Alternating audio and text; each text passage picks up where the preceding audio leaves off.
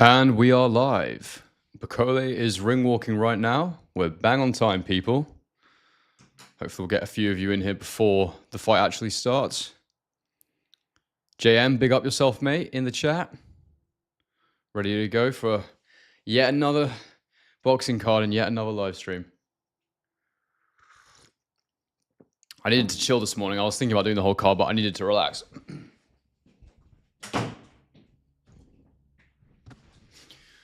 We're working weekends, people.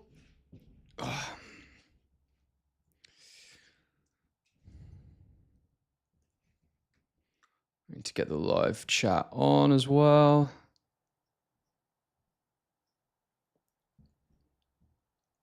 What's up, Jeff? You guys think this ends early? I mean, both massive punches, both hittable. Yeah, I think so. Can't see this going the distance. What do you think about the 100 men versus a gorilla debate? Where did this thing even come from? Like, I'm not very with it, so to speak. So I'm not even sure what that's all about.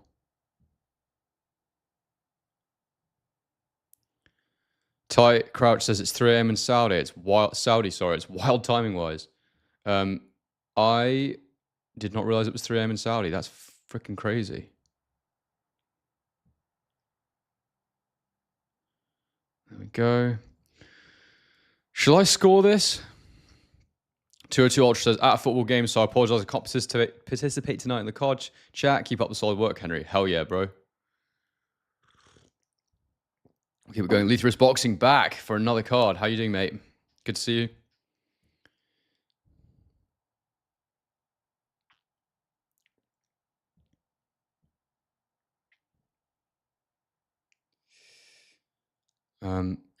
Guys, what do you think? Shall I score this or should we just watch it? Because I feel like this is going to be over pretty quickly, potentially. I can't see it going the distance. I'm not going to score this one. I'll get the scorecard ready for the next one. But I will get the clock. Because then you'll know where I am in the round as I talk. So we can sync up. God. What did you guys make of Bakole's weight? I think he's still way too big. So disappointing. Oh, 202, mate. You're a legend. Thank you for that. Thank you very much. Oh, mate, I hope this card's better too. There's already been a few fights and it already sounds like they were much, much better. So...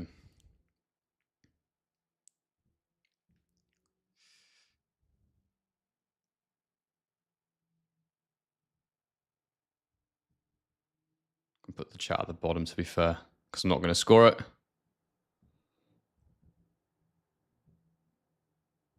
Lethrus Boxing, you're not scoring. Yeah, fair, mate. I don't think I'll score this one either. We can score moving forward. £299 is a joke. I know he's big, but it's still about 20 pounds too heavy, isn't it? Outrageous. Absolutely outrageous. James says a gorilla would squeeze a man's head like a water balloon. One gorilla would probably F 100 men up. Where is this thing come from? Does anyone know? I don't get it. Like, I know it's funny, but like I don't understand where it came from, is what I mean.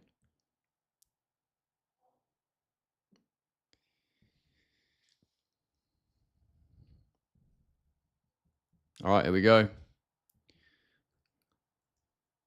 Touch gloves. Make sure I got my clock ready.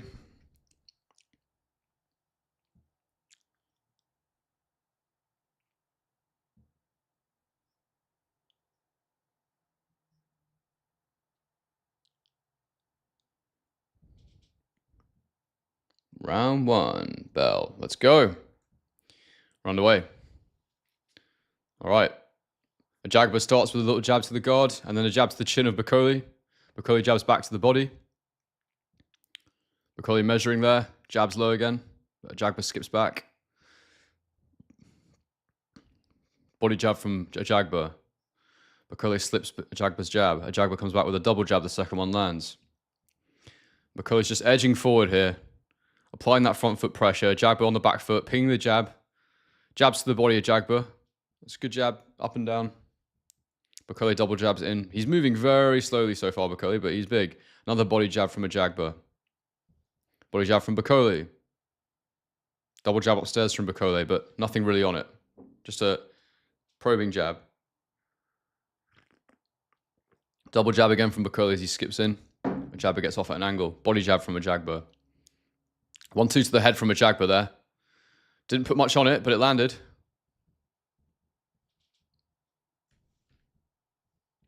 Double jab from Bakole. Ajagba skips away. Body jab from Ajagba. Another body jab from Ajagba. He's just stabbing Bakole to the body. Feints the hook. Bakole bites on it, but just puts his hands up, doesn't step back. Jab downstairs from Bakole. Double jab upstairs, misses. It's an Ajagba round so far. He's controlling it with that body jab. Very nice. He's just stabbing it and moving off at lateral angles.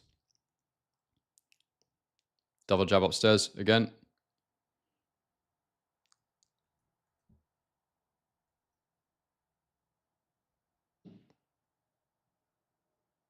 Big up Michael Lynch. Good to have you in the chat, mate. He says, hi, mate. Here we go again. This is quality. Body jab from Ajagba. Yeah, this is good. It's a much better card already from what I've been reading on the live chat. I'm happy that yesterday's card has been and gone. Big up Bethaniel in the chat. Good to see you, mate. Double jab from Bakole. Wants the body, went upstairs. The second one misses. Ajagba's doing a good job of just keeping his feet moving. Bakole's feet are way too slow at 299 pounds, so I said it wasn't going to be a decision, but you'd think something will land, but jabs to the body from Bakole. I suppose Ajagba will look to do this for the first sort of half of the fight, stab him to the body, move around, take some of the gas out of him, and then maybe try and take him out. Body jab again from Ajagba. I'm sure at some point, though, he's going to start going upstairs because he's making Bakole worry about that body jab. I wouldn't be surprised at all to see a feint to the body and then a right hand up top at some point. Start bringing that into play. Yeah, he's just tried to throw the right hand. Bakole slips it. Then he lands a follow-up jab. Quite a heavy follow-up jab. Another body jab. Oh, right hand upstairs. Lands clean. Bakole takes it well, though. Easily Ajagba's round that. Very, very solid round for Ajagba.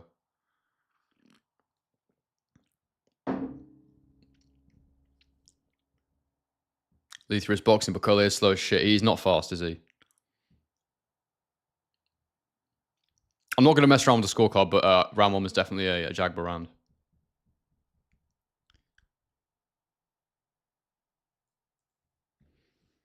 Billy Nelson telling Bakole he's got to start working the body.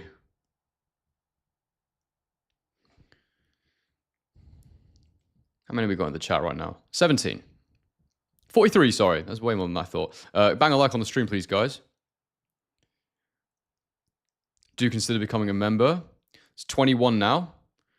The goal for that is to get to 2,000 members. That's what I want to do. 2,000 members, paying barely anything. And then we can build this neutral objective page. I think that's the goal. Here we go. Back on the way in round two. Where's my clock? Uh-oh. Done it. There we go. Right, we're back. Great first round for Ajagba. I thought that was really good boxing. Body jab from Bakole as he steps in. Then he steps in with a hook upstairs. Ajagba has his hands up though, so it's fine. Ah, Wonky S in the chat as well. Hello, mate. Body jab from Ajagba. Jab upstairs from Ajagba, just misses. 1-2, and Bakole just dips under it. Body jab from Bakole.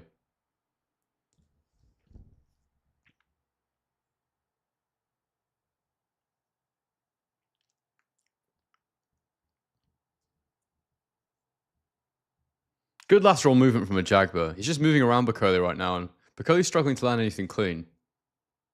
Body jab, though, from Bakole as I say that.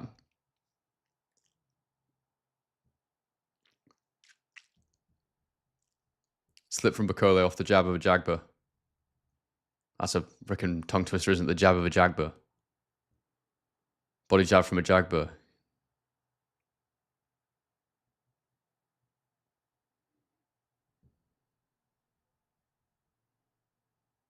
Bakole's getting Ajagba to the ropes, but he's not closing the gap quick enough, so Ajagba can still move off at an angle.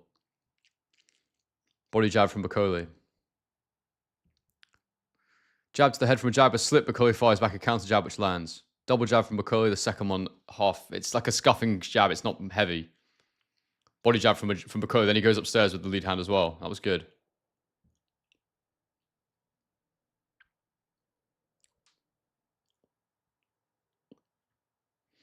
At some point, I'd like to see Bakole start slinging those body hooks that he likes to throw, start cutting the angle off a little bit better. But he's so heavy, I'm not sure he can do it the way he normally does. Double jab from Bakole, both miss. Ajagba just slips it. Body jab from Bakole. Oh, right hand from Bakole, that was nice. Goes to the body with the jab, throws the right hand upstairs. Wasn't super clean, but it would have hurt. Body jab from Ajagba. Ajagba looking to just stand in front of Bakole a little bit more now. He seems to be trying to get his front foot a bit closer. And Bakole, not on the back foot, but certainly not moving forward for the first time in a while. Jab upstairs from Bakole. This is a Bakole round right now. Body jab from Bakole. At some point, I think these two are both cautious of each other, but at some point they're going to start opening up, I'm sure of it. Body jab from Ajagba. Did a good job of getting himself to the side as he threw that. Went outside Bakole's lead hand. Double jab upstairs from Bakole. And he is looking to set up that backhand now. That double jab, if he can get that going. Get that going. Jab upstairs from Bakole, moves off at an angle. Body jab from Bakole. Right hand misses massively. Ajagba just skips backwards and it falls short. That's the round. So that is, I think I've got that around a piece. I thought Bakole won that round. Despite the commentary thinking Ajagba won that.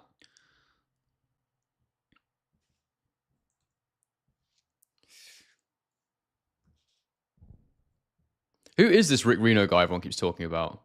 He's sat next to Eddie Hearn. Like, who actually is he? Like, I know he does the ring stuff, but like, what is his story? How is he involved in boxing? Does anyone know?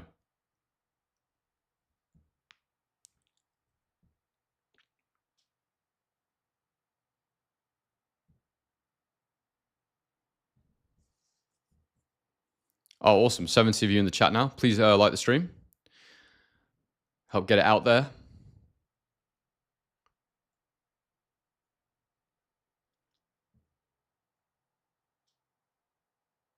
Daniel Woods, Bakole should have been on a 30-day suspension. Well, he would have been in other places. Whether he should be is another question. But yeah, I mean, those things are there for a reason, right? Round 3 is underway, and I've not done my clock because I am a fool.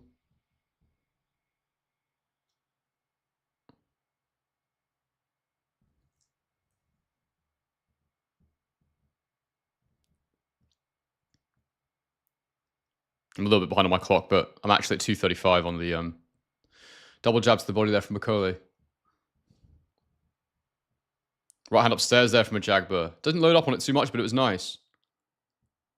I think Ajagba's sort of playing the long game here. Like, he's landing some shots, but he knows that he's not going to take Bakole out with a single at the moment. He's got to break him down first. Double jab upstairs from Bakole, but Ajagba just moves away from it. Body jab from Bakole. He's too big at this weight. He's not mobile enough. It's so irritating to see. Oh, big right hand from Ajagba lands. Bakole takes it. That was a big shot. Another big right hand from Ajagba, and he follows up with a jab. And Bakole's getting peppered here. That was a really good right hand. Twice there from Ajagba. He's sort of setting it up with the lead. So he's throwing the lead hand a little bit wide to the guard, and he's throwing that right hand out. Oh, there we go. Counter right hand again lands clean. Bakole staggers. Oh dear. What has Bakole done to his career with that short notice Parker fight? Honestly. This is not looking good.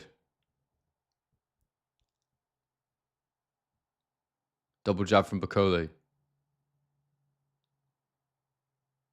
And Bakole's breathing already. Right hand, counter right from Ajagba, misses this time. Bakole comes back with work, which also misses. This is a big Ajagba round right now. Body jab from Bakole.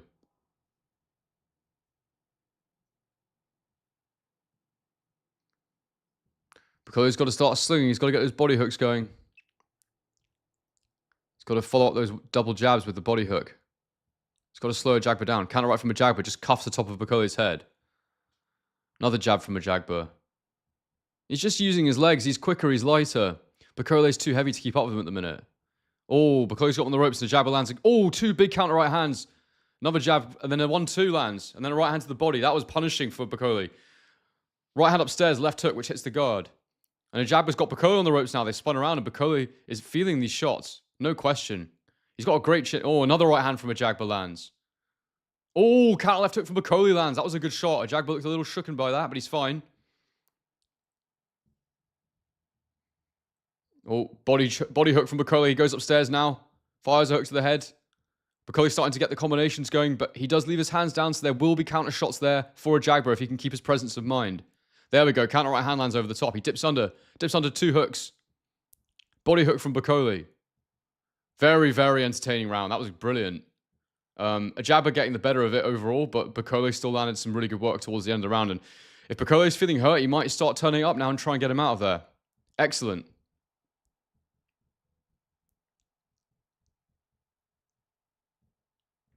Reno is head of boxing scene, really? Oh, that makes sense. Chris says, damn, Ajagba looks fast tonight. Yeah, indeed, mate.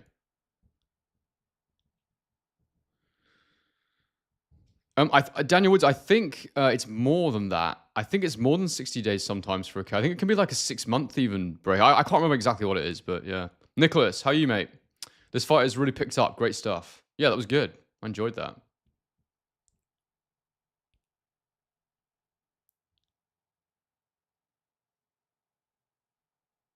Simon Hancock says Reno been wearing a hat since all the hair comments. All right, here we go. Round 4. You can't see this going the distance, can you? Oh, and here we go. Bakole coming out fast now. He fires a hook to the head, a hook to the body, and then again, he's starting to get those hooks going now that I talked about. He throws them so well to cut the ring off. Bakole is really picking up the pace now. And Ajagba's throwing hooks to the guard. Lots of hooks to the guard. Bakole's dipping down, but if he dips down too much, he's going to walk into an uppercut if he's not careful. Oh, there you go. And as I say that, Ajagba lands the lead uppercut. He's trying to get Bakole dipping to dodge those. Bakole goes to the head with a 3-punch combination. The third shot lands. This is turning into a war now. There's no way this goes the distance for me. This is brutal now. Big power from both guys. Bakole jab, right hook upstairs. Jab from Ajagba lands. Oh, big left lead hook from Bakole, and Ajagba's hurt. Ajagba's frozen on the ropes with his hands up. Another right hook from Bakole. Now a left hook. Bakole is really going through the gears now. Starting to show his toughness, starting to show his output. This is what's special about Bakole, is the way he puts his combinations together. The way he takes punishment, stays in the pocket, and throws those shots. Ajagba's still doing well. He's still okay, but that was a big left hook from Bakole. And a right hand from Bakole as he steps in. And the technique on these shots isn't that great. Combinations landed from Bakole on the ropes. Not super clean, through the gloves. But it's why Bakole is so dangerous, is because he doesn't have to load up and he generates so much power. And that's why he's got quick hands, because he isn't loading up and he still punches hard. Ajagba punching as Bakole walks in. Bakole is walking himself onto some shots here. This can go either way right now. Right hand from Ajagba, not loaded up fully, but it lands clean. Bakole landing his own cuffing shots on the inside. Ajagba sitting on the ropes again now, and his legs have stopped moving, which is not good. He needs to move his legs, make Bakole miss, make him pay. He doesn't want to sit on the ropes. This is where Bakole wants him. And they're throwing a lot of shots. Oh, Bakole with the left hook, left uppercut. That was a lovely combination. Very clever. Very clever. Squares up that guard and then fires up the middle. Ajagba gets his legs going again, but he looks a little dazed from the punishment. Oh, lead left hook from Bakole. Bakole doing that signature lunge that he likes to do when he's lighter, but managing to do it at the weight he's at, which is insane. Indeed, Monkey, yes. Here comes the Foreman-esque boxing. I love it. This is why we love Martin Bakole. Right hand upstairs from Bakole. Another right hand upstairs from Bakole. Right hook. And Ajagba's in the corner and he can't move right now. Bakole's not landing much clean, though. It's all on the guard. Ajagba comes back with a counter shot and moves off. He pivots off. That was lovely work from Ajagba to get away. Definitely a Martin Bakole round right now, but Ajagba is still okay. He's got his feet and he's staying composed. Jab to the head from Ajagba. Jab, right hand from Bakole. And Ajagba's punches already look like they've lost a lot of the early sting that they had. He looks tired. I think the pace Bakole's set in this round has been punishing for Ajagba. This is a bloody good heavyweight fight. I'm surprised this isn't higher up the card. This is excellent. Bakole around probably, but damn entertaining stuff, guys. That was fantastic. Excellent. Bakole put a lot into that round, but he is very fit. Even when he's heavy, he's fit. As long as he's had a full camp, which, you know, he has for this one.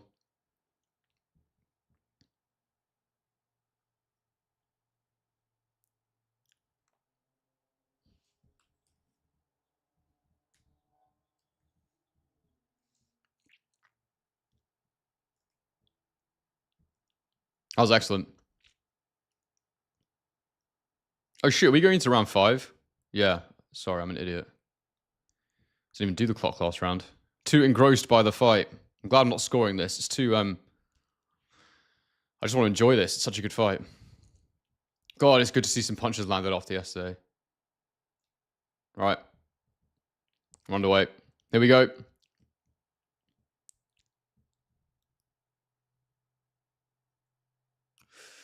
Here we go. Bakole back out on the front foot. Not starting this one quite as fast. I think he's trying to catch his breath a bit. That was a massive effort last round. Ajagba beckoning him forward. Like Morpheus in the Matrix or something. But I think Ajagba, he's got his lead hand low. He's looking relaxed. I think he's going to try and get his legs back here and move around and jab again. No sitting on the ropes. That's where Bakole wants him. Body jab from Bakole. Jab upstairs from Bakole. Jab him his back. Ajagba's definitely got his legs back at the start of the round here. How long that'll last, we will find out.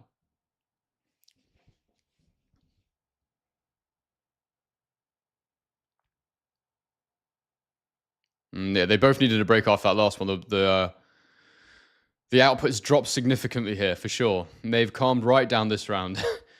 Bakole didn't manage to get rid of him. And, you know, it's a hell of a pace to keep up what we saw last round. Bakole can do it, though, when he's lighter. He's too heavy, and this is why we keep saying he's too heavy. Jab upstairs from Ajagba. Double jab upstairs from Ajagba. Body jab from Ajagba. And Bakole's just standing there taking it. Counter right hand completely misses. It was so obvious that's what he was looking for. It was very obvious he was loading that right hand. Jab upstairs from Bakole. Half lands. Pace has dropped massively here in round 5. It's back to the sort of earlier... This is literally what we saw in round 1 again. Ajagba jabbing, moving around the body, using lateral movement. Bakole just waiting. He's trying to get his energy back, basically, before he goes for him again. Ajagba needs to jump on him here because Bakole's a bit tired and he's just trying to get his energy back so he can go for another burst. Do we have any mods in the chat? Because I need to get rid of that spam chat if someone would mind doing that. I don't know if there's any mods. If there's no mods, let me know and we can add someone. Double jab upstairs. There we go. Thank you. Ghetto Genius, how you doing, mate? I'll get to the chats in the break, but I just saw yours come through. Oh, nice jab upstairs from Ajagba. That was quite heavy.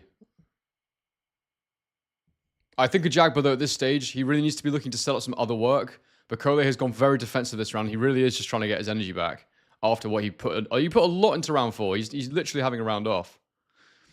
So if you're Ajagba, you don't want to take the points here. You need to go and step on him, in my opinion, anyway.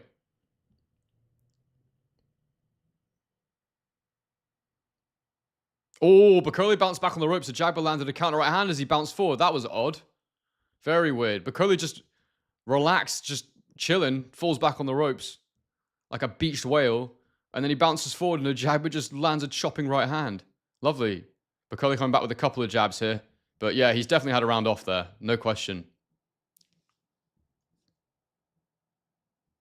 And that's the round. We're going into round number 6. And I just heard Billy Nelson yell at him, you took a effing round off there. Why? All right, what we got here? Miles Carey, big ups from Canada. Henry, love your commentary. Saved all the excitement for tonight's fights. That snooze fest last night put me to sleep. Hell yeah, bro. It was awful. So bad to watch. Type 1 shorts. Yes, Henry. Keeping me going on my night shifts. These last 2 nights. Keep grinding, brother. Thank you, mate. You too. I'm glad I can help you out with that. Monk, yes. Billy Nelson's handling of Bakole is questionable. I mean, yeah, he cashed him out in the Parker fight. No question.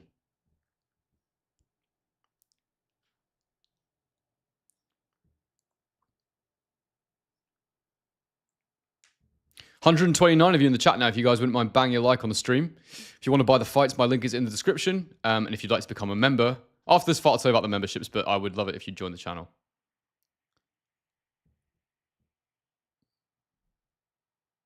Round 6. Here comes Bakole. So he's not taking this one off. He's going again.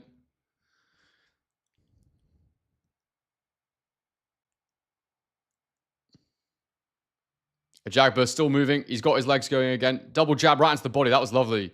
Bakole, now you can see that he wants to step up the pace, but he knows when Ajagba's moving laterally like this, he can't keep up with him foot speed-wise, so he's waiting for him to come to him before he attacks. But Bakole needs to do what he did in that 4th round, really. Or 5th round, I should say. Bakole jabs to the body, but Bakole, he can't. He's too heavy. He can't keep the pace up. Double jab upstairs from Bakole. Ajagba replies with a body jab and then a right hand to the body. Lovely. Ajagba's boxing really nicely when he's moving like this. Oh, jab to the head from Bakole there, just lands.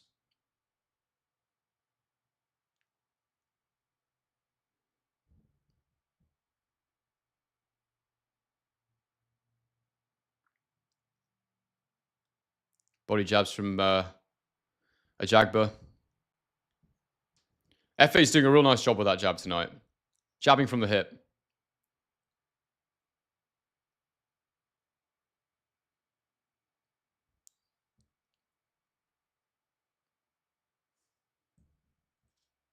Double jab upstairs from Bakole. Bakole is I'm so disappointed he's not lighter, because when he's lighter, he's an absolute beast. He can keep up with this guy. Foot speed wise, when he's about 20 pounds lighter. This is just too heavy still. Imagine having an extra 10k. Imagine a 10 kg weight plate in the gym.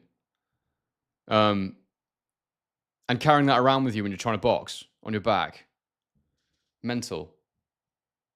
Like, it just slows you down so much.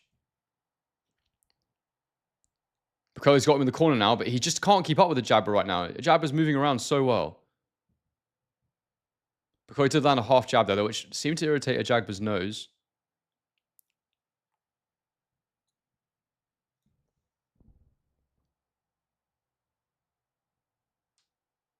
Bakole's just not put any pace on this round again. It's better than the last round, but he's still real slow. Body jab from Bakole.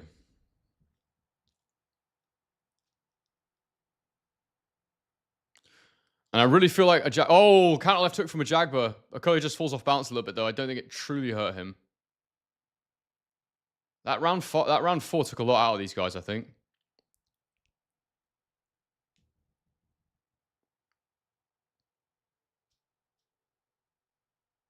Double jab upstairs. Oh, right hand lands from Bakole there.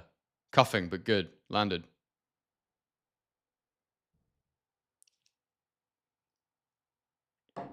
All right. Another round for Ajagba.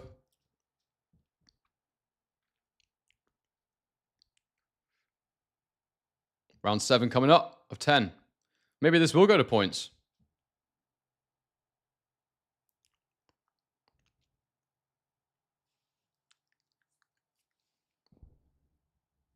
$133 of you in the chat. That's great to see. Bang a like on the stream, please, guys. You can use my link in the description to buy the fight if you want it, which just helps support the channel.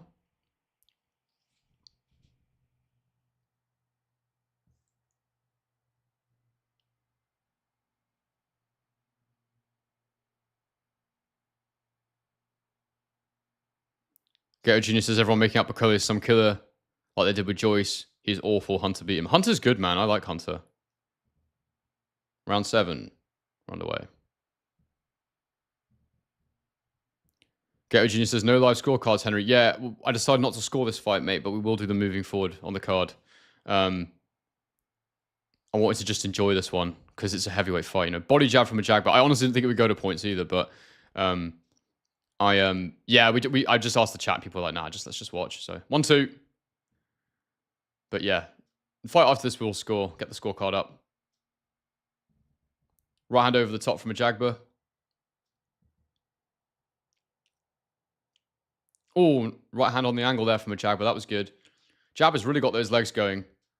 And it's just frustrating watching Bakole in this fight, I have to say. Ajagba's boxing great, though. He's doing exactly what he needs to do. Double jab from Bakole. Oh, Bakole throws a huge right hand. Totally misses. Hello, One Designs. We are watching the Bakole Ajagba fight.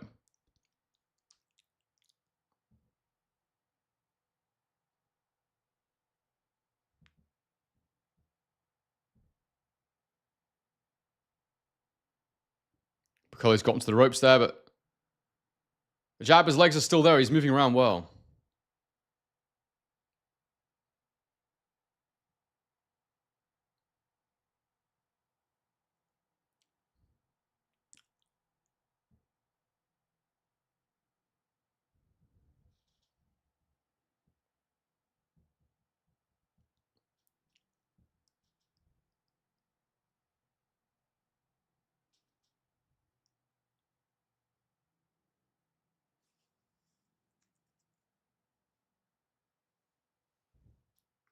I'm not saying much because not much is happening.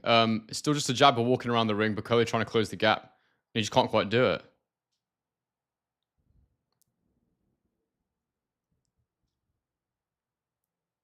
Oh, double jab right hand from Bakole there.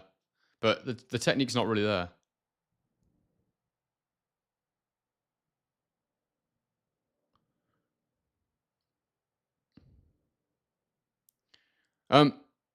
Just so the mods know, B positive 99 is actually a decent yeah, the B positive, I think B positive 99 is actually a decent channel subscriber, but I don't know why they're writing all that stuff, so I didn't read it, but don't block them, just tell them to not do that, please, if possible. Because I'm pretty sure if that's the person I think it is, that they're sound. But yeah, no one really wants to read all that.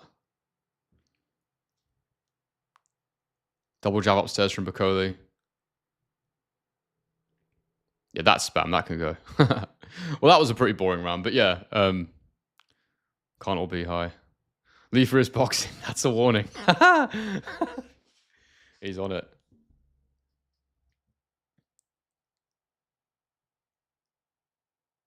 Ajagba going to do the Devin Haney for the rest of the fight. It's not as bad as that. He is actually, you know, standing and throwing some combos and stuff. And to be fair to him, like, I mean, Devin Haney didn't need to do that as much as he did it, whereas Ajagba is boxing exactly the right fight here for me to beat Bakole. It's not as bad. I know it's not entertaining, but it's not as bad. Lee for his boxing. I muted him for a minute for flooding the chat. I knew he was a real one. Oh, hell yeah, bro. Okay, that's good. That's good moderation from you. I appreciate that. So funny. You've been put on timeout. Oh, damn. Clock. Round 8 is underway.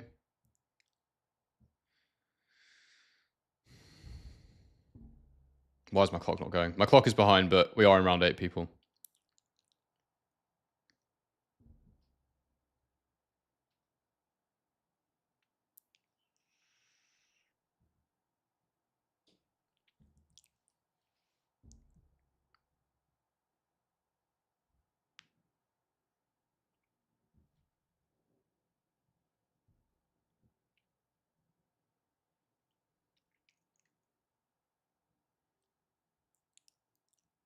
Bakole totally misses with the right hand. Bakole looks tired, like so tired. He's just standing in the middle of the ring now and just watching him dance around. Bakole's saying, come on. He's putting his hands up. He's goading him to come forward. But Ajagba's just going to keep boxing exactly the same way he is because he's going to win doing this. Some of the cheers in the crowd. Look, man, the atmosphere in Saudi, it's not good, but it doesn't need to be. Like, the UK fans aren't really going to travel there for these events, I don't think. It's too expensive. So I just feel that Bakole's complaining to the ref, but at the end of the day, Ajagba is landing punches. Ajagba's not doing anything wrong. Bakole's just getting frustrated because he's too damn heavy. Don't complain. Go and lose weight. It's pathetic. Oh, Bakole just landed a big counter left hook there.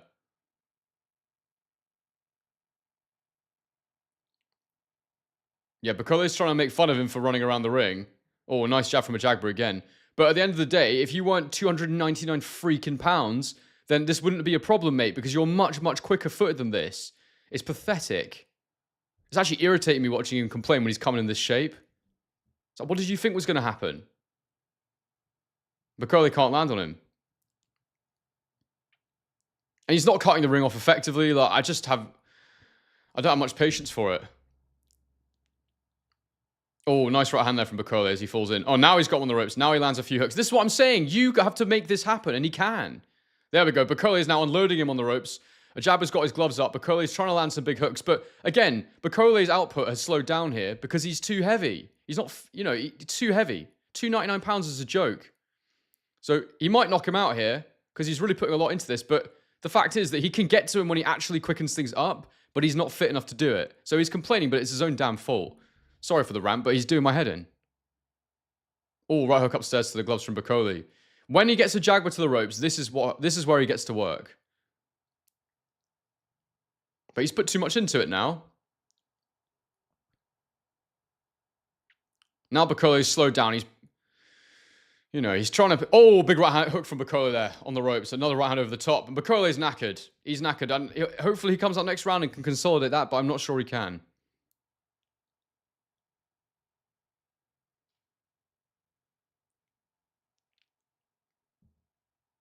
Canelo has arrived. James says this is more like it. Yeah, but it's because Bakole has actually forced the pace because he's put some energy into it rather than just standing there expecting the guy to come to him.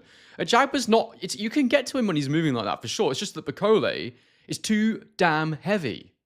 It's not good enough. Ridiculous. And we've seen him at his best. We've seen him at lighter weights. He's just not... He's not living the life correctly. How can you look like that and be a professional athlete? It's ridiculous. I know not everyone's going to be body beautiful, but he's massive.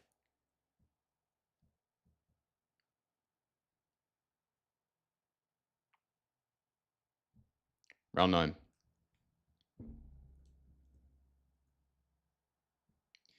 All right. Bakole is in the middle of the ring now, and they're sort of standing toe-to-toe for a minute here. Ajagba tries to clinch, which is an interesting decision because Bakole is so much bigger. Referee's trying to let Bakole work in the clinch. Ajagba sort of clips him to the back of the head there a little bit. Round 9 now. Bakole's got to go for it. You know Ajagba's going to run in round 10. So this is the round where Bakole's going to make something happen and win this. He's got to absolutely go for it now.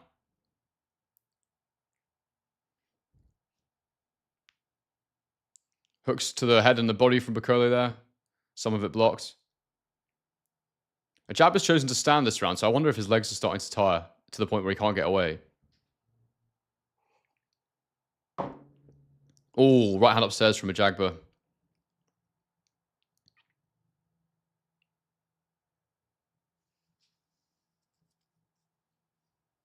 Oh, left hook upstairs from Bakole. Right uppercut. Left hook.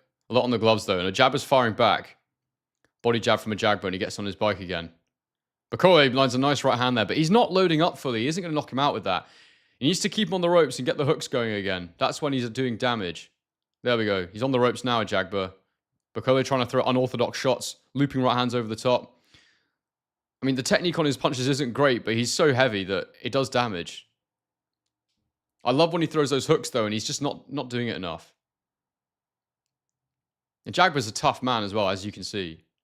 Right hook upstairs from Bakole.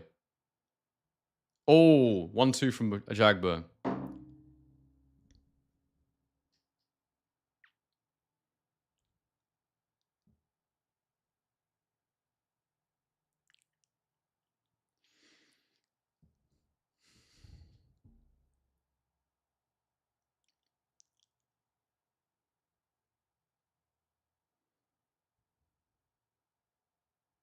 Minutes ago in the round, and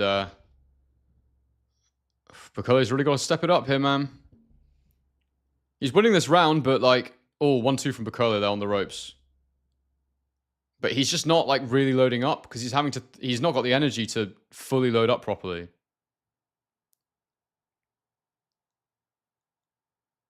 Body hook from Bakole. Oh, nice 3-punch combo from Bakole to the head. Uppercuts and hooks. Jab from Ajagba. Definitely a Bakole around that, but 20 seconds to go.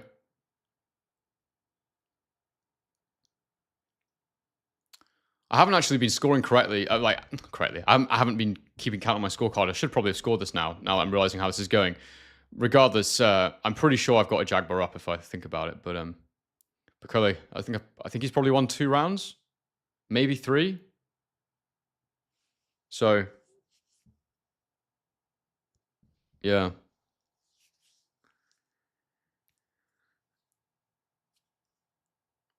Oh, damn.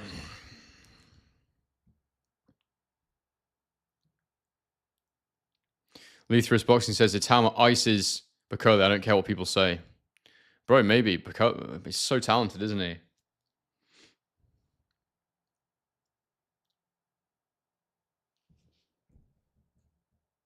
Nelson's saying if you put him down, you'll get at least a draw here. Might be right. Do bang a like on the stream, guys. We've got 150 of you in here right now. Super chats are prioritized. And if you want to buy the fight, the link is in the description. Helps to support the channel. Round 10. Coming up. Ding, ding. Here we go.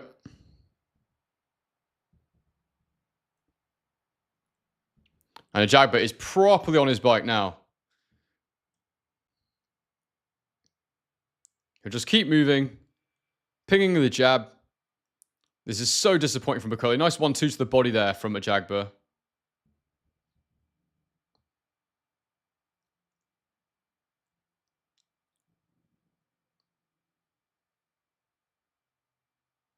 Chris says Boxing Reddit has a guy scoring that has Bakole up.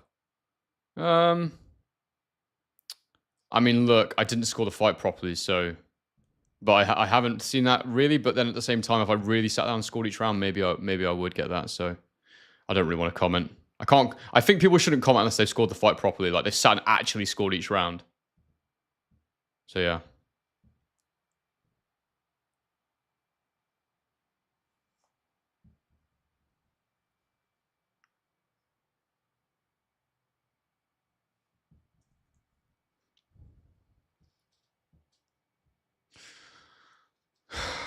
Just less than 2 minutes to go in the fight, and Bakole not looking like he's going to get him out of there.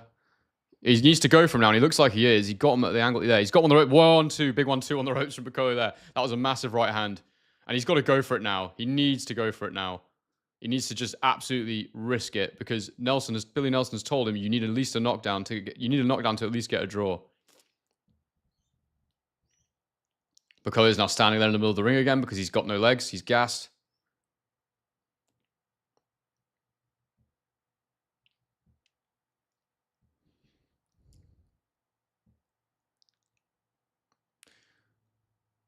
Minute and 5 seconds to go. And Bakole's going to have to ice him to win this, I think.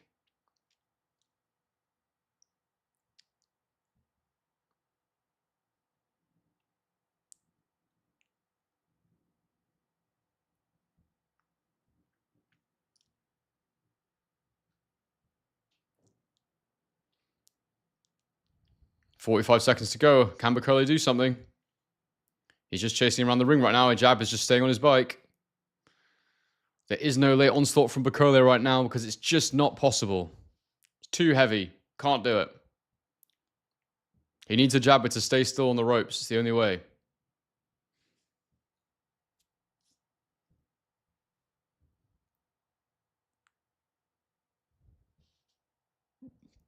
Like, this is the thing. Ajagba's feet aren't even that quick. This is just Bakole just not being light enough.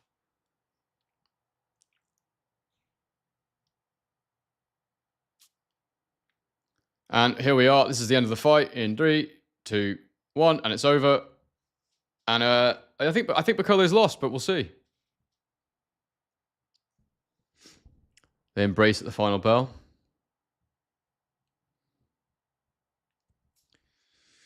Oh, well, wasn't the best, was it?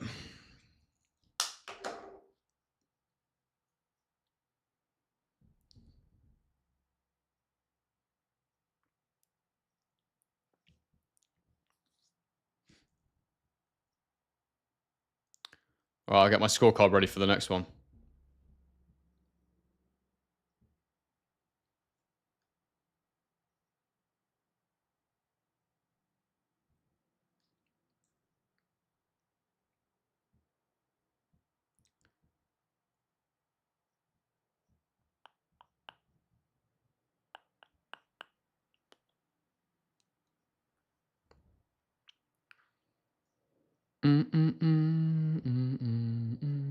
Who's up next?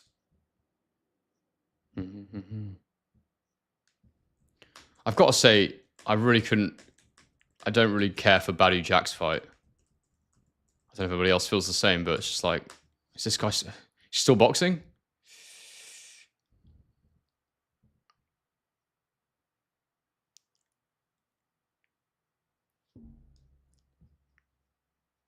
Munguia's next, is he?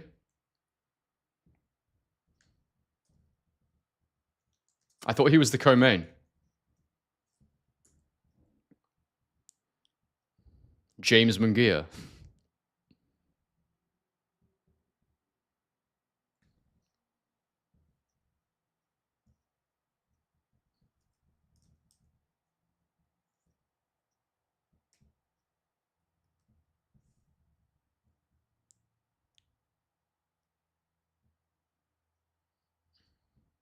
Saras French.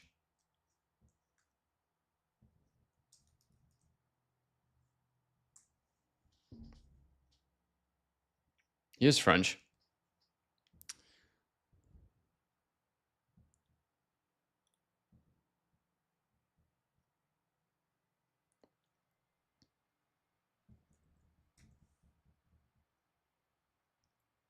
Oh, I need a French flag. God damn it.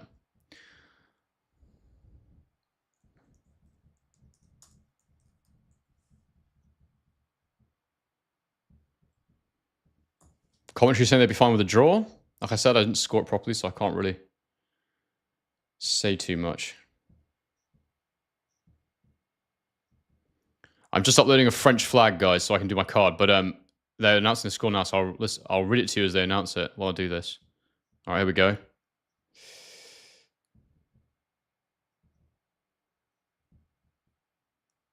$96.94 for Ajagba.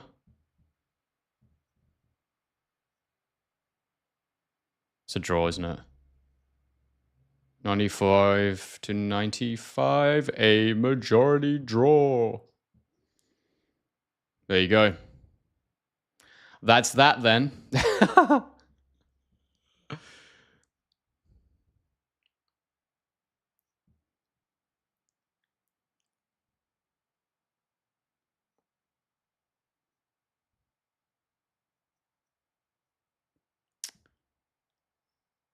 There we go. That's the scorecard ready. Good. So we'll get that up for the next one. So Bakole got away with one there. He's got himself a draw.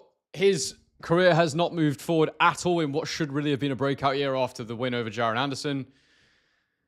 Can you say horrifically mismanaged? I think you can. Can you say the dude doesn't train hard enough? I definitely think you can. I think it's such a waste of talent. That's how I'm viewing this guy right now. Ridiculous. Well, Chris, I agree with you because Bakole doesn't get light enough at the minute in training camps. Guys, while we're waiting for the next fight, I have to say I want to talk to you about the memberships I'm doing. I want to just basically explain to you why I'm doing those memberships and what it's all about. So basically, I'm charging £2 a month, which is like $3 USD. And the aim with this is obviously it's not very much money. I mean, I understand to some people that is a lot of money. So I'm just saying relative to what people charge for memberships, for the perks you get, etc. It's not loads. The reason I put it so low is because this is my idea for what we can do here. Is my aim is to get about 2,000 members on the channel.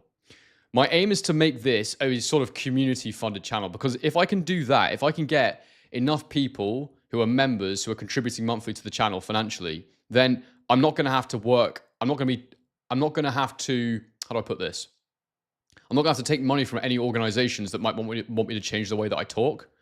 And there is still a chance that I will collaborate with certain organizations, but it entirely depends on the terms that I get. So if I have any sponsorship deals, any brand deals, anything like that, you'll know that it's fine because I won't take it if I'm told I can't say certain things, for example. And this will just help me continue to do that. So the aim is to try and get as many members on the channel as I can, paying £2 a month. That's like a base level where it supports the channel. You also get a few perks. You get early access to certain videos. When I post them early, I will always make them available for members early. And in the future, I'm going to be posting more docu-style career reviews, and they will come out. I'll maybe leave them a couple days for the members. You get a badge next to your name that changes over time. That it changes colors as you have been more established on the channel. It sort of consolidates and officially confirms you're part of this community, and you get priority reply on the comments.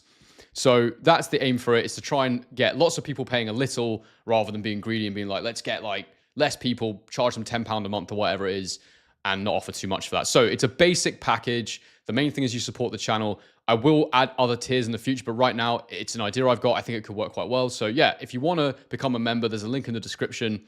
And yeah, that's basically how I'm trying to go about things. So hopefully that all makes sense. Hopefully you think it's a good idea. And yeah, that's what we're doing.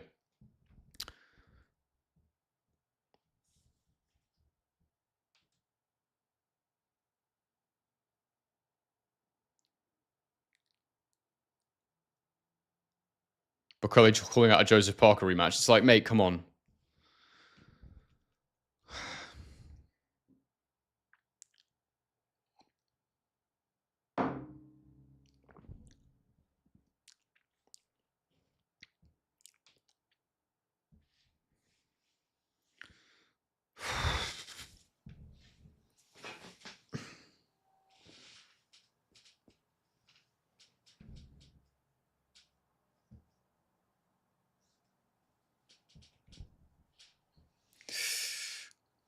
we go.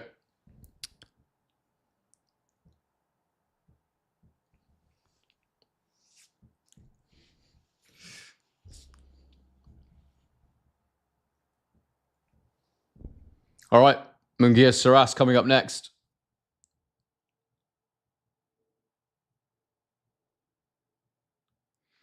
The thing is, JM, it depends what Bakole comes into the ring.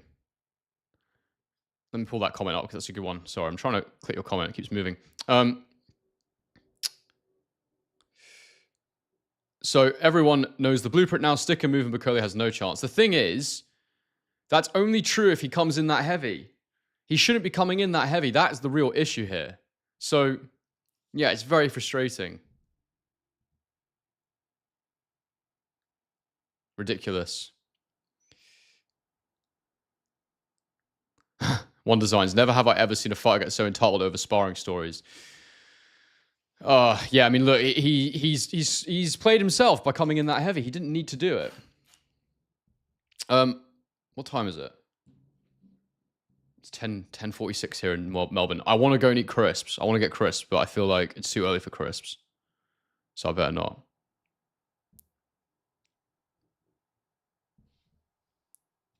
$134 of you in the chat. If you could please bang a like on the stream. This next fight should be interesting. Seeing what Munguia has left, if that was a fluke win, or if he's kind of done and Saras has got his number now. We will find out.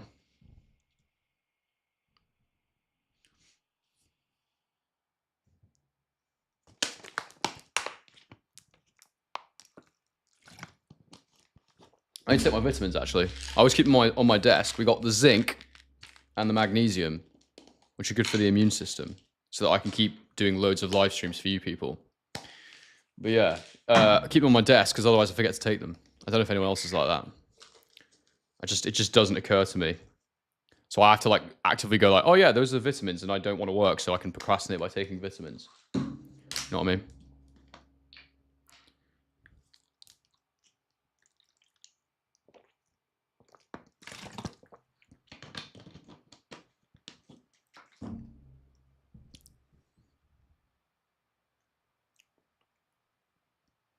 Guess who Genius says, is Munguia damaged goods? That is the question. That's what we've got to find out the answer to. He's been in some pretty tough fights, so yeah, maybe he's coming to the end now. It's entirely possible.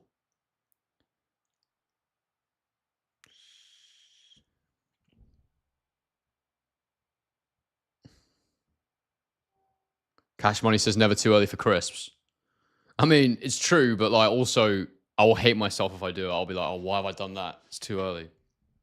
Steven says, what did you think of Ryan last night? He surprised me by having an actual jab, but looked timid after the knockdown. I mean, he didn't even use his jab enough, though, did he? He just didn't do anything.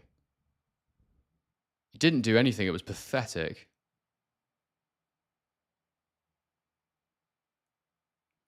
Daniel Wood says, Munguia lost his Mexican citizenship after losing to a Frenchman. Oh, dear. I mean, everyone gets old eventually, right? Maybe that's what's happened.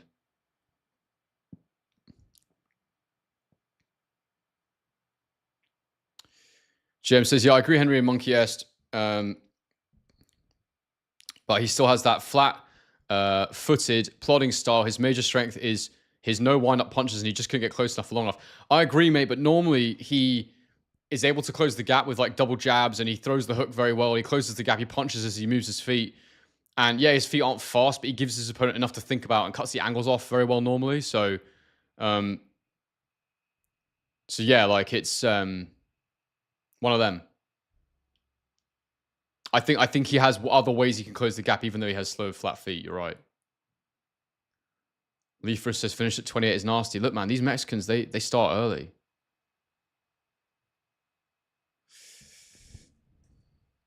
How long has Jaime Munguia been a pro? You know, guys are done at different ages. I'm not saying he is done. He might be fine. But yeah, look, he's had 44 fights at 28. So he's not a normal 28-year-old. You know, that's a lot of miles on the clock. Like in 2016, Jaime Munguia fought 1, 2, 3, 4, 5, 6, 7 times in 1 year. 2017, he fought 1, 2, 3, 4, 5, 6, 7 times again. 18, 1, 2, 3, 4, 5 times. 19, he fought 3 times. 2020 twice, 2021 twice, 2022 3 times, 23, 24. Yeah, 24 he fought 4 times. Like, the dude is a beast. He's so active. But yeah, the point is he's got more miles on the clock than the average 28-year-old. You get the point.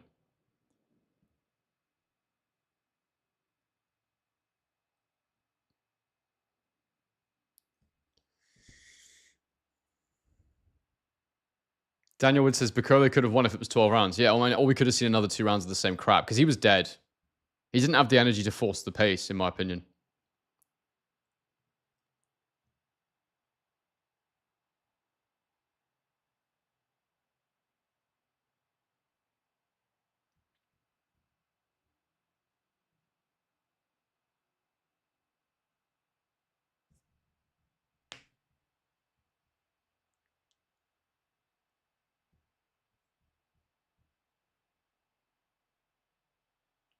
It's a good question. What is Bakole now, and where does he go from here? I mean, I feel like really screwed himself with the Parker decision. He was unlucky with his first loss to Michael Hunter because he damaged his shoulder during the fight. It was a great war, that.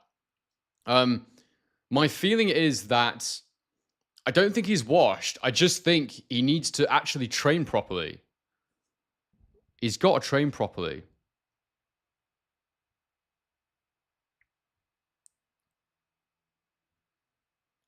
Please bang a like on the stream, guys. There's 130 of you in here right now. You've heard my pitch for becoming a member, so I'd love it if you think about doing that. And links in the description for that. Link is in the description if you want to buy the fights and you can listen to my commentary. We can sync up. I'll hit my clock at the start of each round so you know where we are.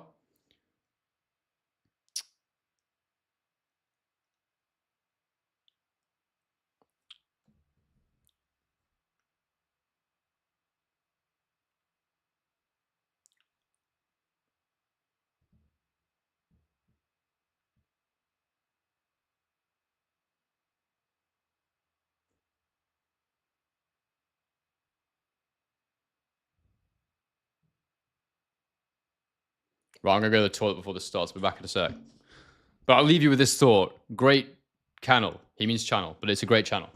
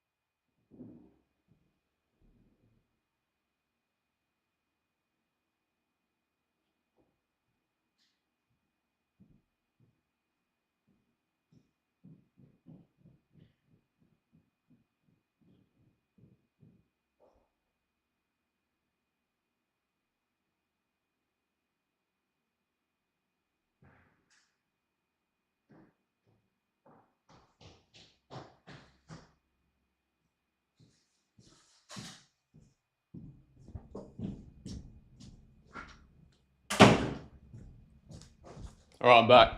F it, crisps are happening.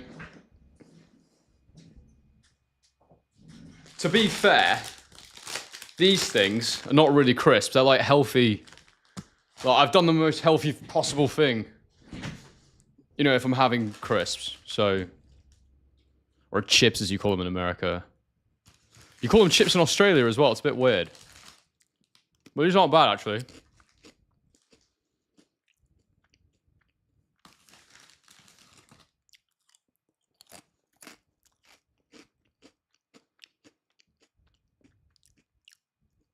That's so funny. Mate. Leave for his boxing, abusing his powers. Destroying my subscriber base.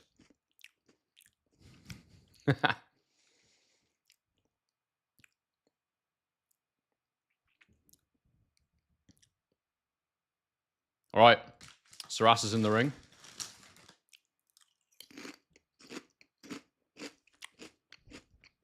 EMGM Sports says, eat a fruit. I had a banana already today. I'm a very healthy person. This is fine.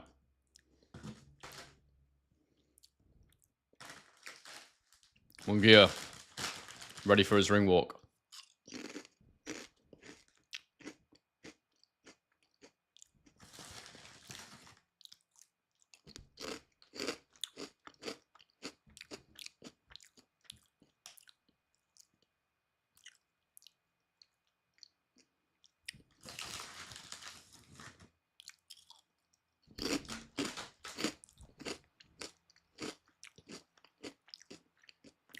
Matthew Jess says, big love from Townsville. Hell yeah. Big up Townsville. Where's Townsville? What country are you in?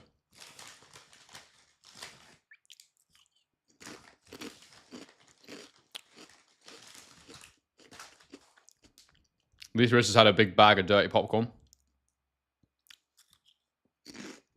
Oh, like a dirty bag of popcorn. Not like... There's nothing different about it from regular popcorn. It's just the same popcorn, dirty. Chris, how was watching boxing in the morning? It's fine. I put myself in this dark room. So yeah, it's like, I kind of forget what time of day it is. So when I come out, it's a bit weird.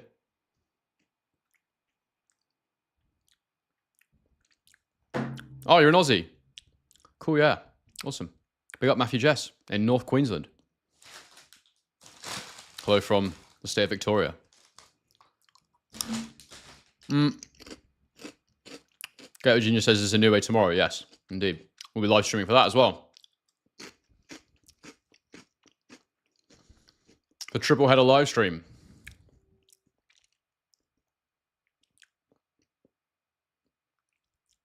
All right.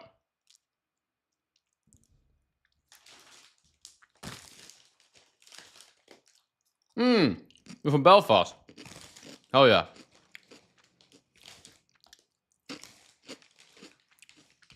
I've never actually been to Belfast, despite having worked with most of the Belfast boxing scene when I was filming back in the UK.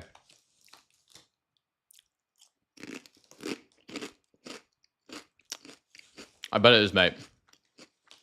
Mine's fine. This is the best thing about being in Australia, is it just like, I just have to wake up early. But even today, it was like, not early. I got up at like 8. It's more that like, it's the weekend and like, I want to go outside. Because I'm on my laptop all week editing videos. But I want the channel to do well, so it's fine. Right.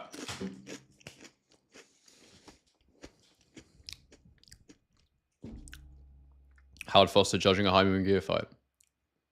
Yeah, there's a lot of bots, guys. If we need more moderators, let me know. If you guys are fine, then that's all good.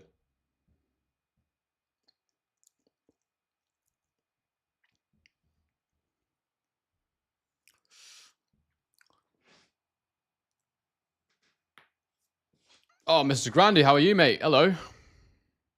What is good? You tell me what's good.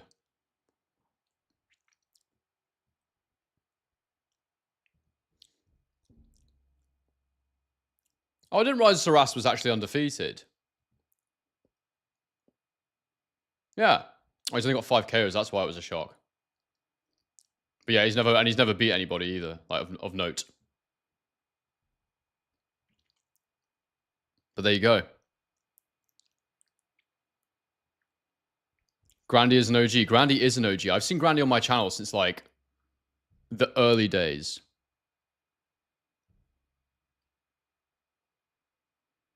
It's a good name as well. I never forget it for some reason.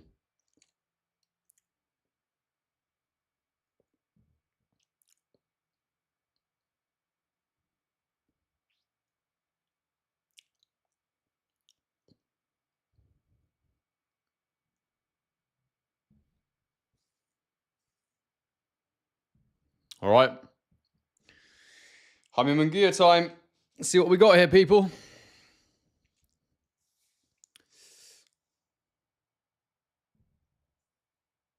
Yeah, man. Grandy's been around for time. I sometimes see him commenting on other channels as well. Like he is a big boxing fan.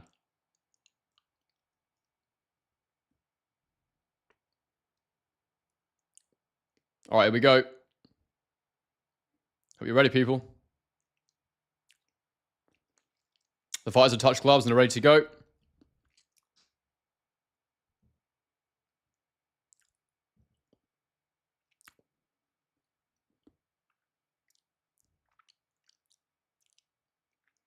Seconds out.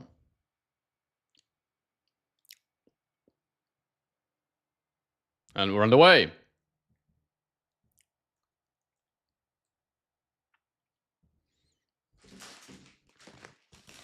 Jab from Saras to the guard. Jab to the guard from Munguia.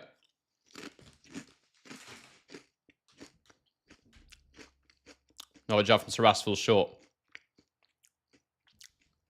Munguia parries a Saras jab. Ooh. Saras tries a right hand over the top. Munguia blocks it. Body jab from Saras.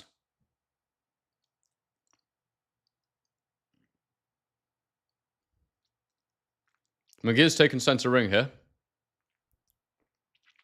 Must be interesting being a guy who's not really had any knockouts in his career, and then finishing someone like Munguia like that with a 1-2 combo. I wonder if it changes your own perspective of your power. Maybe it changes the way that you fight a bit. The theorist thinks Saras is a one-hit wonder. We'll find out, mate. Find out right now.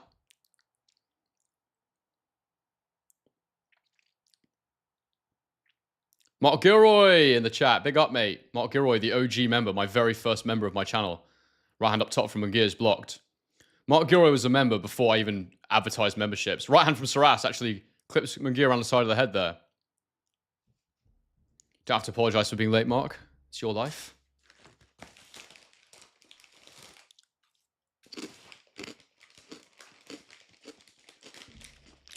Ooh. Saras misses the uppercut, but then lands a right hand as he steps in.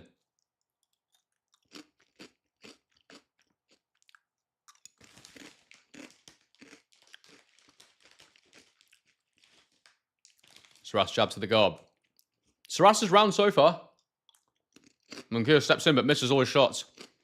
Saras pivots off and gets away.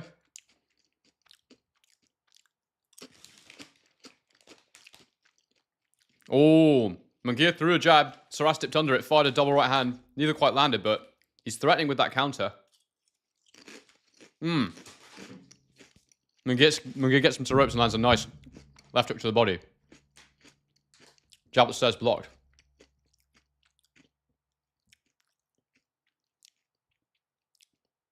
Close round. 30 seconds to go. Oh, Saras lands a right hand to the body. Nice.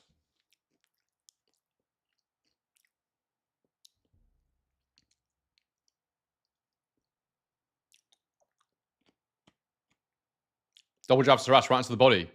Nice. The right hand landed. The jabs were blocked. But I like that when fighters occupy the guard with the jab. Munguia fires the jab. It's blocked. Saras showing pretty good lateral movement here early on. Munguia backs him up to the corner. Lands a left hook when he's in the corner. Left hook to the body as well there. That was nice. Oh, that was a close round. Close round, but I'm going for Saras.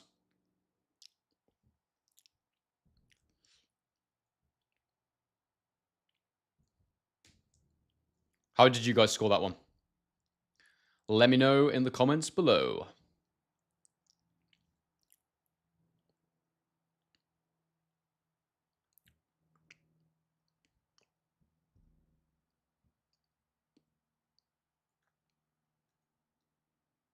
One 0 Frenchie says Lee Thriss Boxing. Saras sitting down the punches trying to get the KO, says Chris. He's definitely letting him know, like, that was not a one-hit wonder, like, I actually can punch. So it's interesting. And I do wonder, like I say, like, once you get that big knockout in your career as a guy who's not really had many, I wonder if it just changes the way you do things because you're like, oh, damn, I can actually bang. Maybe. Hot.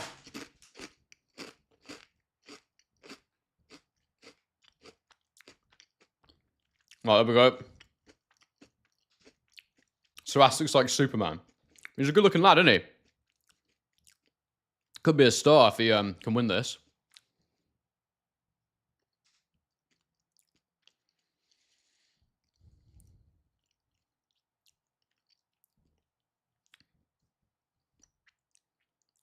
Nothing clean landed so far. Just Munguia on the front foot. Saras is firing the jab, but it's all in the gloves.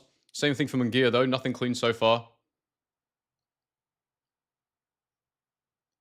Jabs to the guard from Saras. Jabs to the guard from Munguia. Right into the body from Saras. That was nice.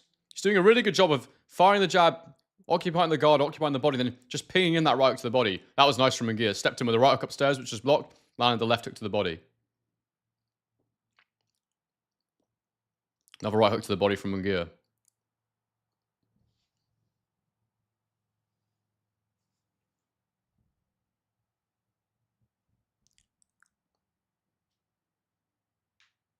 Double jab from Saras. The second goes over top and they engage in a clinch.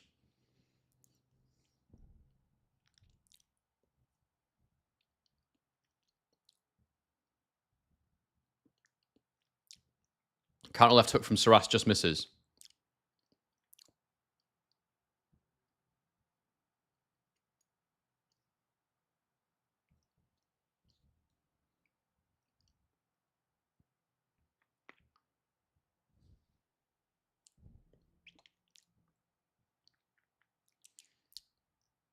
Exchanging jabs, neither really landing clean. Oh, Munguia tries to throw a wild left hook and Saras just leans back and it misses.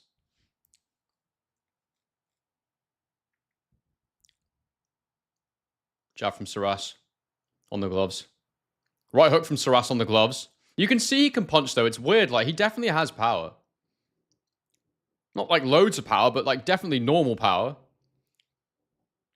Double jab right hand, all misses from Saras. Jab on the gloves from Saras.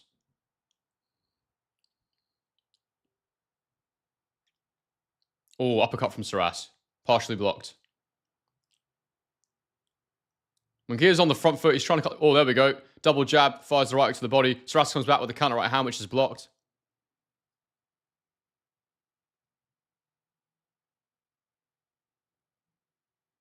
Yeah, Saras shorts are high, right? Oh, nice left hook from the body to the body from Munguia.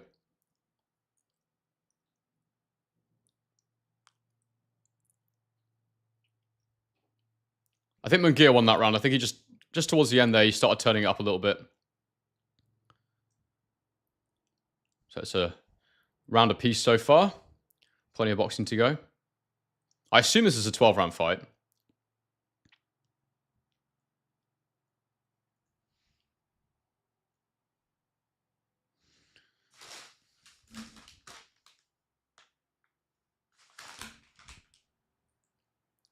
Let me get my clock ready. I'm so slow with it. If you guys could see the controls to do this clock, you'd laugh. It's not easy. It's fiddly as hell.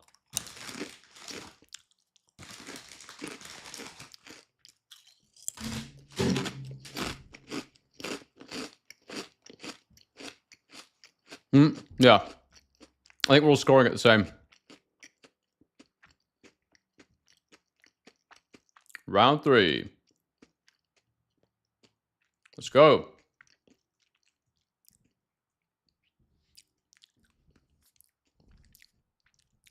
Jabs to the guard from Saras.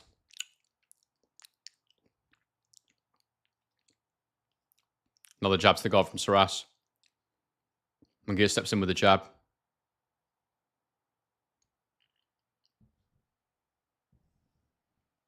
Oh, that was nice from Munguia. Really nice. Double jab, hook upstairs, hook to the body. Good combination. I don't think that was low. Saras complaining it was low. It wasn't low. Counter jab from Saras is blocked.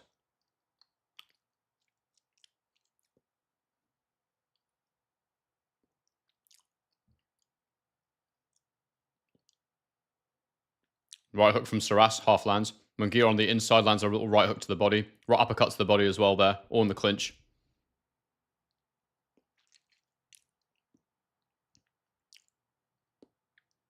Crisp ASMR and boxing commentary.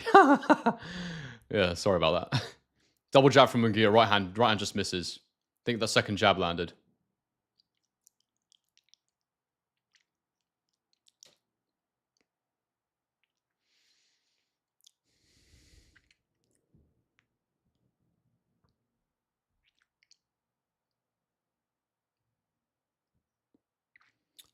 Body jab from Munguia. Right hook upstairs from Saras. Just lands around the side of the head. I don't think... Munguia complained about me to the back of the head, but I don't think it was. That right hand of Saras does come out pretty fast. Like, it's not a bad shot at all. Right hook to the body from Saras. That was a good shot.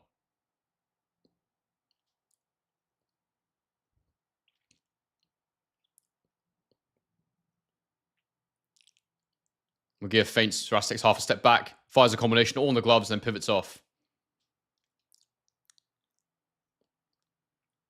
Jab to the gloves from Saras.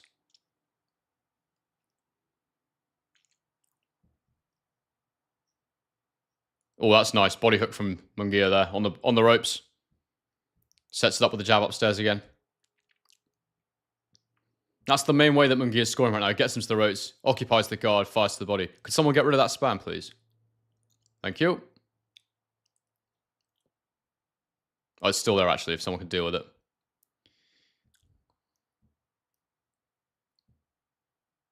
Thank you. Another jab from Saras. Falls short. Right into the guard from Munguia. People are cheering, but that was all blocked. It is a Munguia round so far, but that work was all blocked. I do find it irritating when the crowd gets excited over work that's very clearly blocked. Right hook around the guard there from Saras. That was good. It was good. It was partially blocked, though. That was a Munguia round again, but it was close. Again, these rounds are tight. They're not... It's not a runaway round for Munguia by any means, but just landed a couple more shots to the body there.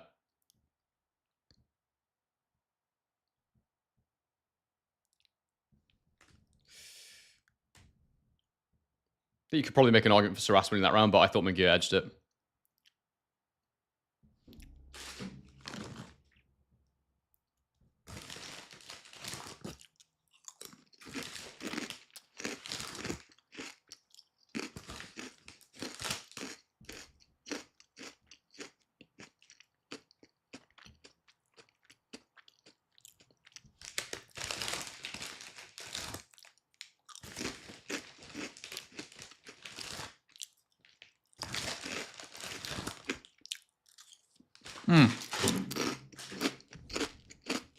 Clock. Round 4. Underway.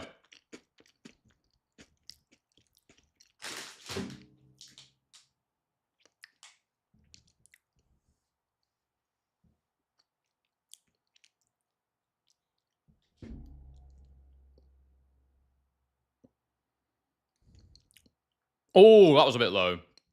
Munguia landed a left hook there to the body that I thought looked a little bit low. Short height should be standardized. The problem is, Daniel, is that everybody's body's different. Like, different people have different body shapes, and some people's shorts don't sit that well. So, yeah, I understand it. It's a difficult one. The referee just normally calls before the fight what's okay and what's not. That was a nice body jab from Saras there as Munguia stepped in.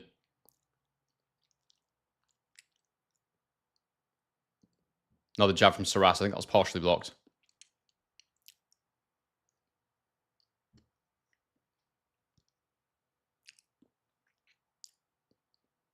Double jab, right hand misses over the top from Saras there.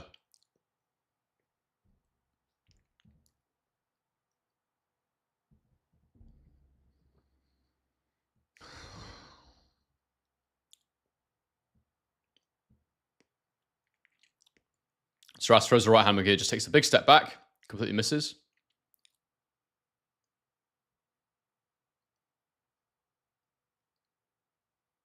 Jab from Munguia blocked. Throws a hook on the ropes, completely misses. Saras comes back with a little jab. Nothing landing clean so far this round. I think the only shot I can really remember was a little counter jab from Saras. Minute 19 to go in the round. They're evenly matched, these two. I have to say, after 4 rounds, it just looks like a good matchup. Don't think there was any fluke about it, that first fight. Mr. Granny says, I think Saras puts more effort into his punches, but Munguia seems more naturally heavy-handed.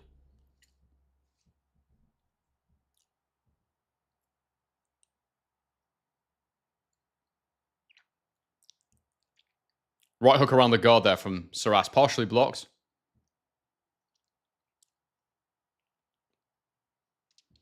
I think I've got Saras slightly ahead right now in this round, but it's very, very close. I mean, there's really... One clean punch could actually change the difference. Change how I score this round, to be honest. Another jab from Munguia. Munguia's not landing anything clean this round. It's all been blocked. Oh, counter right hand from Saras. Gets his head off the line. That was nice. That was good.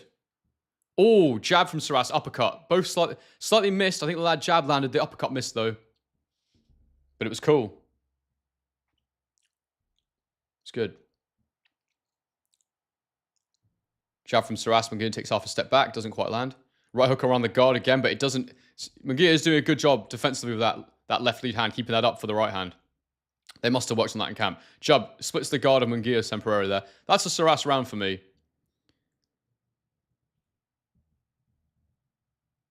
Yeah, I also have it. 2-2, mate. Ain't no stopping us now. Playing in the background. I love it.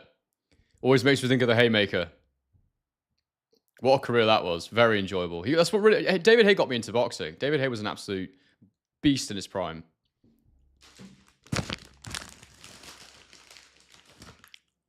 Oh, yeah.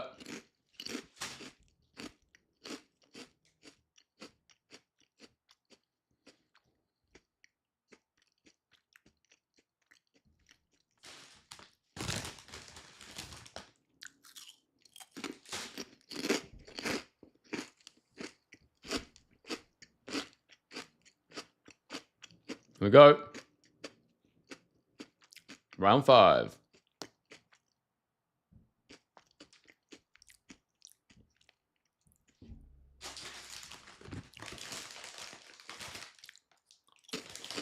Jab says from Saras to start the round, lands. Another jab from Saras.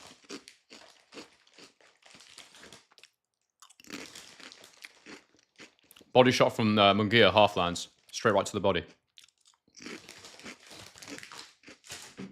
Jab says from Saras is blocked. Saras crossing his legs a little bit there as he tries to move away clockwise. Lead hook from Munguia is blocked. Oh, that looked a bit low, but it's hard to tell with Saras because the shorts. The referee tells him to keep it up. There was a right hook to the body there that I thought was low. Jab to the body there. Again, hard to tell if it's low because the belt is very, very high on Saras's shorts. Another little jab from Munguia snuck through to the head there as well.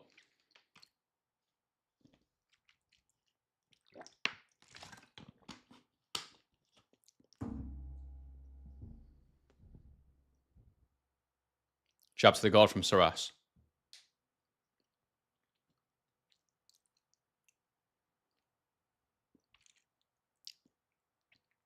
Right straight down the middle from Munguia is blocked by Saras, but that would have done something because it was quite a heavy shot. Oh, left hook round the guard there from Munguia. That was a good shot. Again, partially blocked, but a good shot. Jab through the guard there from Munguia.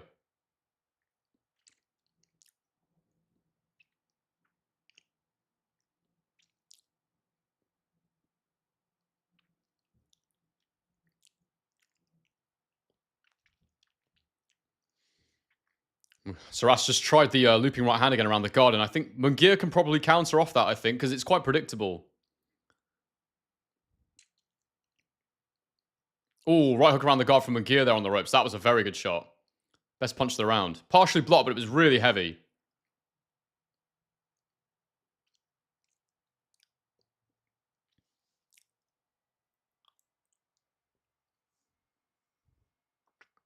.50 seconds to go in the round, and it's very competitive again.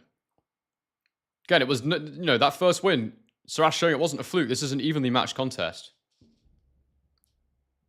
Wonder how it will start to play on Munguia's mind as the fight goes on, knowing that, Saras does have the power to knock him out. Jab from Saras hits the guard. Oh, that looked a bit low as well. Left hook to the body from Munguia, but it wasn't called low, so we have to score it. And again, those shots are very high, so it's hard to tell. Oh, right hand from Munguia just lands. Cuffing shot.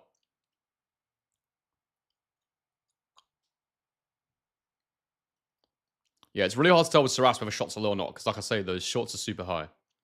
Super high. Or maybe he's just got a really high navel. Really long legs and a really short midsection. That's possible too. That's the round, and definitely a Munguia round for me, that one. Just thought he did a bit more work, put a bit more effort in. Nothing super clean landing, but some better looking shots. He's definitely trying to go through the gears a little bit there.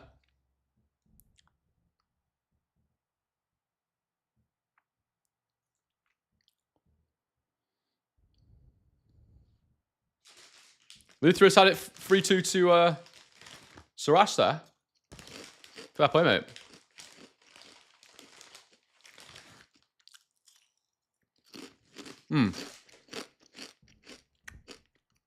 I also thought that was fairly clear for Munguia that round, but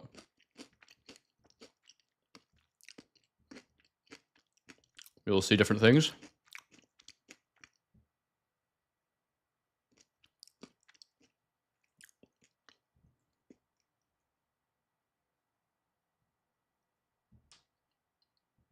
Round 6.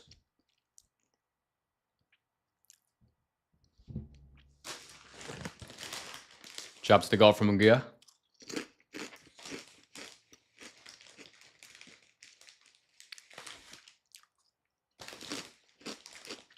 Right from Munguia hits the guard.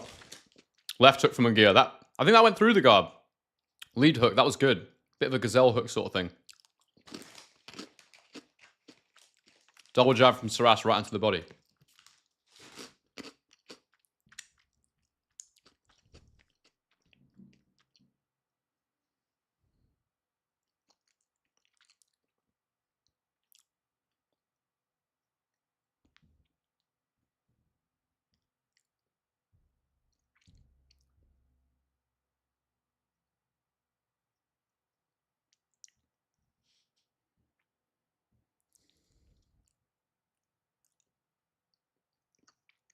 Right into the body from Munguia there. Another right into the body. I mean, they are partially blocked on the elbow, but they're still landing.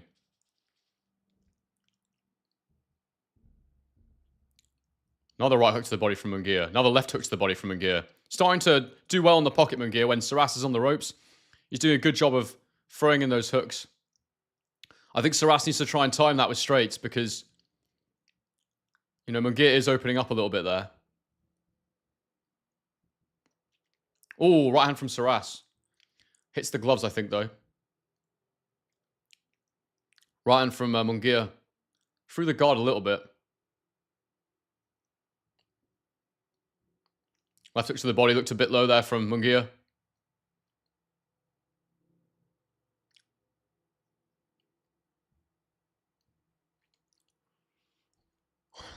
Sarash is really looking for a counter shot. Munguia is having to stay very disciplined here. I think he can win this on points if he just stays disciplined because Sarash, he's not being super active in these rounds at the minute. He really is looking to try and wait for Munguia to get a bit more tired and make a mistake. Right hook to the gloves. Left hook to the gloves. I mean, these are good-looking shots, but they're all blocked. Jab to the body there from Munguia.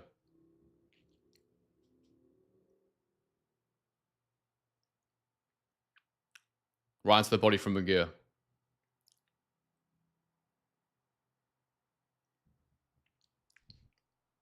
Jab from Sarash. Half lands. Munguia sort of rolled with it.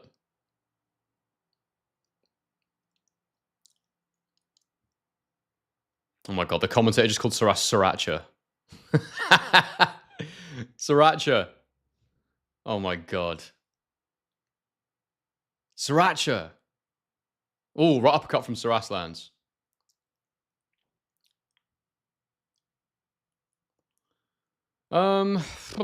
I think that's a Munguia round, but just from the bodywork, I still think that's a Munguia round.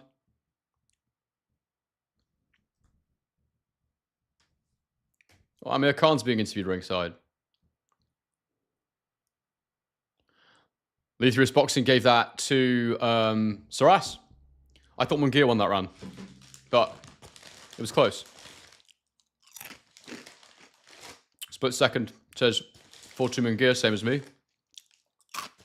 Sarash, I mean, yeah, he probably needs to use the jab a bit more, but I understand what he's trying to do. He's trying to walk Munguia onto something.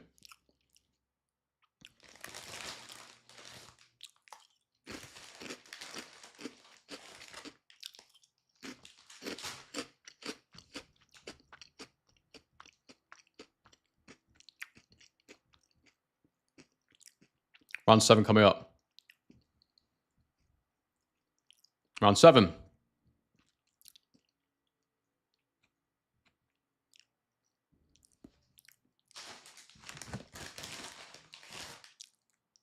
Right hook from Sarash to the glove.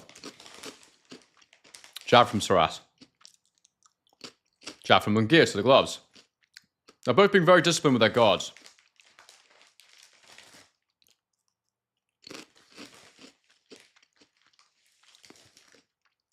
Right hand from Saras lands there. But Munguia was traveling backwards, so it wasn't super clean. Jab from Saras. Left hook from Munguia is blocked.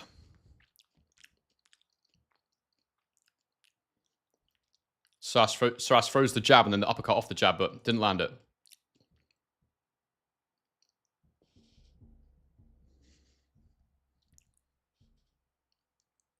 Right into the body from Saras. That was nice. Oh, round upstairs from Saras. That was nice. Baited a left hook, then threw it.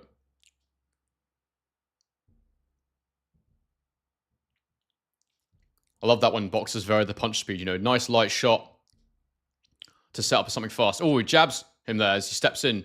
Munguia stepped in and Saras timed the jab really nice up the middle. And I don't think he needs to do more of that. I think straight shots. Munguia's trying to get close and land hooks.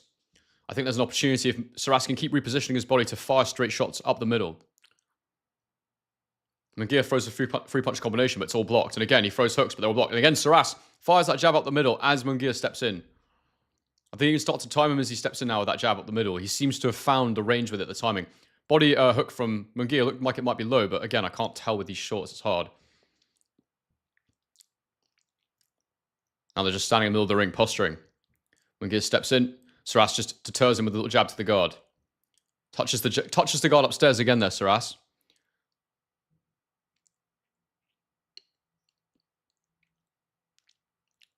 Munguia feinting, trying to get Saras back to the ropes. Saras steps in and lands a right uppercut. That was very nice. Stepped all the way into the pocket. No reaction from Munguia, so he stood there and fired it up. And it makes me think maybe Munguia is starting to slow down a bit, get a little bit tired. He's not reacting as quickly when Saras comes into the pocket. And right now, I've got Saras winning this round quite comfortably. Jab upstairs from Saras. He's getting a bit more creative with his offense this round, that's for sure. Munguia throws a right hook. Oh, left hook lands there as Saras tries to exit. That was a good shot. Jab from Munguia. Right hand to the gloves from Munguia. They're all blocked, though, in that combination there.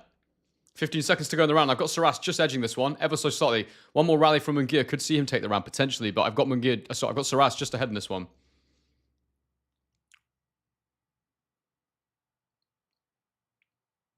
Oh, Munguia gets him in the corner there, and he lands like a load of hooks. That was a really good little rally at the end there, and it made me think that was close. That was very close. That almost makes me want to give Munguia the round, but I think Saras just landed the cleanest singles in that round. It was hard to score at the end there because fast, powerful combination, but I think most of it was on the glove, so I'm going to give that round to Saras.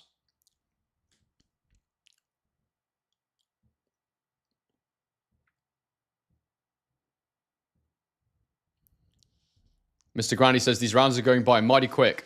Munguia better be careful. He lags behind. I got my round up right now. But it's smart going hard at the end of the round because that'll be the last thing the judges remember. Round 8 coming up.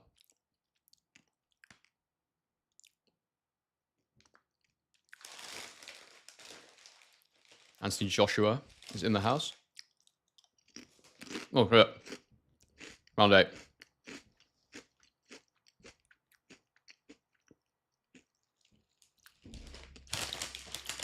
Oh, double jab, right hand from Munguia. Saras, hits the glove.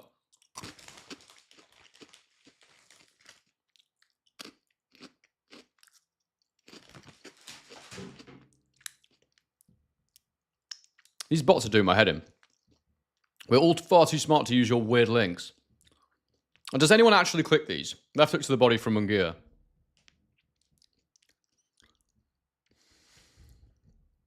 I think Munguia's trying to pick the pace up here. You can see he's just starting to dip his legs with regularity.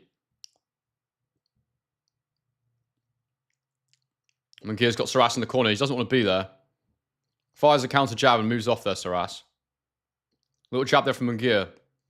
Saras is just pulling away, though. He's doing a good job. Can someone grab that spam, please, in the chat? Jab from Munguia blocked.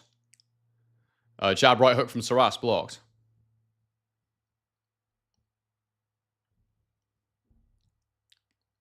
Moderators. Do we need some more moderators? There we go. Thank you. Double jab. Munguia dips down. Saras doesn't quite land the right hand there. But it's good, though. Saras seems to be relatively good at timing his attacks. He seems to know the right moment to go. Munguia steps in and throws a right hand, but it lands on the gloves. So not a scoring shot. Left hook lands on the gloves as well. And look, these shots are tiring to have to defend, but like they're not actually scoring shots. Right into the gloves from Munguia. Follows up with a jab that half lands. Oh, there we go. Right hook to the body from Munguia. That was very nice. Jab to the guard, fired the right hook as Saras was dancing in a counterclockwise direction. Munguia's just jabbing his way in now. That's much better. Jabbing his way in, getting his front foot close. Fires in a right hand. Oh, then Saras comes back with his own counter right hook, which did land. Munguia's was probably not super clean, but definitely throwing harder. 50 seconds to go in the round, and it's still a close round. I got Munguia slightly ahead through effort and that right hook that he landed to the body.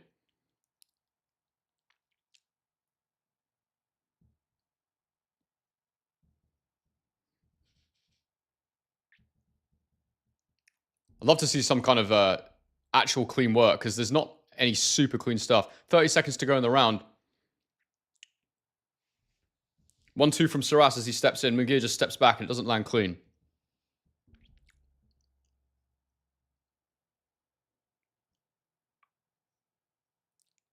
Munguia gets him in the corner. Will he go to work here? Yes, he does. Left hook to the body. Partially lands. The other shot's missed. Oh, right hand from Munguia just as the round ends. So that's a Munguia round for me.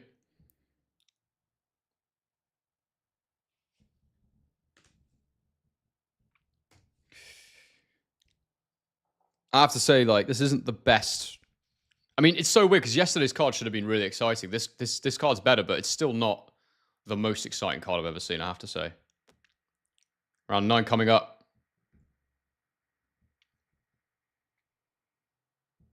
Got Munguia two rounds ahead right now.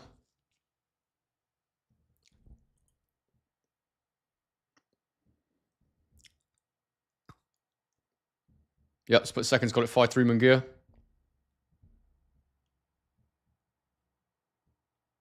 Some banging tunes playing in my ear. All right. Here we go. Seconds out. Round 9. Ding, ding. Let's go.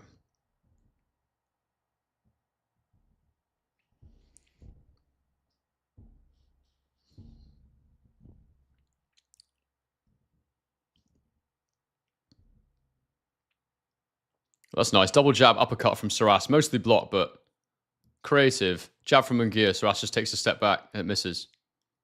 Double jab from Saras. There we go. That was nice. Double jab, then right hand to the body.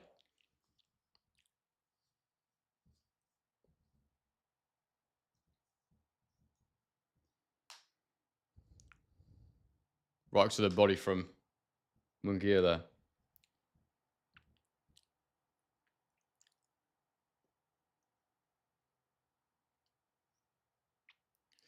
Shots to the body there from Munguia. Mostly all blocked. Then Saras comes back with the counter right, but Munguia's got his lead hand up. He's done a good job, Munguia, being disciplined with that, having that lead hand up. Left hook from Saras there, but Munguia blocks it, and he slips away from the follow-up shot. That looked good. Munguia, right hand down the middle. Left hook to the body, which is partially blocked, but still enough to land. Right hand through the guard there. That was nice. Straight right through the guard. Again, a right hook from Munguia to the gloves. But Saras now is just staying in the corner with his guard up. And whilst he's blocking most of the work, it is tiring to take that work. It's tiring to take that punishment, even when you're blocking it all. I've got them landing a similar amount of clean shots so far this round, but Saras is having to block a lot of work, and some of those are slipping through half scoring shots.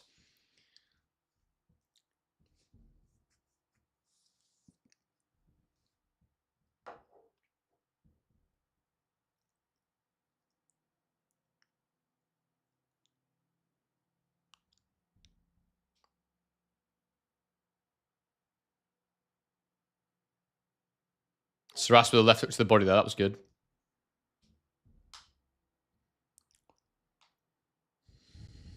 David McBlain says Munguia busier, but hitting gloves and arms a lot. 4-4 after 8. Yeah, I agree with you, mate. The problem is that Saras is also not really landing much, so you end up having to kind of take account for those block shots just through aggression and the fact that he's sort of half landing some of them.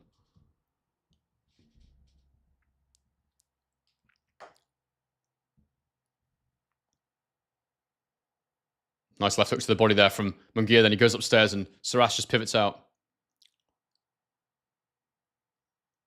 It's another Munguia round for me. And to be honest with you, Saras is looking to counterpunch, but Munguia is being very disciplined on entry. So there's really not much there for Saras. So he does need to get a bit more active with his own work, as someone said in the chat earlier. The counter shots are not there. And if that's not there, then you've got to find other ways to score points and create opportunities.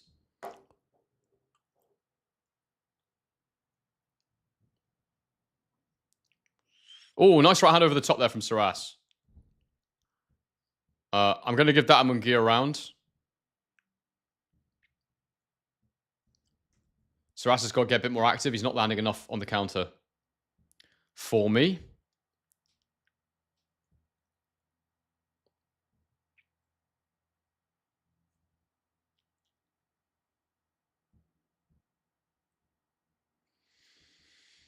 Ugh.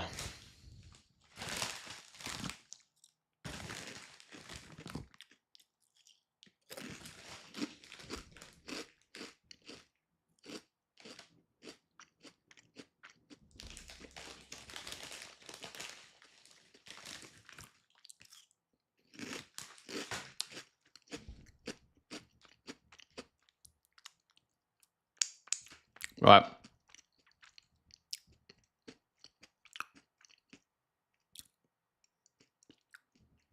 Round 10.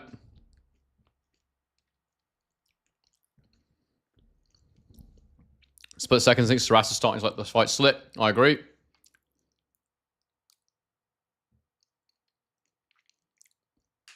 Left hook around the guard from Munguia, the first one. Oh, counter right from Saras lands. That was good.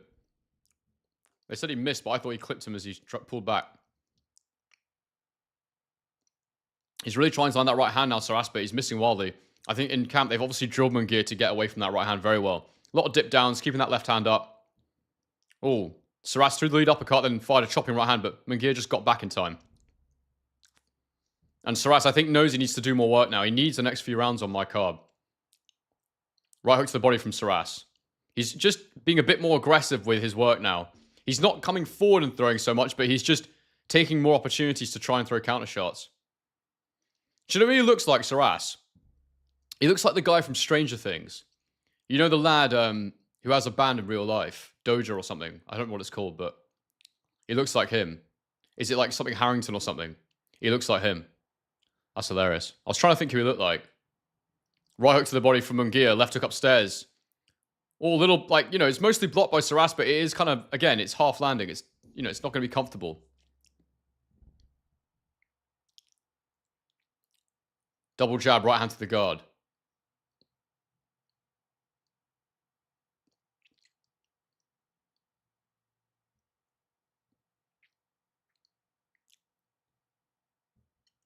That was a nice little right hand from Saras. Left hook to the body from Saras again on the from Munguia, sorry, again on the ropes.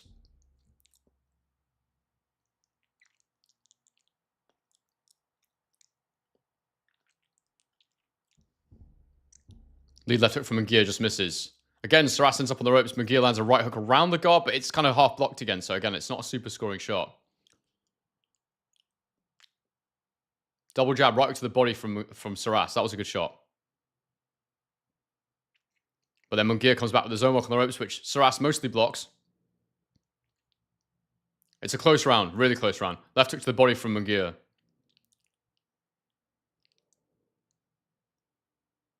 Lead shot from Saras there. Half connects. I've got Munguia ever so slightly ahead now after that last assault on the ropes. Oh, left hook to the body there from Munguia. So Saras is doing a good job of covering up, but... Oh, counter right from Saras. That was a good punch. Oh, this is a tough one to score. I think this might be Saras round, you know.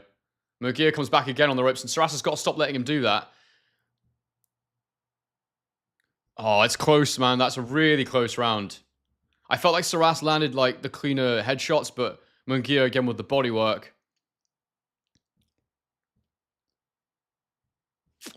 Oh, it's tough to score that one. I'm going to give it a draw because I'm finding it that difficult to separate them there. It's close, though. What do people reckon? Is a draw fair there? I don't like giving draw rounds, but Oh, I come away from the round feeling like I really don't know. You're allowed to give a draw, so.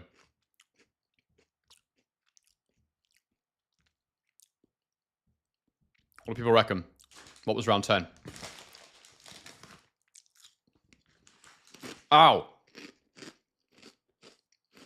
You know when you bite a crisp and it like... Yeah, it's stabby.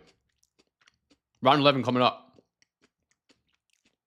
We've got 134 of you in the chat. Please bang a like on the stream. Do consider joining the channel. Do consider sending a super chat, because they are very welcome. Helps keep you going here. If you want to buy the fight, link is in the description as the round starts, and Saras jabs to the guard.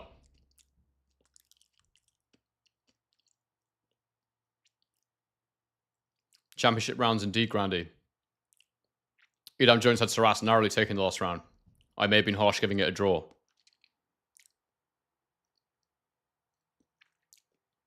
Yeah, I think Saras needs a knockout, so he's going to have to go for it at some point. Right hand upstairs from Saras there lands. That was a good shot. Double jab from Saras to the gloves.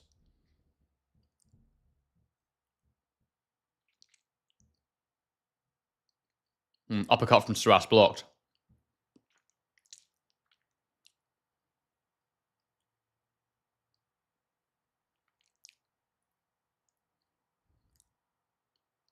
Jab from Munguia. Steps in with the right hand. Oh, that was nice. And finally, he stops that that clockwise exit, from Saras. And, you know, that is the thing to do, because he exits out clockwise so often. You've got to step across and fire that right hand in as he goes. Stop the movement. Get him back on the rope. Go back to the body.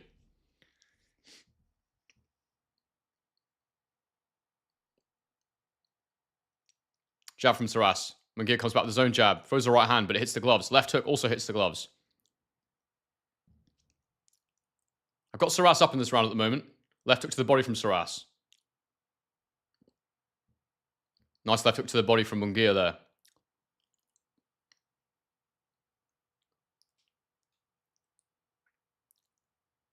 Jab from Saras.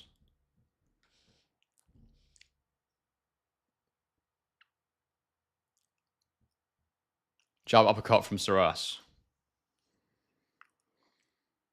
Minutes going the round. It's close. It's close. Most of these rounds have been really competitive.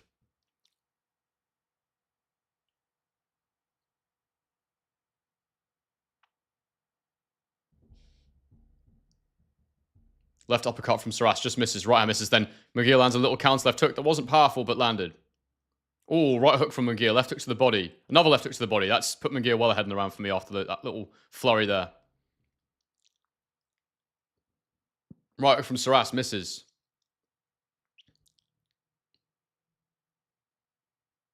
Straight punches from Munguia, all blocked, even though it looked good on the ropes.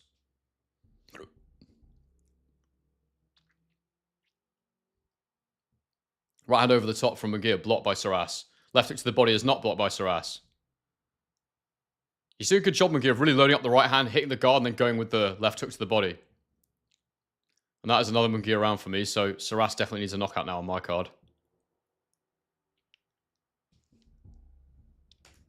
Dun, dun, dun, dun, dun, dun, dun, dun, dun, dun, dun, dun, dun, dun, dun.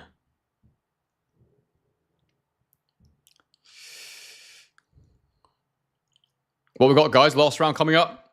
Can Saras win it on anyone's card? I don't see it.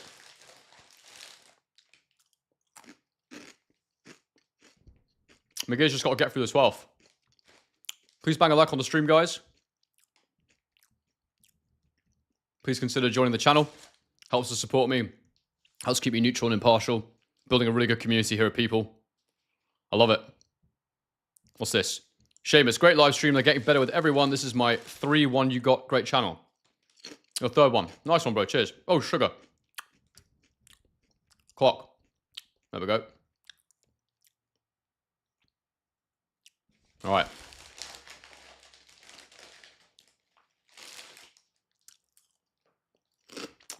Left hook to the body from Saras. Jab block from Saras. Right hand block from Munguia.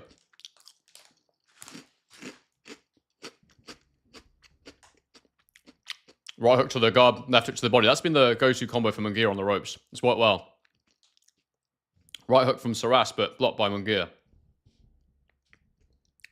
think Saras might need to gamble here. Jab to the body from Munguia. Right hook from Saras on the gloves. Munguia comes back with a body shot. 2 body shots. A sort of half land. Left hook looks a bit low. That was low. Referee's called time. He's warning Munguia.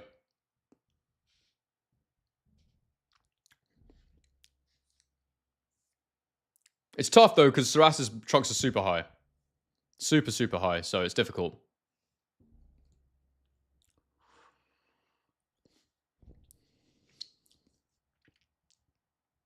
Just under 2 minutes to go in the round. Will we see something spectacular, or will this be a standard win? Ooh. Munguia lands a counter right hand just as Saras throws a combo. Hook right hand from Munguia, all in the gloves. Saras's hands are going to be sore tomorrow. He's blocked a lot of shots with those. Lead hook from Munguia blocked. Hook to the body from Munguia. There's a hook upstairs and a hook to the body. Oh, Saras lands a big right hand. Maybe it wasn't as big as I thought. No one did anything. Maybe I think it might have been blocked. It's because the camera switched as he did it, so I thought Munguia was falling back, but he wasn't.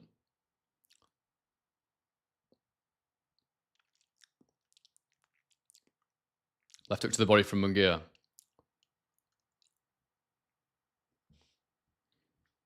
Oh my god, can we just get to the Canelo fight now? After this, I'm thinking I've got to go and watch Badou Jack. I can't be arsed. Just get to the main event.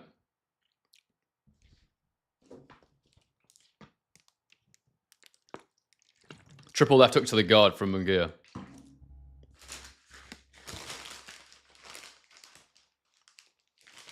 Right uppercut left hook misses for Saras.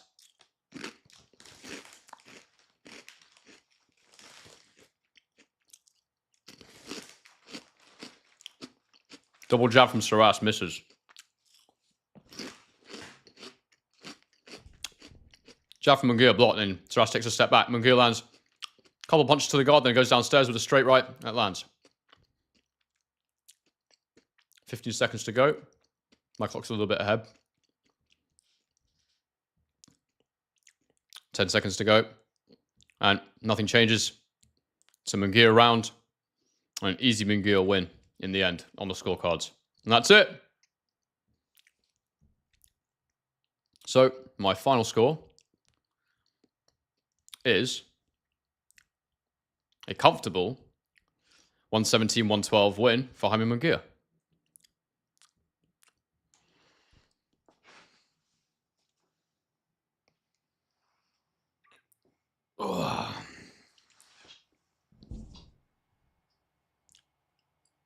Saras is sort of celebrating.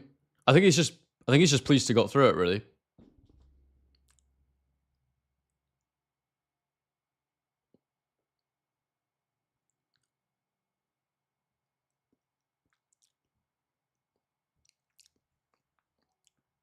What are we saying, chat? What do we think of that?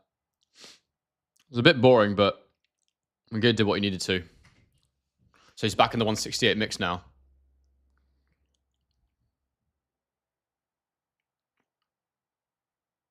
The thing is, you said, so JV, this is a good point to talk about.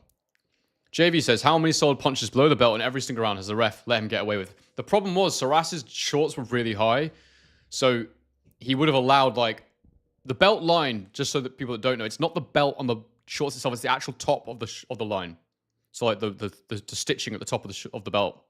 And a lot of them were on the belt, but the thing was, they were really, really high, so God knows where his navel was actually in those shorts.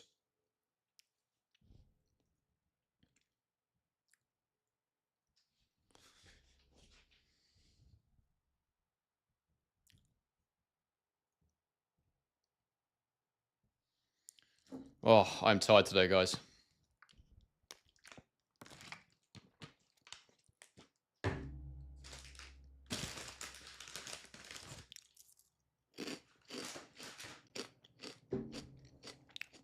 Scull? What about Daniel Woods? Scull won last 4 rounds, pro since 2016, and done nothing at elite level. What do you mean last 4 rounds? Godzilla, who do you think wins Sugar Ray Leonard versus Terence Crawford? You got to say Sugar Ray Leonard. But Good fight. JV says, I know the rules. I'm talking about very low punches. There was a few, but it was hard to tell. It was hard to tell. All right, the score's coming in. 116, 112.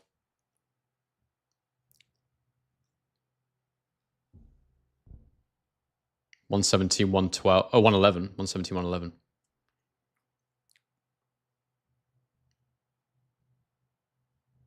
And Jaime Munguia gets it. Suras kind of looks a bit gutted, but I think he knew. I think he knew.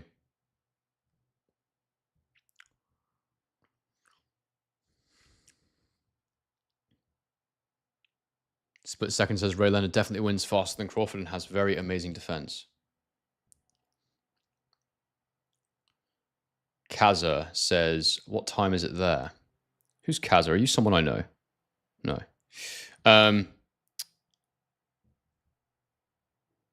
It is, a good question, it is 11:51 a.m. So after this, I'll be going and having some lunch and having a nice chill day. But I also need to make some videos, so maybe I'll make videos later, but I need some time off. I haven't had a day off this week, so. Not that this isn't fun, but I lost a crisp. But I need some fresh air, do you know what I mean? I can't be inside rotting all weekend.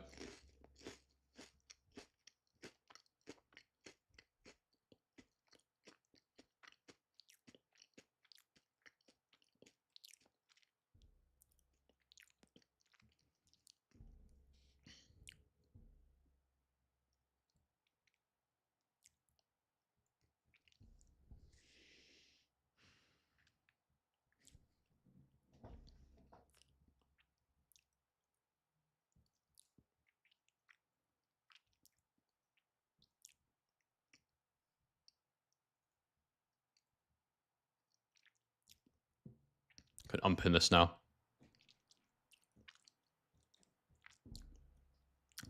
$153 of you in the chat, guys. If you bang a like on the stream, that'd be awesome.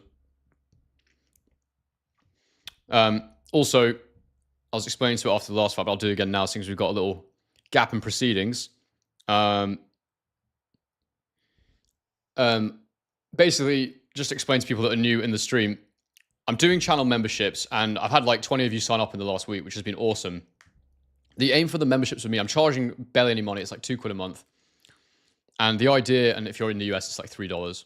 The idea is to try and get lots of people paying a little bit so that we can keep the channel as objective as possible. I want to get sponsors. I want to work with brands, but I want to work with the right brands. And I don't want to be in a position where I'm forced to work with certain people that would make me talk differently, for example. So the aim is to get as many members as possible, make this a community channel. And yeah, that's the idea. So if any of you would be open to joining, there's a few perks that come with it as well, which you'll see when you click on the link in the description. And that'd be awesome. You can also buy the pay-per-view using my link. That helps to support the channel too.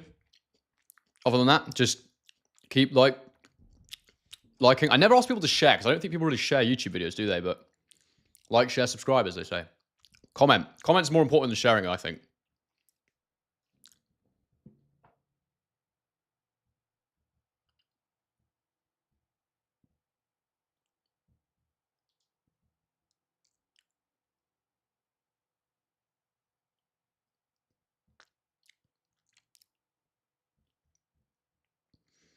Also, something that's pretty cool. I'm currently talking. You guys know I do my tactical breakdown videos, my game film analysis videos, where I analyze fight footage. Between us, I've said this on the stream yesterday, but starting to talk about it a little bit. I am talking to a couple of pro boxers about potentially joining their camps as an analyst. But I will only do that if it doesn't change the way I speak on the channel, generally speaking. Obviously, if I ended up working with a big name, that would just be like, I wouldn't speak about that fighter's plan specifically. But my priority is to be objective and neutral on this channel. And then if I can make other things work around that, then great. That's basically how I'm trying to operate here. Because I feel like you guys are joining so quickly with the channel and it's growing so fast because I am being honest and giving you my genuine opinion. To be honest with you, I don't see any brand I couldn't work with because I think I'm fair. I don't think I ever say anything that's like inflammatory. I don't think I ever go against the facts. But I just present the full picture and I give an opinion. I don't ever want to compromise that. So yeah, that's the aim for what I'm doing. Keep it like that. Try and grow it to the point where I can do it full time. That'd be awesome. I mean, I think I'll always have other stuff I do, but it'd be nice if this was going on enough that, you know, I can justify putting as much time in as I am at the moment. Because at the minute, I'm putting like, probably spending about 5 hours a day on the channel at the moment. Probably like at least anywhere from 5 to 7 days a week. It just depends. So yeah, any support you can offer in terms of membership, it just, every little helps. My aim is to get 2,000 people as members on the channel, paying like £2, and then we could do something special, you know. So yeah, bit of a ramble, but Badou Jack up next, which I have no idea what this guy's got left. How old even is Badou Jack now? I thought he retired.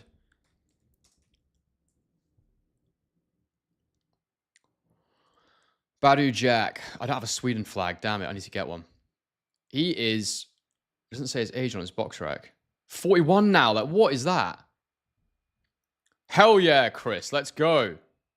Chris has joined the channel. Chris, welcome to Squad Tier. If the other members of the chat could give a big welcome to Chris, that'd be awesome.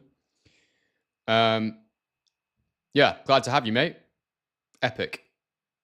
And like I said, that really does, over time, the more we get, the more impact it has. Obviously, one person joining right now does really little for me because it's like a couple quid. But if we get enough people doing it, many people paying a little, I think that then provides value. I need to get a Swedish flag for this, for my scorecard. Let me get it. Let me do it. I've already got one. Let me check. Guys, if you saw the crap I've got to do to make these widgets work, these things on the screen, you'd laugh your heads off. Like doing that while I'm trying to watch the fights and stuff, talk to you guys, it's hilarious. Like it shouldn't be this hard, but it is. And then you start looking at like, I have to like download flags, and I'm looking at the flags, and I'm like, what's the best variation of the Sweden flag? It's like, I shouldn't have to think about this stuff. And yet I do. I need to just change my camera battery, so I'll do that in 1 second, guys, as well. Don't let me forget that. Otherwise, the video will disappear like it did yesterday.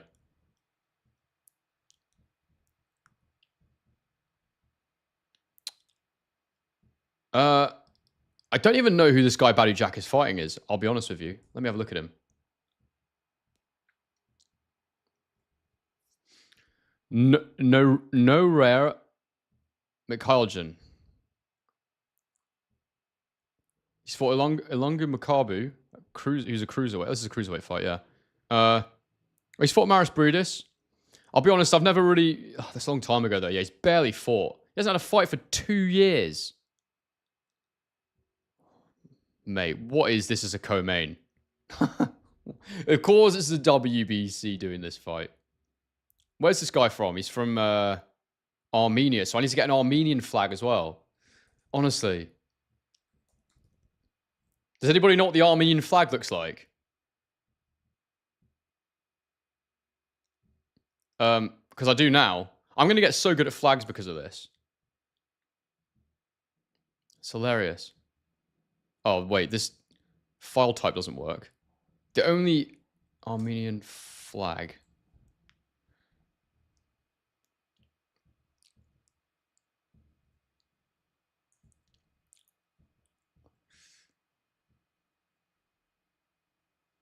Right, we got a Swedish flag and an Armenian flag uploaded.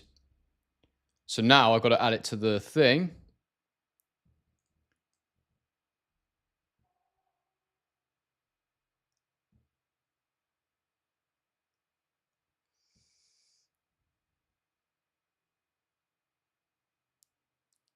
Right, let me just remove the scorecard for a second while I do this. Right, so we've got Jack, who is from Sweden, not Ukraine. I nearly clicked the Ukraine flag there. And then we got Mick Ailjan. Mikhailjan.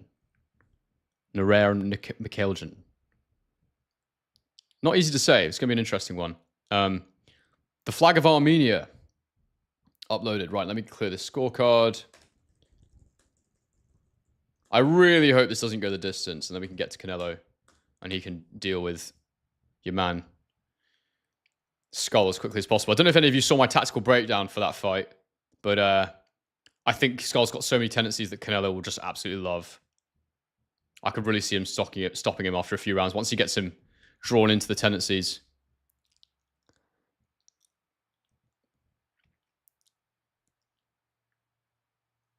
Yeah, what a weird co-main. Like inactivity, just like WBC cruiserweight chat. It's just the classic, isn't it? Scorecard is up. Look at that beautiful Armenian flag. It's actually a very good looking flag. I feel like they've picked like the most random colors and gone like, let's just stick these colors together, even though they don't make sense. But I rate it very highly.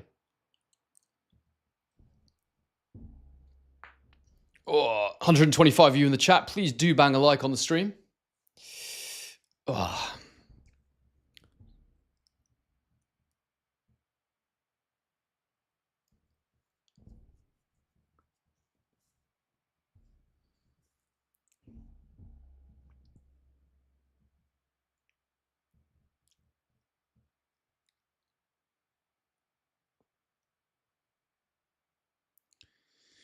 Oh, I really hope this next one doesn't go the distance. Ah, Josephus, how are you doing, mate? Is this what we get because of the Ben fight? Yeah, maybe. These cards have been... I mean, we've also had really, really good cards lately, and this card is not... It's not full of good matchups, is it?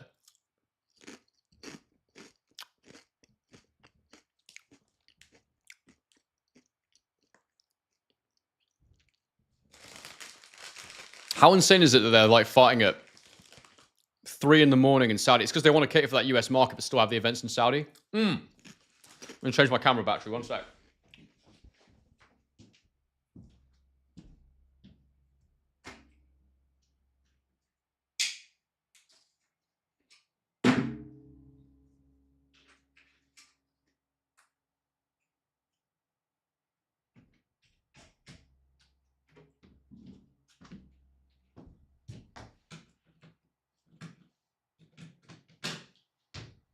I always feel like one of the highest risk parts of the stream is when I have to change the camera battery.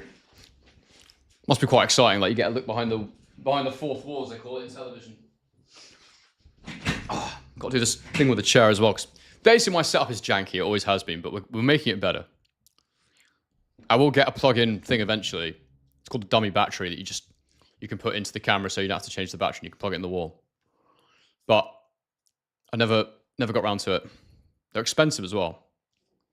And I tried to get them when I was in Asia, but the Panasonic's not a massive thing in KL, which is where I was looking for them. So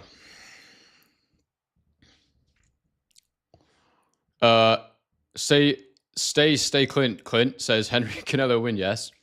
Yes, comfortable. I think Skull has loads of bad tendencies that Canelo will capitalize on. It just suits the way Canelo boxes very well. Having said that, if Canelo's slowed down and Skull shows me some things I've never seen, but based on the Skull I saw against Shishkin, I really expect a clean win for Canelo. Yeah, it could be his best looking win for a while.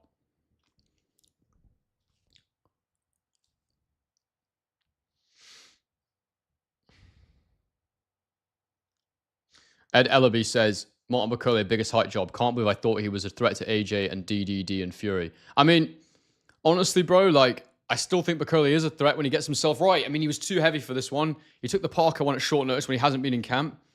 I just think he's not doing his career properly, but I definitely think when he's on form and he's fit, he's a threat to anybody. I do believe that still. But it's just kind of pathetic effort to come in at 299 pounds again. It's just ridiculous. He's way better when he's about 25 pounds lighter. John Lehman says, hope Badou Jack doesn't bleed in this one. He does get a bit bloody, doesn't he?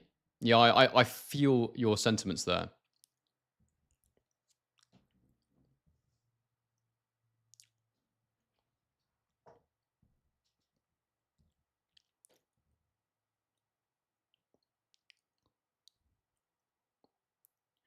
By the way, I'll say as well, guys, while I've got you on stream, because I'm starting to push this more as well. I'm sort of sponsoring my own channel. If any of you have businesses, startup companies, or you're marketing managers, and you're looking to do more social video content, my email address is in the description. My website, is it my email address? It's my email address in the description. My website is www.harrystrouts.com. And if you're interested in doing more social content, building trust and likability, for your company. That is what I do in the rest of my life. So yeah, if anybody here is interested in that sort of thing, send me an email.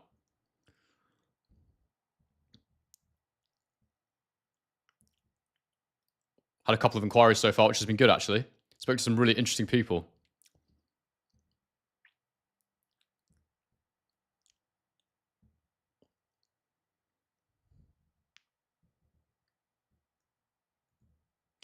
All right, ring walk coming up.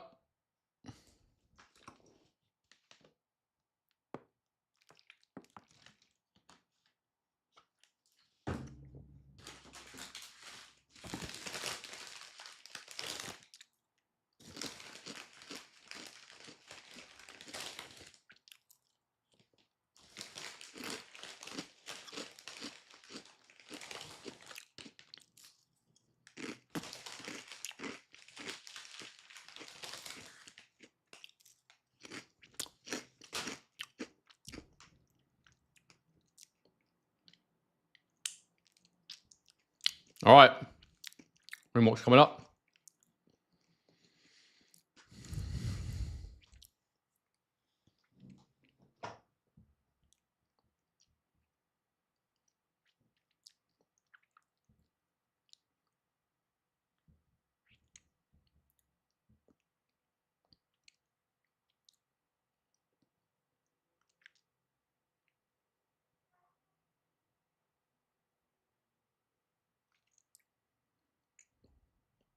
Bakalian, that's how you say his name, okay.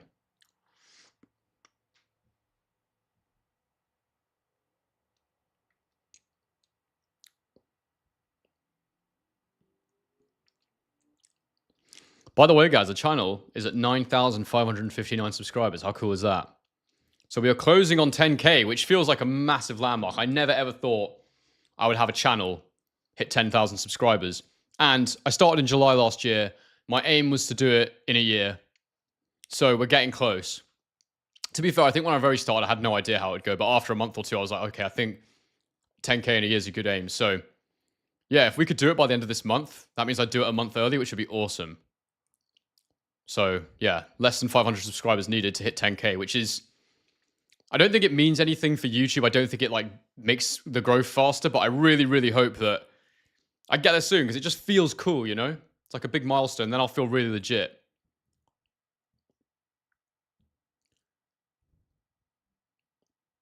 It's definitely exciting.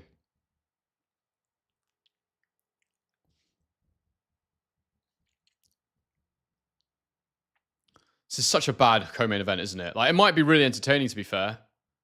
But,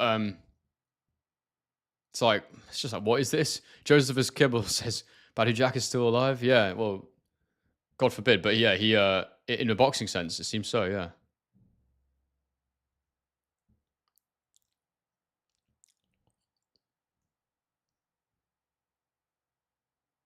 David Griffith says AJ would box Bakole's ears off. Not necessarily, mate. I think the pace that Bakole can set, AJ's continued gun shyness could be problematic. Although his feet are very, very slow, Bakole, when he's that heavy. So yeah, you'd think that AJ would ice him. But because AJ needs time and space to counterpunch now. But Dubois didn't afford him that time and space. In fact, Dubois might have been the worst possible matchup for him at this stage in his career. I think he might have dealt with a lot of other heavyweights that night, AJ. Mr. Grandy says, I remember when this channel started, respect to your growth. Hell yeah, bro. I mean, the funny thing is people don't remember when it actually started because I actually started this channel in 2018 when I started doing these creative interviews. We got it to 1,000 subs. I dropped off for like 5 years. I came back. So the start for some people is like back then. They're the real OGs. I don't think any of you will be in the chat. If you are, do say, because that would be cool as hell. But yeah, the start, the restart, I could have basically started a new channel. It's basically a whole new channel because I wasn't even doing this kind of content. Was July last year. But it wasn't monetized or anything. I had to rebuild it. So yeah, essentially a new channel for all intents and purposes.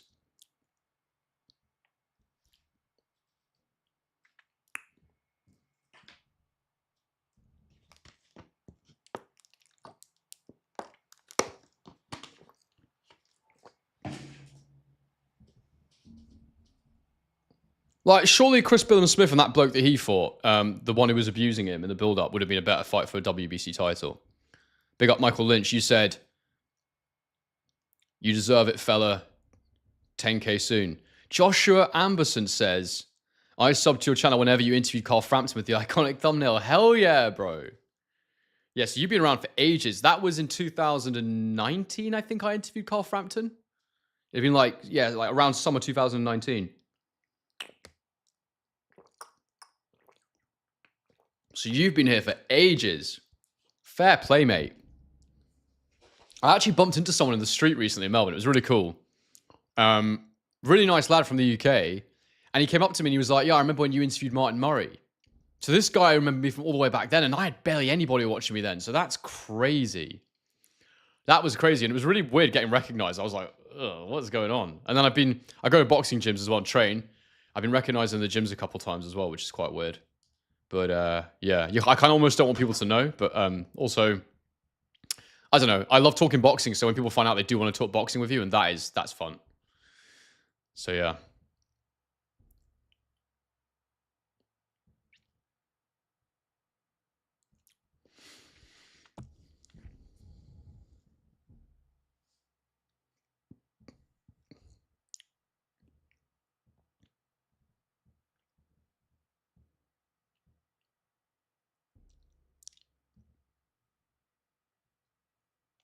Moving up in the world, I know. Hilarious.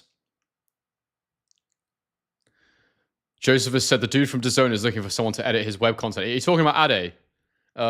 If so, I'm not messaging Ade about that because I've made him reels for free before.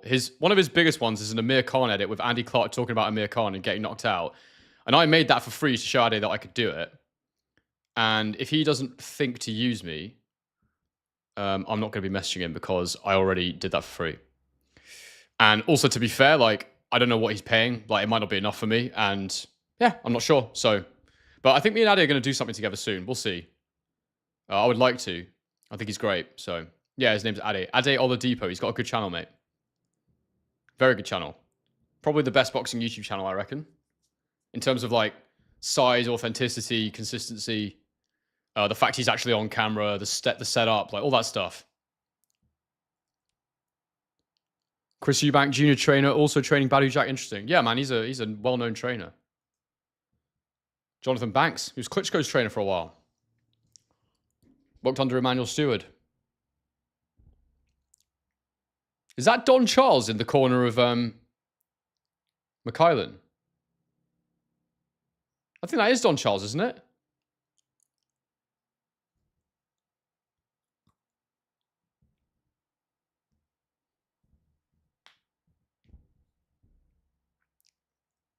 All right, let me get to my clock. Seconds out. Round one. Ding, ding. Let's bloody go. And I am hoping for a quick resolution here.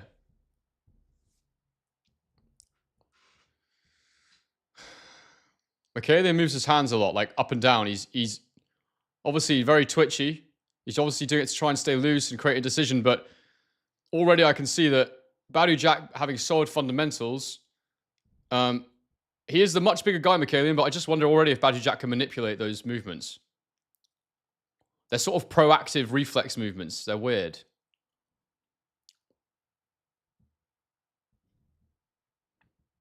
Bakole steps in and Jack just steps away. It's all good.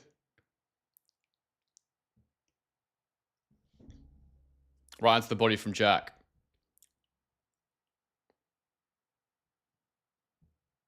Jab from Bakole, blocked by Jack. Just steps away. Oh, I hope this is exciting.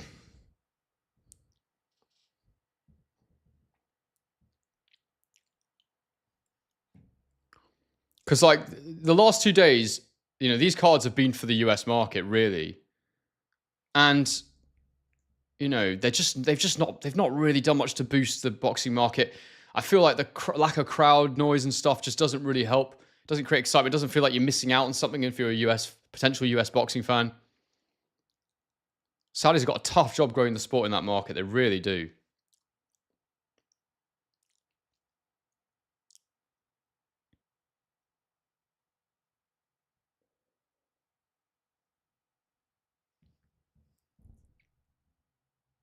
Oh, at least for boxing, you're actually still here. That's hilarious. Yeah, man, you've got to try and make it to the main event. You'll be relieved if this ends early, for sure. But, like, they're very timid so far. There's really not much being committed to, and I've not even actually noticed any clean punches land this round except for a right hand to the body from Badou Jack so far. So it's definitely not exciting. And you sort of think like Badou Jack here, he's probably going to try and box his way to a decision over 12, get that WBC belt, and then get some kind of big final payday, you would think. Another body jab there from Jack. Double jab from Mikhailian, but Jack just dances away. Mikhailian's not really right to the body from Jack, misses. Mikhailian doesn't seem like the kind of guy who really loads up on his shots. Might be wrong, but right into the body from Mikhailian.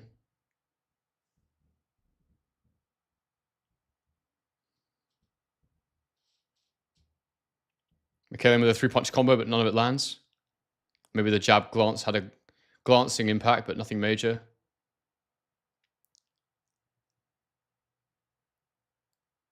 Mikhailian stepped in there. Yeah, I think that's a Badou Jack round, but close. Just like really like a punch here or there different, like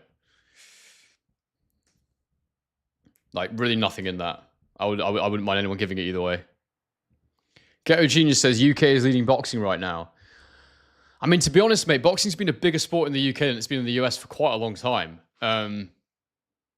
Yeah, it's really disappointing. The US, it's a market that needs sorting out. You know, it really does. It's interesting because there's obviously huge interest in it with the influencer stuff. So I feel like the excitement's still there for it. It's just not. It's just not delivering as a package on the bigger stage. Ghetto Genius, why do you say Ade is biased now? Do you actually think that, or are you assuming that? Like, is there something he said or something you think he should be saying?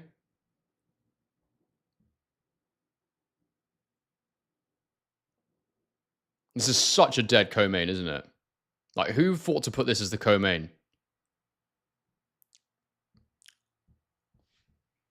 I guess they needed something credible without having to spend too much so they could pay Canelo. Surely Bakole would have been a better co-main as well. I know it's not for a world title, but like, it's just more exciting.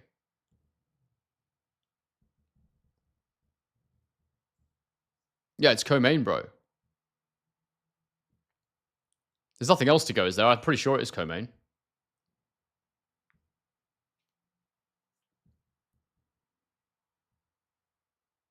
Triple jab from Mikhailian.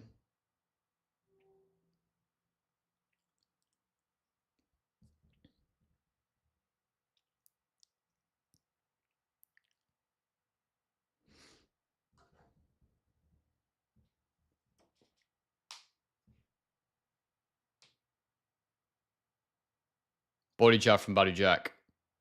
Left hook from Badou Jack. Mikhailian gets his gloves up and steps away. Oh, this is going to be dull. Like, there's no heavy artillery. It's just all very technical. Lethris thought Munguia was still on. No.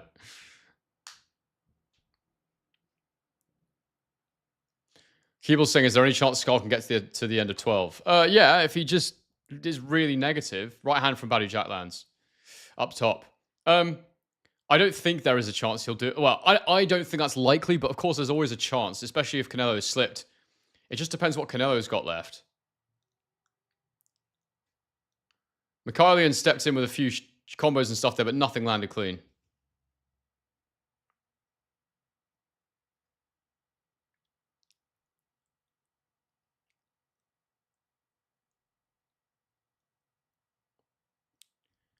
Jab from Badou Jack, half lands.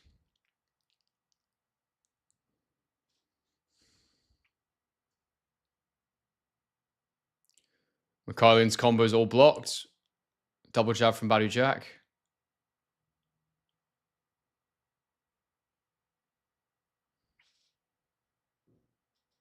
Right into the body there from Badou Jack, just sneaks in. Lethris Boxing thinks Canelo will definitely go to decision. Double jab from Badou Jack, steps in with the right hand behind it. I don't think it will. I think he'll knock him out.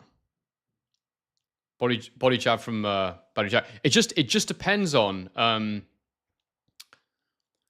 It really just depends on whether or not. So I'm losing my train of thought. Scull fights differently. If he fights how he fought against Shishkin, I'm telling you he gets knocked out. Oh, right hand from Bakole in there.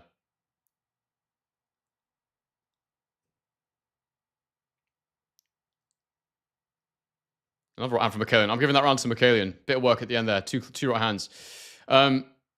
Yeah, it just depends on, if you've watched my game film analysis, you'll see that I really think it just depends on what Scull decides to do in there. If he fights differently from how Inoue does, if he's prepared a game plan, then there's a chance he'll get through quite a bit of it. But I also think that if he fights how he did against Shishkin, he's going to get knocked out, because when he drops his hands, when he tries to parry a lot with his backhand, and he mistimes it a lot, and Canelo loves to lead off with the left hook, and that'll be open, just like you saw with the knockdown yesterday with Rolly and Ryan. When he's on the ropes, he tries to exit constantly. Canelo's very good at cutting off that exit, landing big hooks.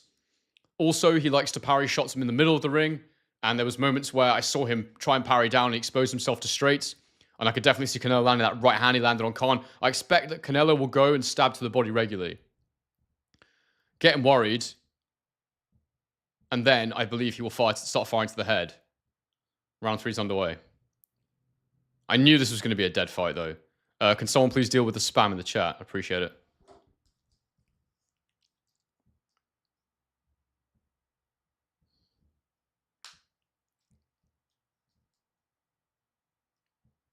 Shola Ebofin. No, Canelo is not on yet.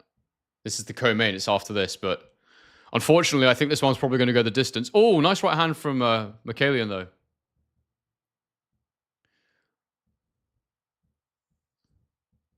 A lot of one of these guys just went for it.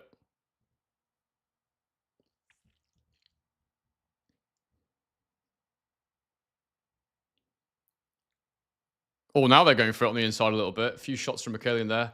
A right hook from Badou Jack.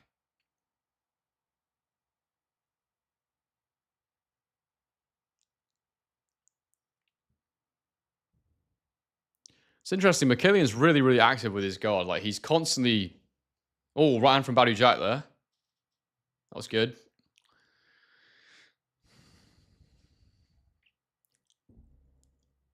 Definitely a bit more action here in round 3, but...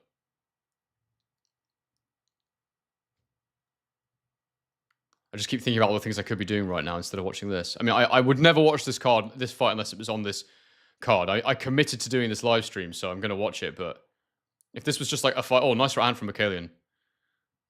There's no chance I'd be watching this if it wasn't as the co-main to Canelo. I just don't get what it does. Like, what are you trying to do? What needle is being moved by this fight? It's mental. Right hook to the body, uppercut to the body, still from Bakole. I think it's a Bakole round so far. Right hook from Bakole lands on the shoulder of Jack. Right hand from Bakole. Badou Jack steps in with the right hand of his own. Gets through the guard.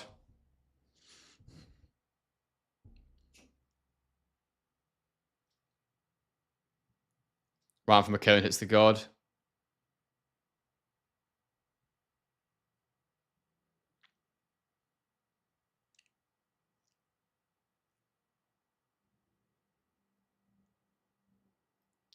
Body shot from Jack.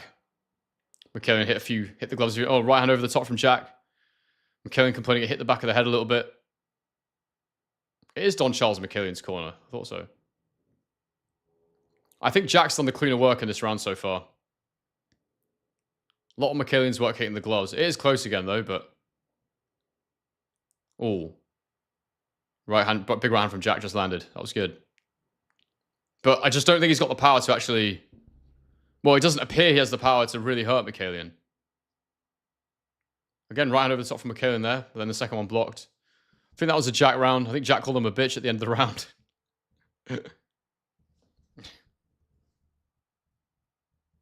Anthony Joshua being interviewed in the break here.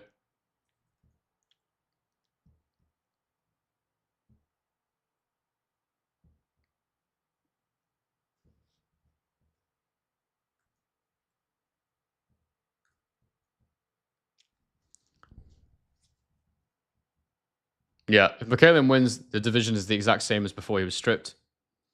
Joseph is saying they're not giving us the fights we want in the US. What fight do you want? What fight would you like to see? Nick Walton, perhaps promote a deal to get some eyes on this fight and build a fighter's profile. Yeah, maybe.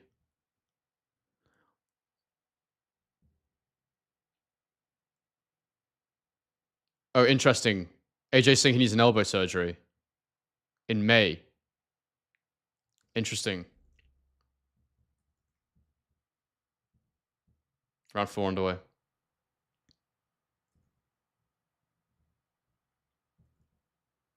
Interesting.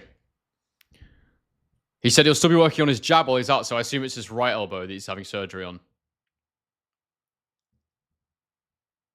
Little jab from Jack there lands clean. If AJ's having surgery on his elbow in May, it makes you wonder if and when that Fury fight will happen. We don't know what kind of surgery it is. Interesting. Breaking news.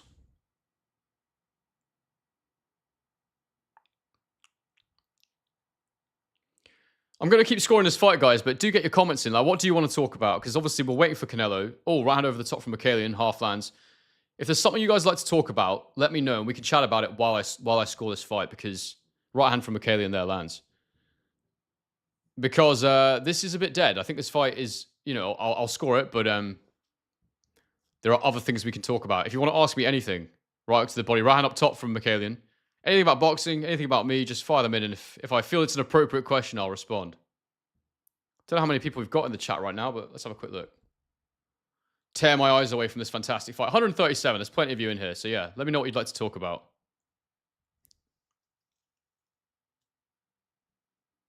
I think Bakole's winning this round so far through work rate.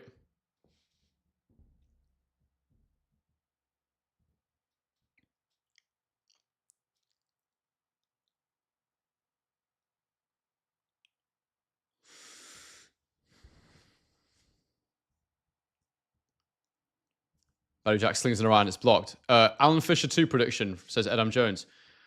I think... Oh, right hand from Bakole over the top there. I think that... well, look, I've said many times that I'm an unashamed Dave Allen fan. I'm hoping Dave's going to come on the channel. I'm hoping Dave's going to come on the channel before the fight next week. Jab to the head from Jack there. I'll message him actually after this and see if he'd be free on Monday morning. Love to get Dave on. Been trying for a while. So, hoping to get Dave on. Look, I'm always going to support Dave. Do I think he's going to win this fight? Right over the top from Jack. It entirely depends on how he's gone through the camp. If he's had as good of a camp as last time and actually built on what he did, tactically added a few things, he'll have more confidence now. And hopefully he's got himself really fit again, maybe even fitter than he was before, a bit sharper, a bit fitter. Left hook to the body from Bakole, half blocked. Cuffing left hook from Bakole. This is a Bakole round, quite clear, I think. But yeah, I think.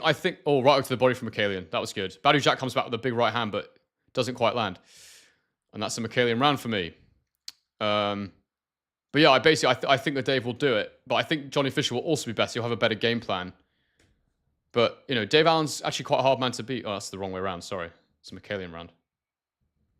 Canelo's getting his hands wrapped right now.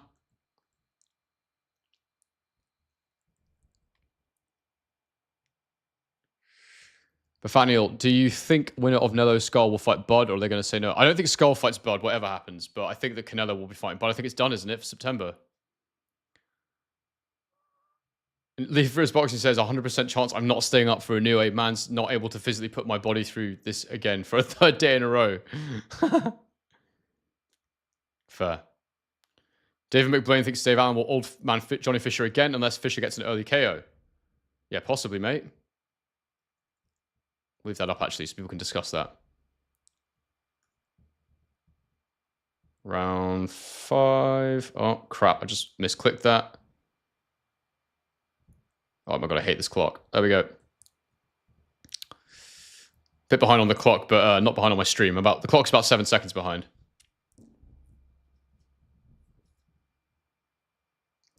Jack throws a jab. Bakole slips it and gets off a 2-punch combo. Right hook downstairs, left hook upstairs. But Jack fires a counter left hook to the body.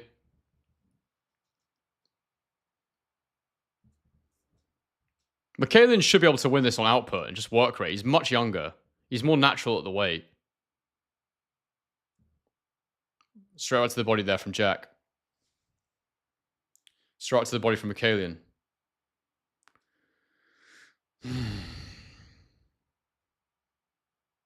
Double jab, left hook.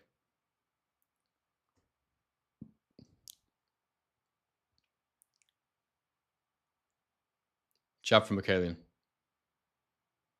Right hand from Bakole. Partially through the guard. Left hook from Bakole. That was nice. Sort of in slow motion almost. Oh, counter left hook from Bakole there. That's good. Starting to take control here, Bakole, for me. Just throwing more volume. Jack's still having the odd bit of success with clean shots, but I don't think he has the power at this weight to make it really tell. Jack goes a 1-2, but Bakole steps off to the side and bounces away. Ryan from Bakole. David McBlain says Fisher is another Eddie Hearn hype job. I think Fisher has a lot of talent and a lot of potential, but he's young and inexperienced. Left hook to the body from Bakole. We don't know how good Johnny Fisher's going to be. He needs another sort of 5 years of progress, I think. Oh, counter right hand from Bakole. That was good. But again, I don't think either man punched hard enough here for this to end early. Hooks to the body from Bakole. That was nice. Left hook, right hook.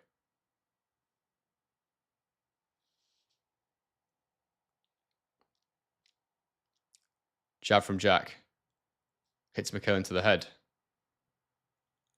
Counter right hand from Bakole. Well, I should say slip right hand. He didn't really counter anything.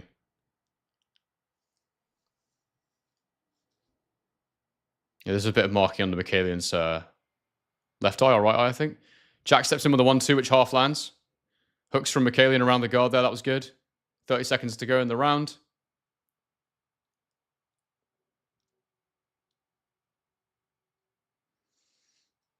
Oh, nice 1-2 from Jack.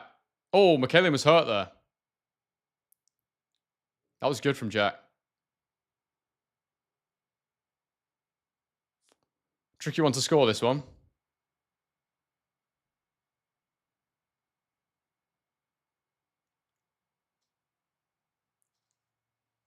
was a good moment from Jack. Probably the best moment of the round, but I feel like Bakole overall landing more punches that round. So I'm going to go for Bakole there.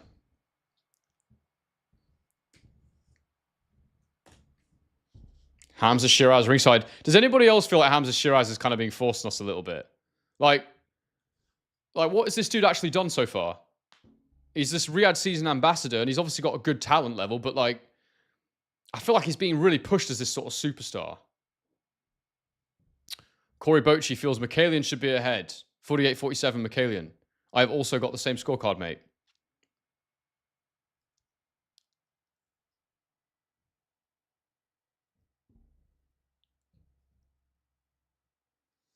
I don't think anybody thought that Hamza Shiraz didn't lose that last fight against Adames.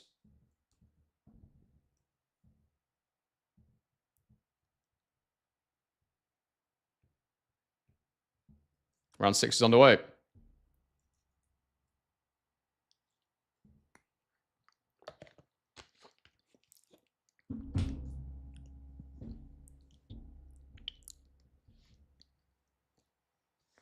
Bakole working that jab, nothing clean landing so far.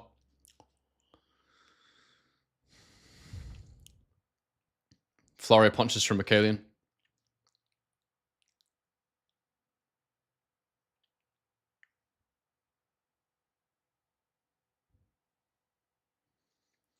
Oh dear, guys. I could do with this one ending now. I really could.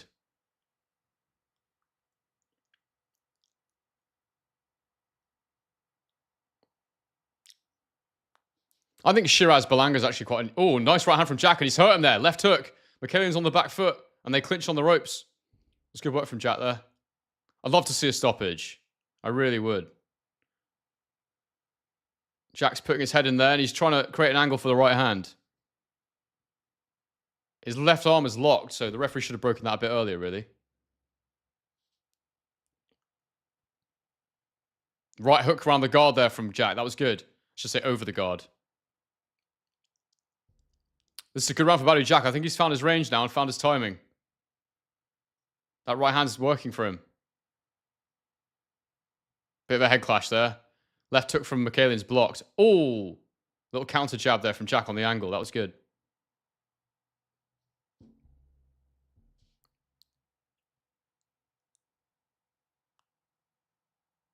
Left hook from Jack. Nice short left hook. That was good. It's a big Jack round right now for me. Oh dear.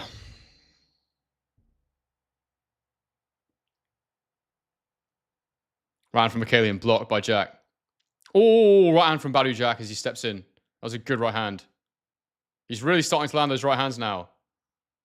You just hope he's got the power to actually shove him. To budge him, sorry. Right hand just misses. Counter shots from Bakole are blocked.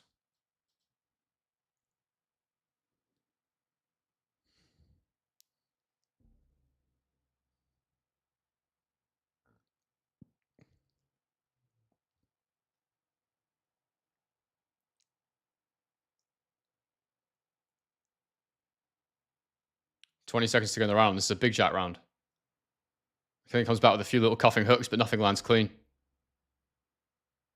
He's just trying to tie up Badou Jack here. He's definitely trying to slow down the pace in the round now, Bakole. I think he was definitely hurt early. Both exchanging a couple little cuffing body shots, little scuffing body shots. Nice body hooks there from Bakole, but pretty light. I don't think Bakole's got much punching power, I have to say. It's all very tippy-tappy. That's a Badou Jack round for me, quite clearly.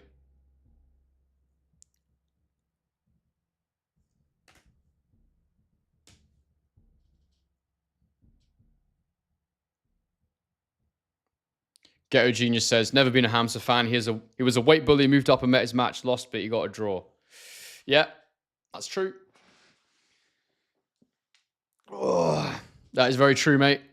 I remember when Bradley Skeet beat him and didn't get got that controversial stoppage against him. That was appalling. But he's a talent. There's no question he's a talent. Dimitri Bivol in the crowd.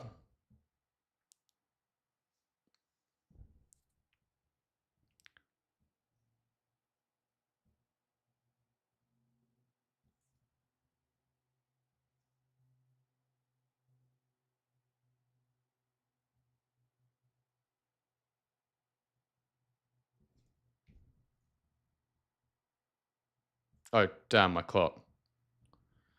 Sorry, everyone. I'm an idiot.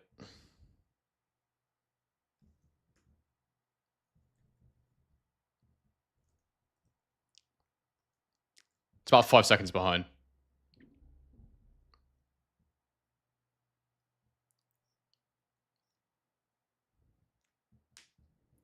Mannix has the same as me, 57-57 on the scorecard so far. Double jab from Bakole there.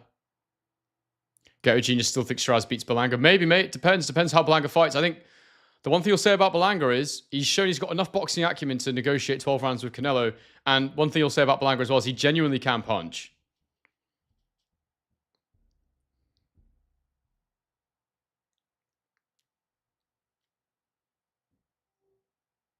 Like, it's quite a dangerous fight to take. Oh, right hand up top there from Bakole. Just misses.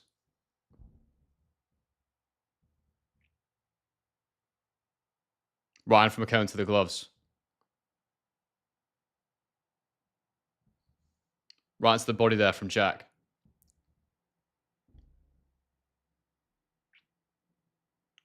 Godzilla 2005 says, did you do any sports? I do basketball and track for Special Olympics. Imagine Brian Lennox Lewis versus Alexander Usyk. So as a kid, I played tennis and rugby. I box now, like just training, just stay fit in that. That's how I keep my fitness up. I enjoy it. I enjoy learning stuff. I enjoy trying things, thinking about different tactical stuff and trying it out. It's good. I like it. Different techniques. And I just love the fitness. I love the way it makes me feel. I just think it's the best. Oh, nice counter left hook there from Jack. And imagine Lennox Lewis against Alexander Usyk. Oh, nice counter right hand from Bakole. I think that Prime Lennox Lewis would beat Alexander Usyk, but it would be an amazing fight, a very difficult fight. But I think Prime Lennox gets it done. 1-2 from Jack there. 1-2 from Bakole.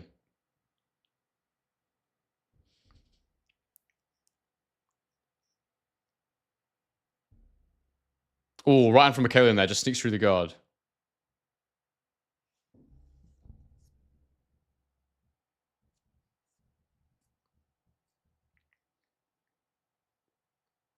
It's a bit weird. Jack fought while they were in the pocket. Bakole got the warning somehow. Damn. I'm not sure who won this round. Or maybe Bakole's work rate, but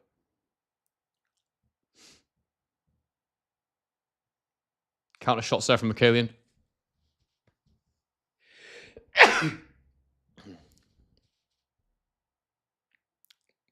Close round, but I think that was... I like Bakole's work rate there. Nothing super clean landing.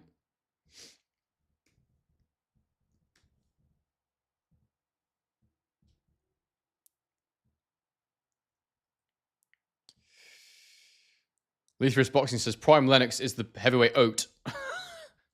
You are tired, mate, aren't you? Ghetto Junior says, what's happened to Opataya? Has he got a fight scheduled in Australia? Let me just do my clock and then we can check.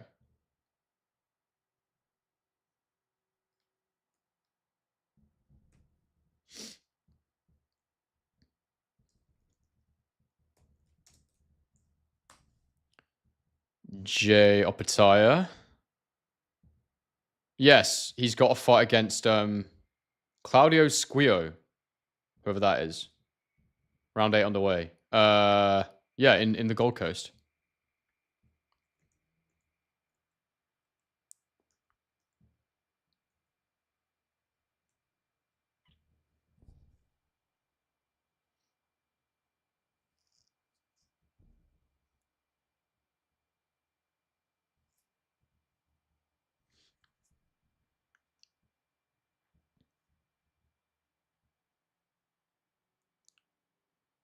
Loads of jabs there from Bakole as he moves around Jack. Body straight right to the body from Bakole. Straight right from Bakole through the guard. But he doesn't punch hard, Bakole. You can say that. He's not... None of these shots really look like they're having an effect. They're just keeping Jack at bay. They're little cuffing shots. Steps in with a sort of left hook to the body there, Bakole. Counter lead shot from Bakole. That was good.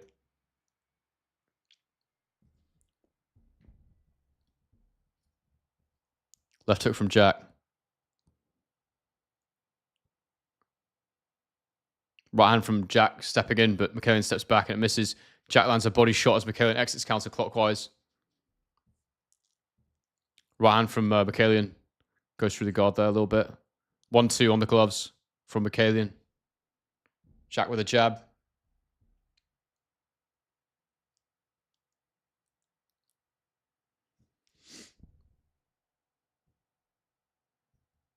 Like 5 jabs from Bakole and slipped and all missed or hit on the gloves.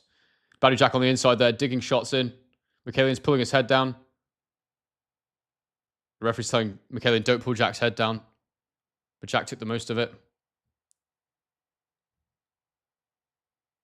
Oh, that was a good shot from Badou Jack there.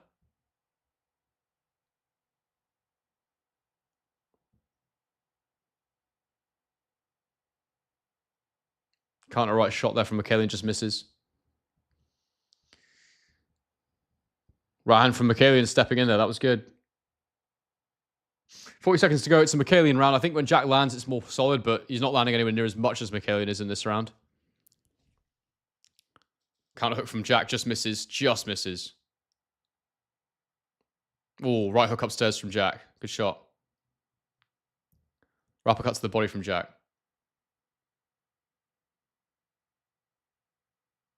Believe that hook from Jack.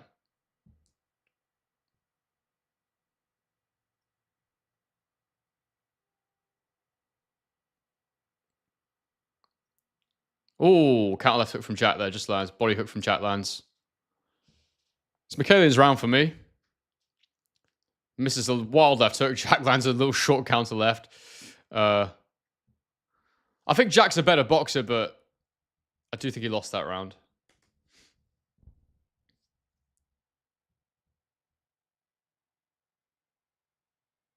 Jonathan Max telling Jack his punches are coming in too wide.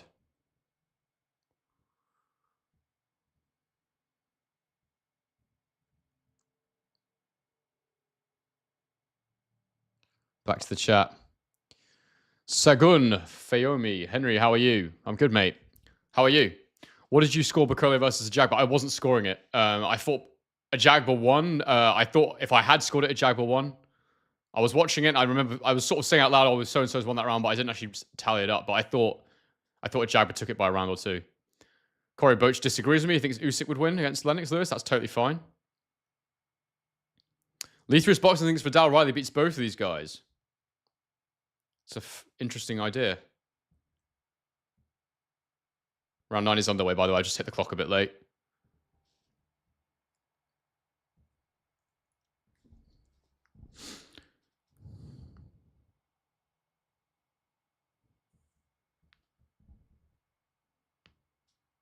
Nothing landed so far. 1-2 from Jack on the gloves. Then a right hand to the body from Jack. That was nice.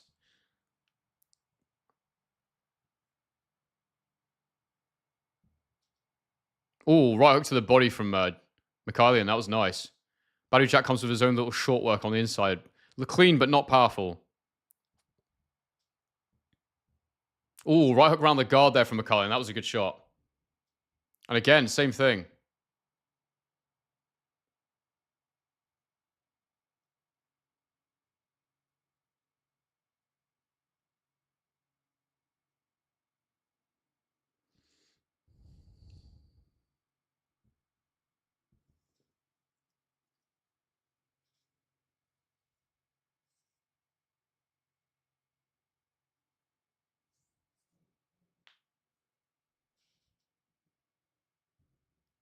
Body hook from Jack there as a counter shot was nice. I think Mikhailian's winning this round again right now, but just outworking him, really. Like, he's landing more, but it's because he's throwing a lot more. Right hook to the body. That was nice. I think Jack's trying to find the right shot. Lead hand from Jack lands just a little cuffing shot.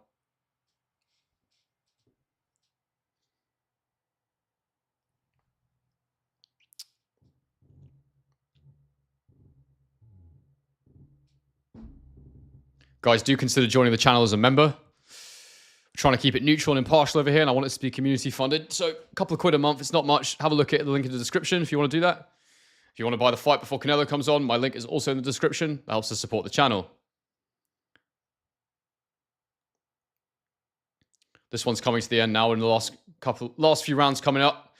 Right hand to the body there from Mikhailian. Triple jab from Mikhailian. Last one lands. Still a Mikhailian round, really. Badou Jack. Oh, nice right hand. Short right hand there from Badou Jack was quite nice. Stepped in with it. Oh, counter right hand from Mikhailian hurts Badou Jack there. That was good. That was good. Jack takes it, though. Mikhailian looks like he wants to hold... Oh, right hook around the guard again from Mikhailian. Looks like he wants to hold his feet a bit more. That right hook again, but Jack blocks it this time. Little counter right hand to the body from Jack. Oh, Mikhailian hits Jack on the break. That is a Mikhailian round for me.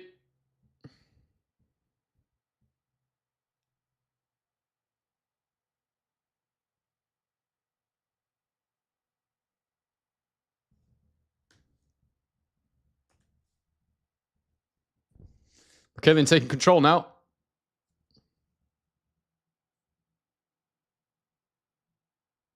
$146 of you in the chat. Do please bang a like on the stream. Consider becoming a channel member.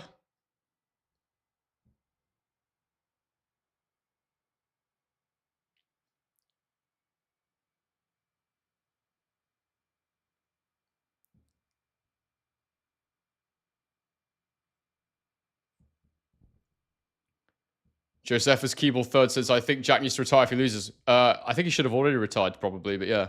Round 10 coming up. Round 10. Ding, ding. Let's go. Whenever I say ding, ding, I always think of that in the end of Rocky 3 when he beats Clubber Lang and Apollo Creed wants that one last favor. And he goes, you want me to ring the bell? Or you guess you want to ring the bell? And Apollo Creed goes, ding, ding. And then it starts. Great movie. Great finishing to that movie. I think Rocky 3 is probably my favorite Rocky. It's got a bit of everything. Oh, nice short work on the inside from Mikhailian there. Lands a short left hook.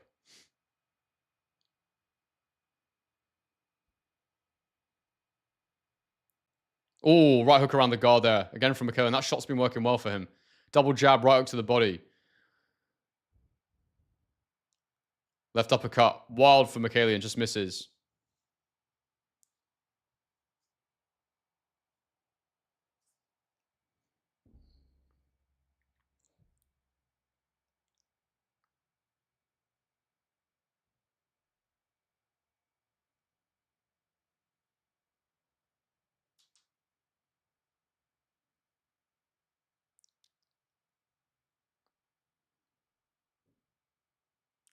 Double jab right hand from Bakole just sneaks in there. Oh, nice counter left hook from Bakole there as he moves off at the angle. Oh, right hand from Bakole as well. Over the guard there. Wasn't super clean. Jack had his chin tucked. Right into the body there from Bakole. Jack comes back with the counter left uppercut that misses. Lead left hook from Bakole. Bakole looks tired, but he's working harder than Jack still. He's doing quite well with the lateral movement, Bakole. He's doing a good job countering off the ropes. He's doing a good job of stepping in and throwing big shots, hitting Jack on the gloves, and then using that as a point to leverage off and angle his pivots out. It's good. It's actually not the worst fight. But I would like it to be over so we can get to Canelo. Counter left hook from Bakole.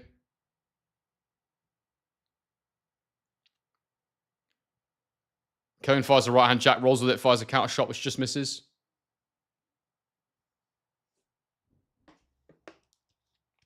Left uppercut from Jack.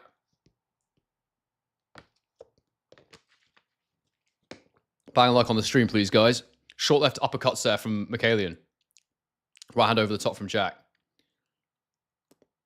30 seconds to go, and for me, it's quite a clear Bakole round. Oh, counter right hand from Bakole, lands clean. Countered off Jack's jab there. That was a good right hand.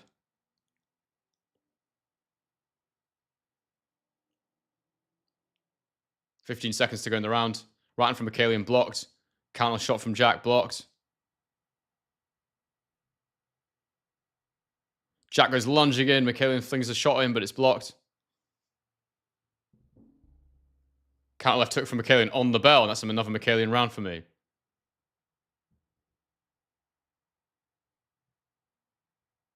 Two rounds to go.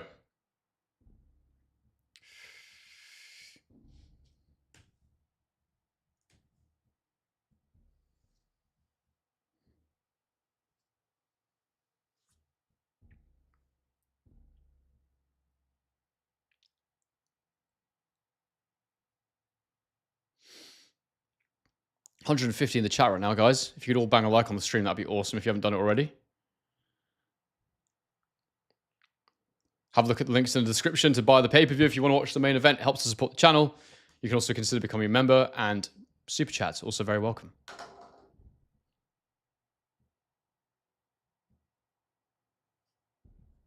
Oh. Round 11. Ding, ding.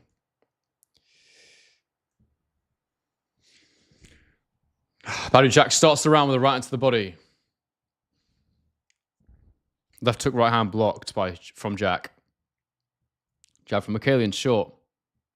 Left hook from Jack. Bakole moves off at an angle.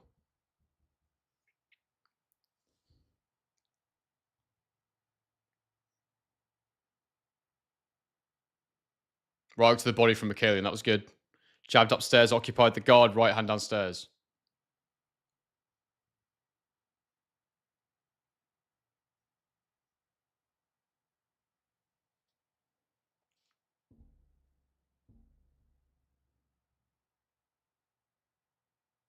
Right into the body from Badou Jack. Just a little straight shot. Right hook around the guard there. Oh.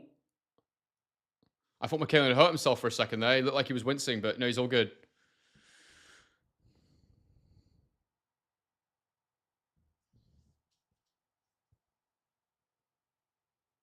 Left hook on the inside there from Badou Jack. Bakole caught him on the way in, though.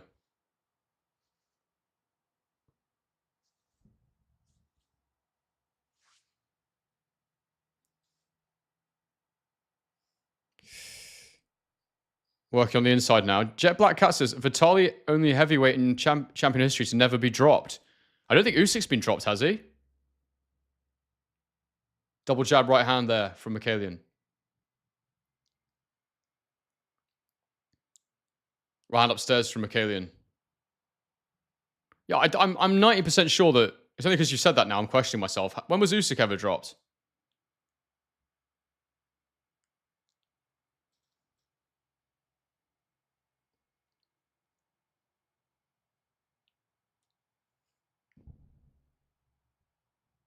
Glenn McKenna says, how do you see Eubank Ben 2 playing out? I hope it doesn't happen.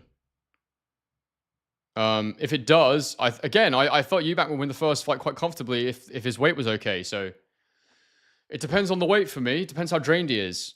If it's the same again, I think I genuinely think Conor Benn's got a good chance in the rematch. Because that's going to take something out of Eubank Jr. that last fight. He was dead afterwards, you know?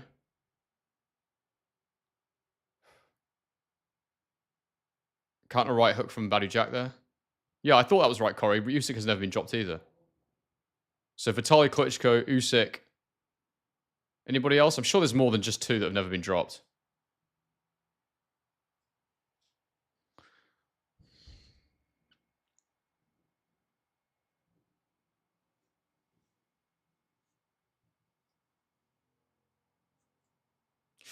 I thought that was another round for Mikhailian. So I've got him winning on my card right now.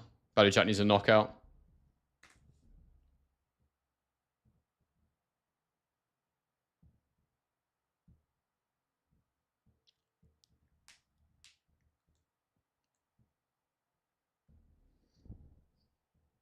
Do I need to make another admin? Because we got some spam. Oh, someone's dealt with it. Thank you.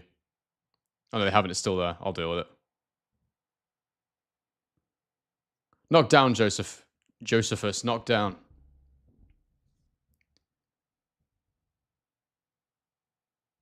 We're not counting the amateurs, though. You're saying Usyk was knocked down the amateurs by Beterbiev to the body? Yeah, but I'm talking about professional heavyweight champion, not amateurs.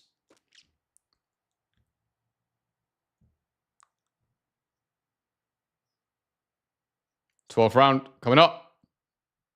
Ding, ding. There goes the bell. They touch gloves. Daniel Dubois. Yeah, Dubois has never been knocked down.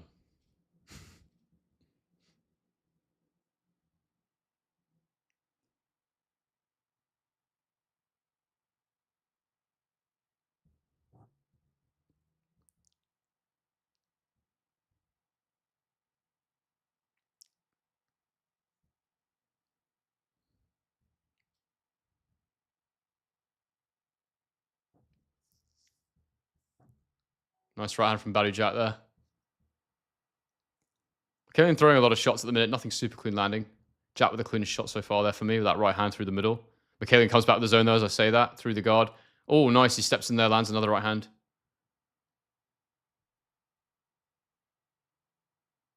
Right into the body from Mikhailian.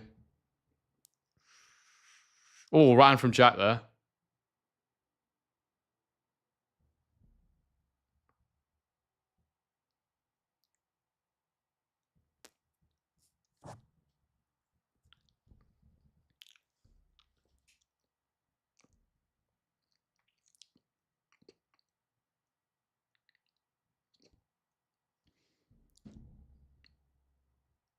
Oh my god.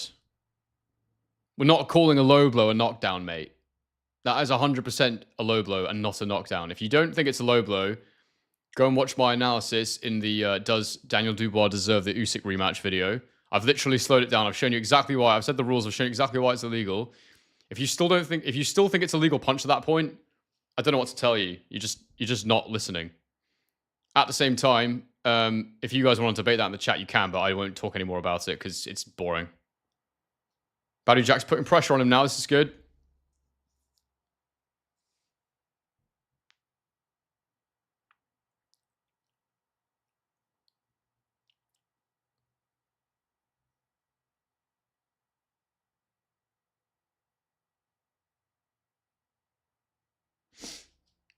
Shots on the inside there from Mikhailian.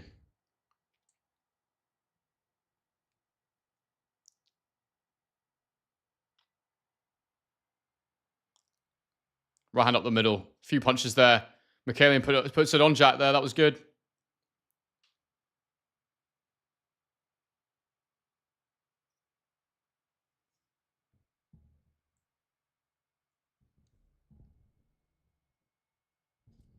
Uppercut from Jack on the inside.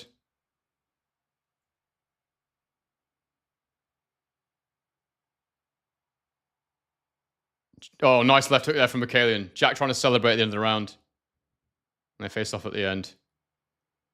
Badou Jack tried to celebrate. He definitely didn't win that fight. For me, that was a Michaelian win. Yeah, I hope Canelo gets him out of there real quick. He's not getting paid for overtime. So my final scorecard was 117, 111, Michaelian Jack. And I'm so ready for this to be over. I'm hungry. I want to go for a walk outside. But we need to do this Canelo fight. John, DDD intentionally went low and his team lied like crazy. Usyk knows they are cheaters. They will take anything. They can't stand the Spartan king named Usyk. Mate, to be honest with you, yeah, if you actually go and watch that fight back, there's multiple low blows in the fight. It's not just one or two. So many low blows. It's outrageous.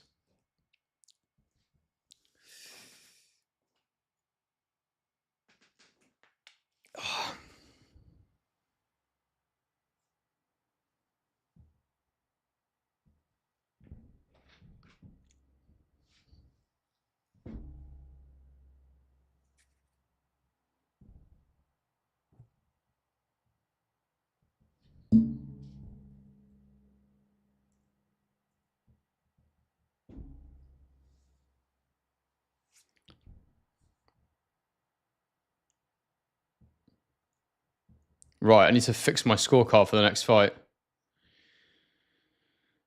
Hopefully it's quick. Hopefully it's on soon. Have I got a Cuban flag?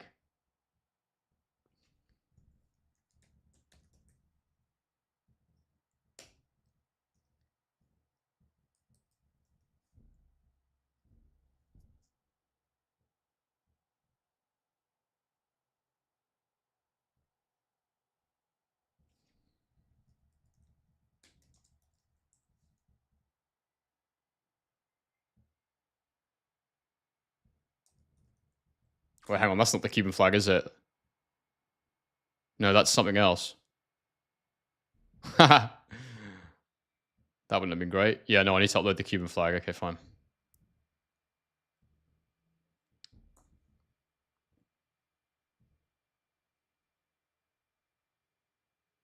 Well, hang on. That's not it either.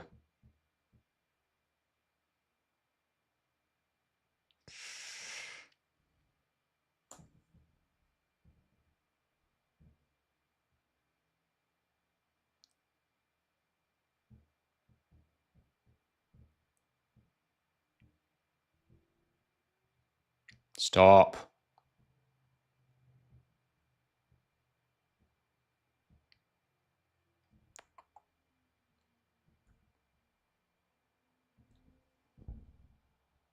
Oh my god, the first judge just called it a draw.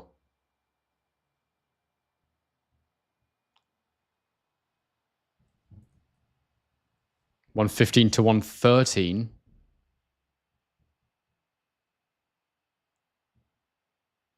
I swear if it's Badou Jack, I'll laugh my head off.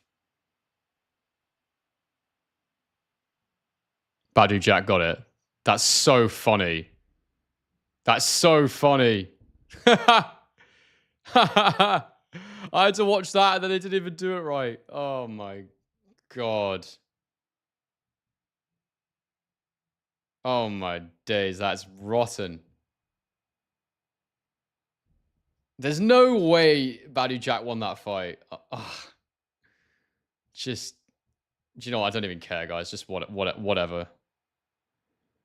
Whatever, man.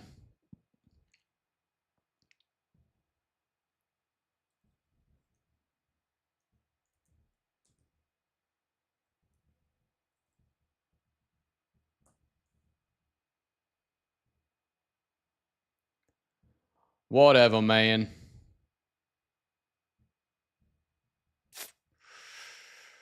Does anyone really care?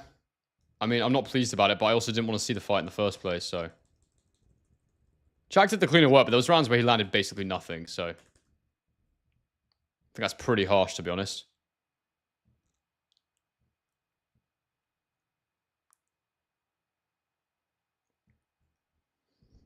Corey's saying these guys saying Jack won because of body language. Wild, eh?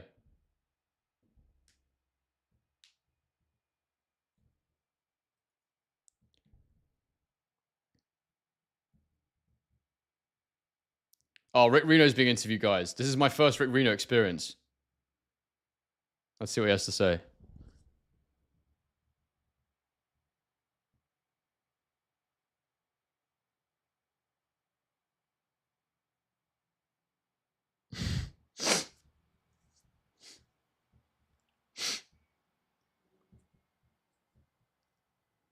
Rick saying in the box is a very expensive Ring Magazine belt, the most expensive ever made.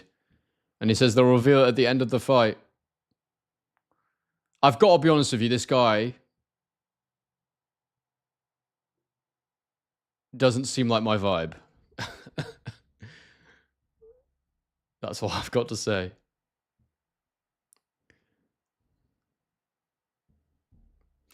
Guys, if you want to buy the fight before the main event, use my link in the description, please.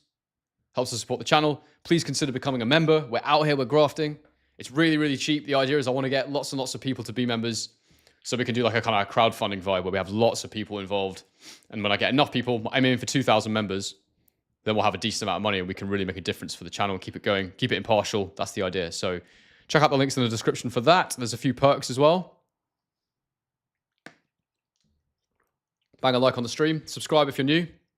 We're nearly at 10,000. It's been a grind, but we're getting there.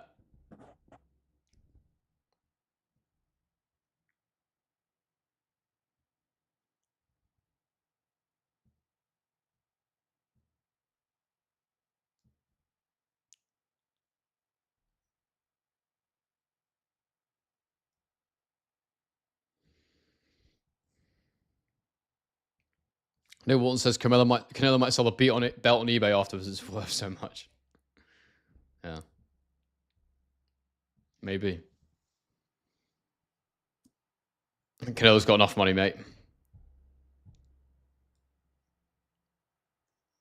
Yeah, Skull's pretty low output as well. There's so many things about Skull that are just perfect for Canelo.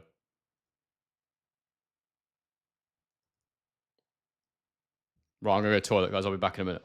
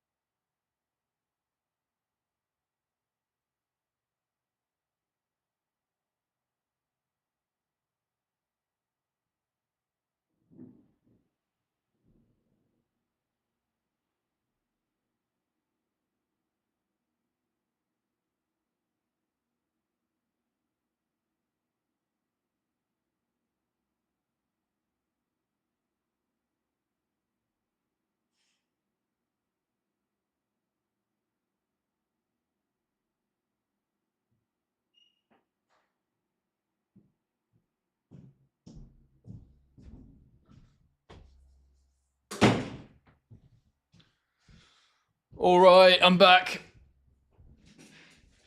Let's get Canelo in the ring. Hopefully this is interesting. And I'm happy for it to be over quickly and be interesting in that sense. Talking more about the low blow, Jack Black Cat says, clearly a low blow, nearly all Dubois' glove was below the belt line and Usyk's shorts were level with hips in the navel. Exactly, mate. Exactamundo. Corey Bochi says, the fact that Body Shot didn't even make contact with Usyk's flesh is funny. The whole of Dubois' fist was on Usyk's shorts. Yep, also true. I mean, you can have a shot that's on the belt line, but it's so below the belt line. It's ridiculous.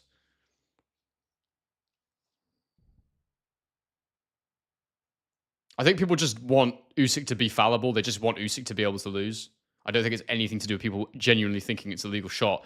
Maybe people think it should be a legal shot, like that should be legal, but then they don't know what it feels like to get punched there because it bloody hurts. We're 4 likes off 100 likes on the stream, guys. If you're in here and haven't liked it, please do. Do subscribe to the channel if you're new. We are. How many subscribers are we on? 9,568. We're getting so close to 10K now.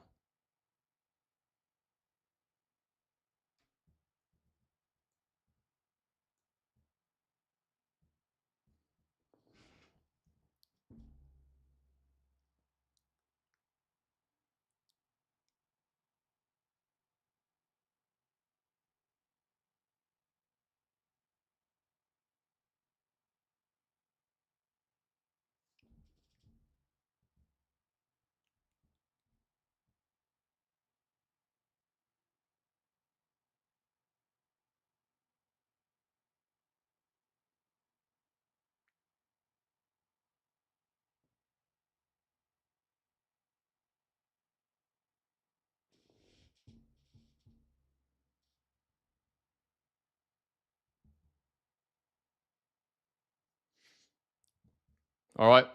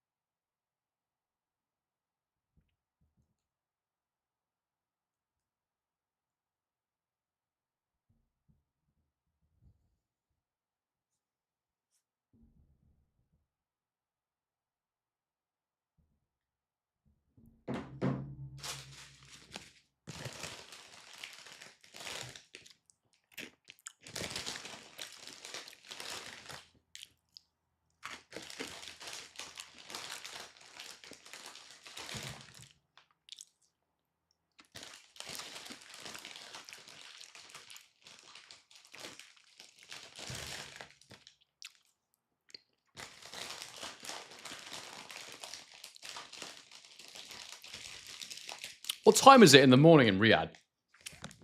It must be like 6 a.m. or something. Skull about to walk to the ring.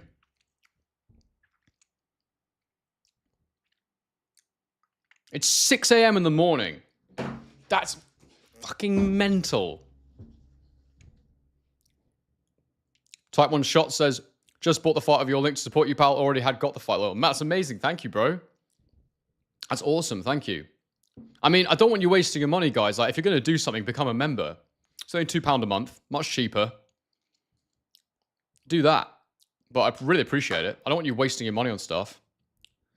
Yep, 6:13 a.m. in Riyadh. Fucking wild, isn't it?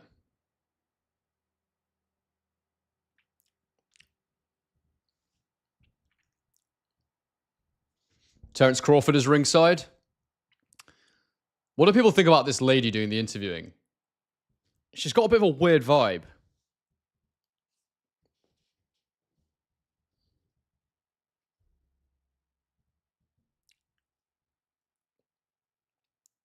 Type 1 Short says, I'm so nervous for this fight. 10,000 on Canelo, around 6 to 10. I need 10,000.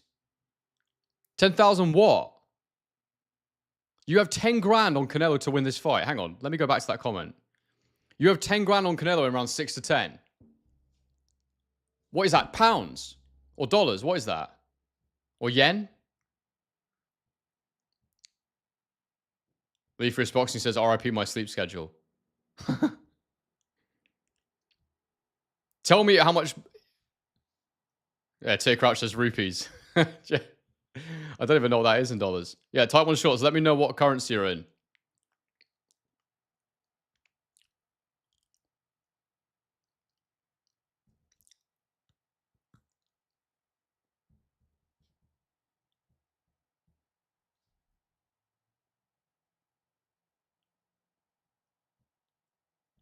What a weird interview with the interviewer and Terence Crawford. She's like, it's going to be in our house on DAZN, yeah? The fight with you and Canelo. And he's like, I don't know.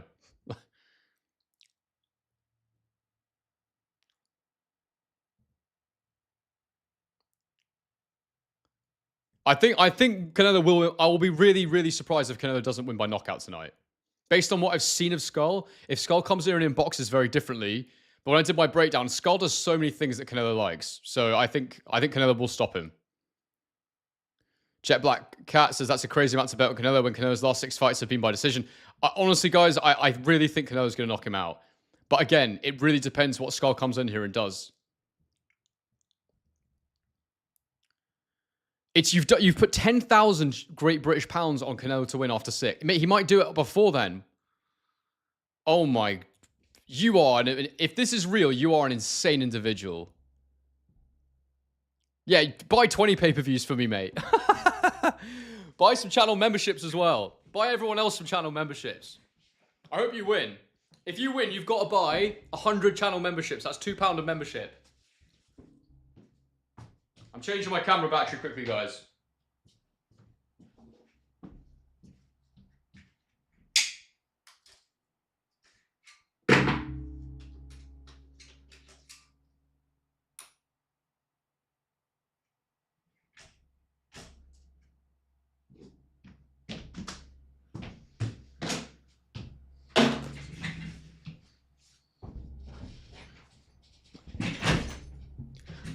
Type 1 Short says, if this one loses, I'm done.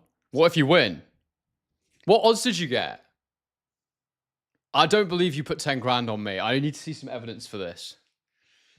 If you did put 10 grand on, you have to, oh my God. I'd be absolutely crapping my pants if I was you, if that's real. If that's real, bro.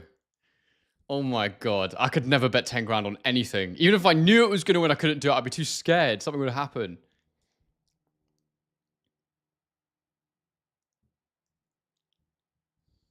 Here comes William Scull.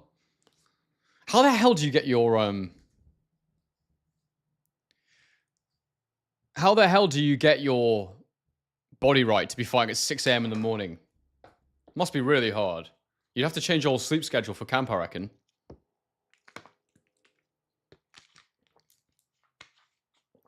Type 1 Short says, go big or go home. I mean, if that's if you've got a home to go to after, mate. Bloody hell. Bro.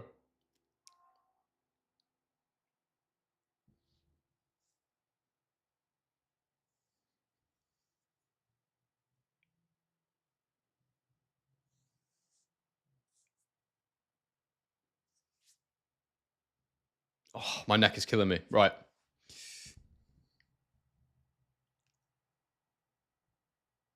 Some banging Cuban tune that Skull's walking to the ring to.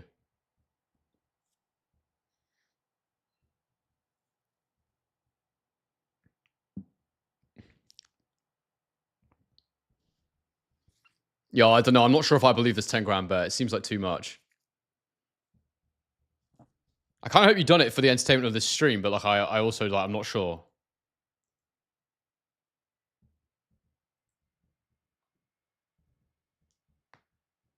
The cash out increases massively each round. That doesn't sound right.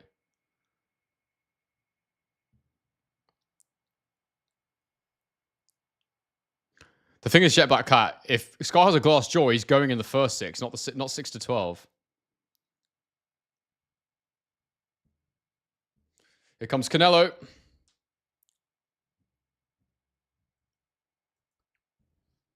I mean, he might have put this bet on. We don't have any evidence to say that he did or he didn't. But yeah, I'm not sure. It just sounds like too much.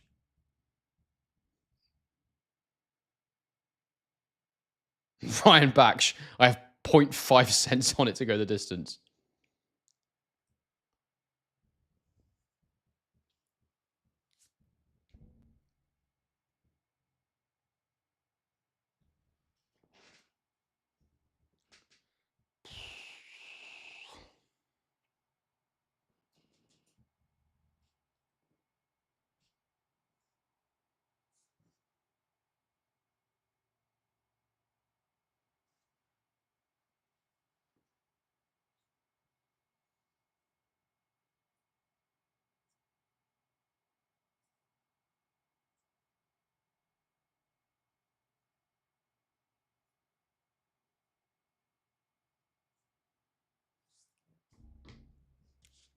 Canelo walking to the ring.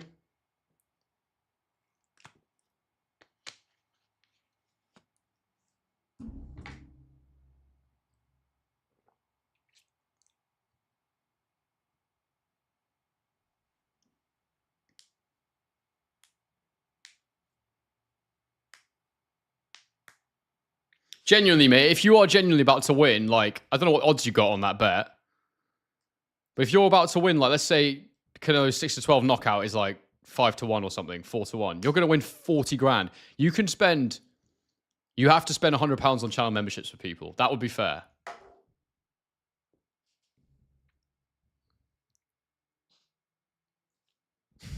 I just don't think you have, though. I don't believe this is real. But you did buy the pay-per-view twice, supposedly, so that makes me think you got some cash. I don't even know how you buy it twice, though, using my link. Surely if you bought it once, you can't buy it again, unless you made a new account. I don't know. I'm not sure if this guy's talking nonsense or not. Isn't it interesting how they have the national anthem of Saudi Arabia before the countries that the respective fighters are from?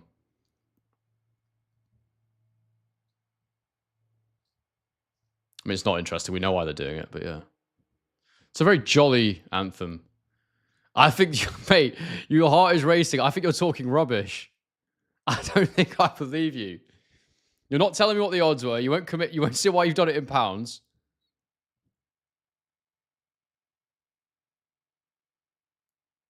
Ty Crouch says there's degenerates everywhere.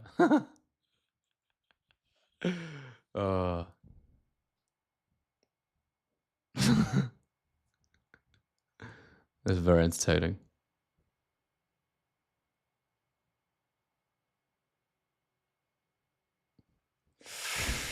Oh my God, can this go on any longer? I'm sorry, guys. I've been here 3.5 hours. It's a Sunday.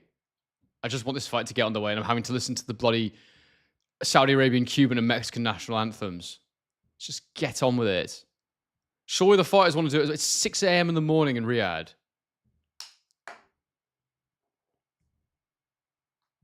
This makes no sense. Like, why even bother doing it in Riyadh? Just do it in America. Like, no one's going to travel to Riyadh for a 6 a.m. event.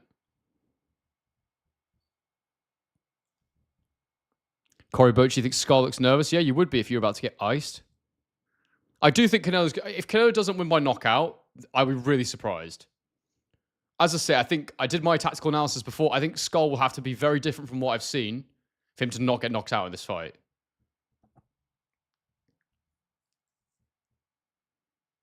If you go and watch my analysis, it's too late now, but yeah, we'll see what happens. Type 1 Shorts, you have to answer our questions about your bet, or I'm not going to read any more of your comments out. So I'm not even going to address this until you give us the details of this supposed bet.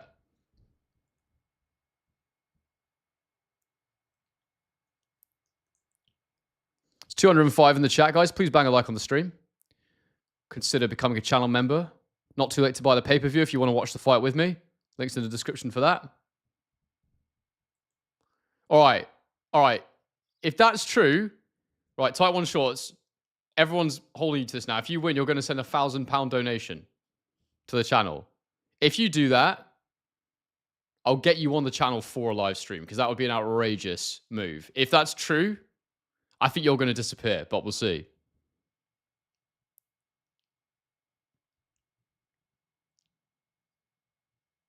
Lethrius Boxing says 500 is the max amount you can donate. You can do 2 500s. Yeah. All right. 2 £500 donations if he wins.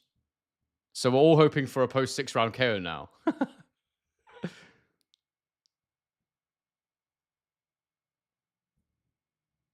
Ryan says bro is chatting. Mate, if I receive $1,000, then he's not chatting and we all look like mugs. But if the bet comes in and I don't receive my money, I will chew you out on this stream forever, mate, for lying.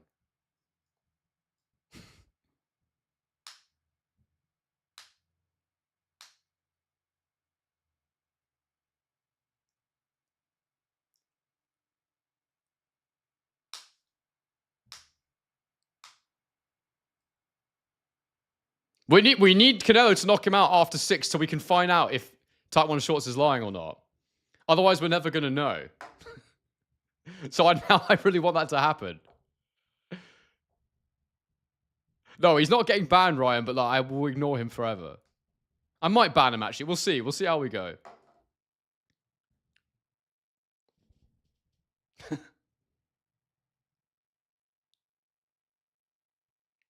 Yeah, if it's real, the stress would kill me.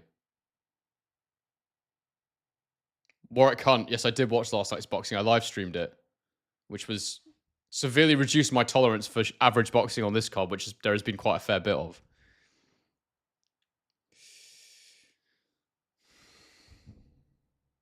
Kroger says, who you got if Crawford and Canelo fight in September? Well, they will fight in September as long as Canelo gets through this. Honestly, the more I think about it, the more I think Crawford's actually got a chance. But we'll have a think about that in the future. I would never want to make a pick right now. I need to study it properly. I do feel like Canelo's not even a great matchup for him, and as well as the fact that Canelo's a lot bigger. So, yeah, I mean, you got to say Canelo's the obvious pick, but I want to actually sit and really think about if I think Crawford can win or not.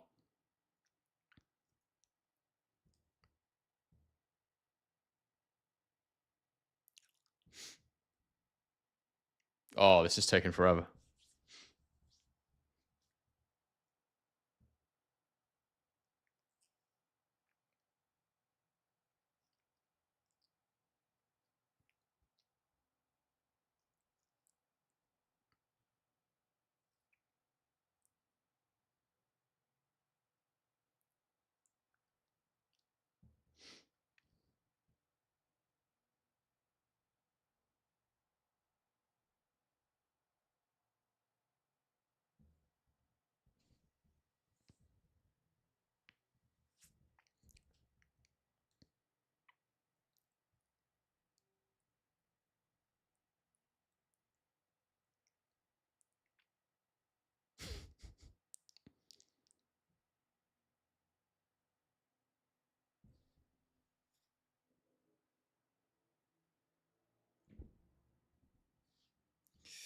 Here we go.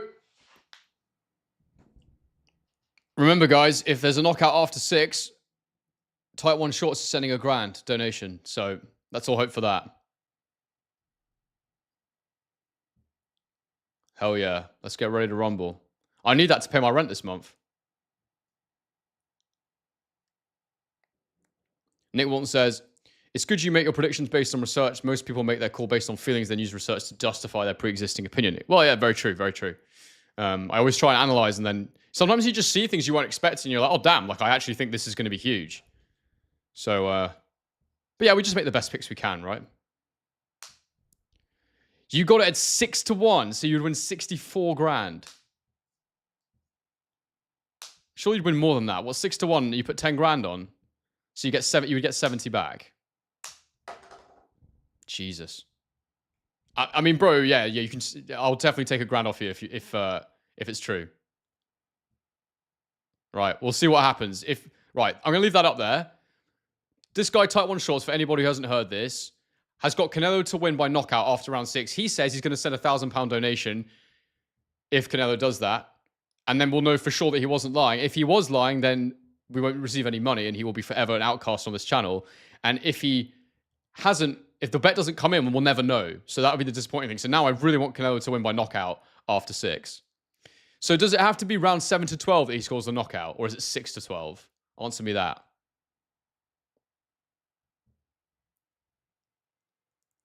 Brian says he's got to have turkey money or else he's crazy. I mean, some people have got money, bro. It's not me, but...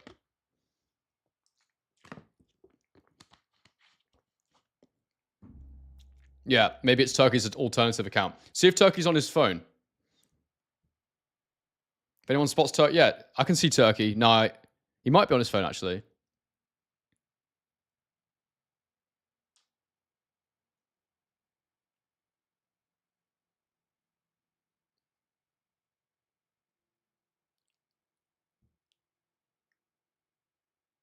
Tight One Shorts has just said Turkey is the GOAT, so maybe it is Turkey's burner. Right, here we go. Ready to go, finally.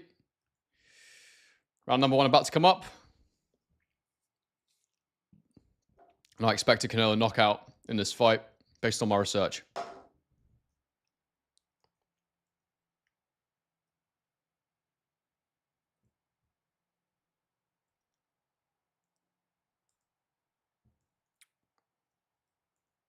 Here we go. And we're underway.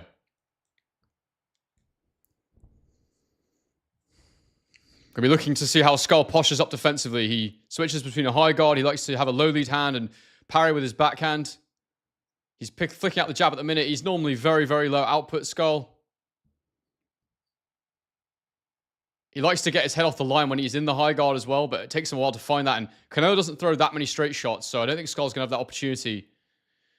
He's got decent legs, Scull, but when he touches the ropes, which he does often, he drops his right hand. And there's a chance that... And he always exits out to his right-hand side as well. Canelo will study this and will know this. I also don't think Scull has much punching power. He looks a lot bigger than Canelo, but I don't see that being a problem. I think Canelo punches significantly harder than Scull does. Canelo already landing a shot on the ropes there. Something Shishkin really struggled to do. I think Scull might look to avoid parrying in this fight because his timing on the parry is usually pretty poor. And as I say, Canelo doesn't throw many straight shots.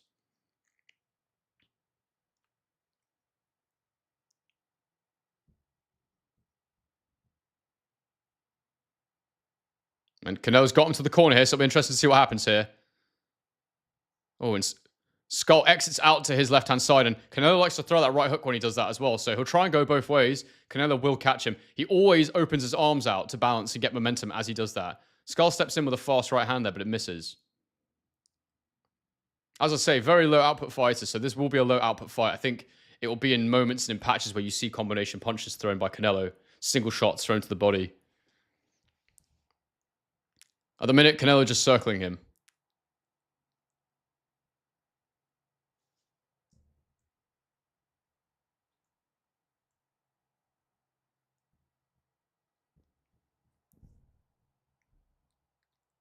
Skull switching there. Not really seen him do that too much against Shishkin, so that was interesting. And he is moving out to his left side more in this fight as well, Skull, which is interesting. Something he didn't do much against Shishkin at all. And now he's in the corner, so let's see what happens. He's twitching a lot. He's trying to keep Canelo confused. I mean, Canelo's burning zero energy right now doing this. Just shuffling around the ring. Skull's got to look for Canelo foot faults for his attack. I don't think Skull's really landed a clean punch yet. Neither man really has, though. 30 seconds to go in the round, and really nothing clean landed for either man. Canelo, sort of a vague shot to the body. Skull's thrown more punches, but nothing landed clean so far.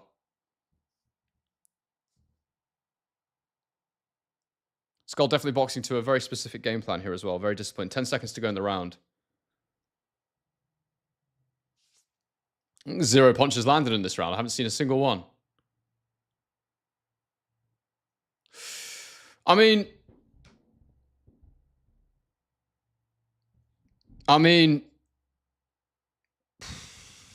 yeah, I don't even know how to score that. It was that dead of a round. I'll give it to Canelo for the ring generalship, but nothing happened. Skull was just picking the jab, but it wasn't hitting. It was just hitting gloves. Give it to Canelo for the come forward work.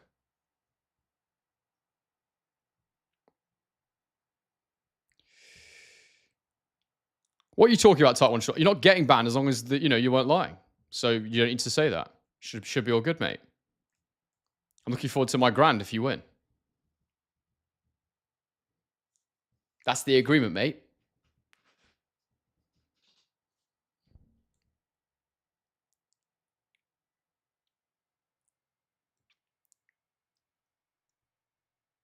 Round 2. Underway.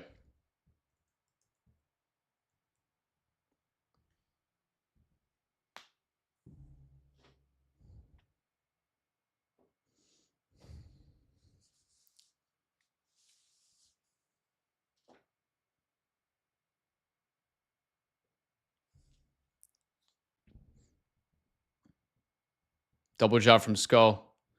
Not clean.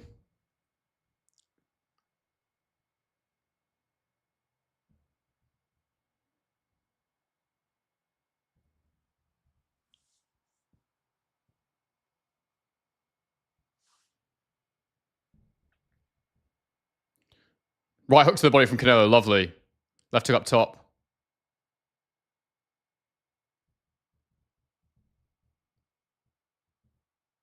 That was a lovely hook from Canelo to the body. Really powerful and fast.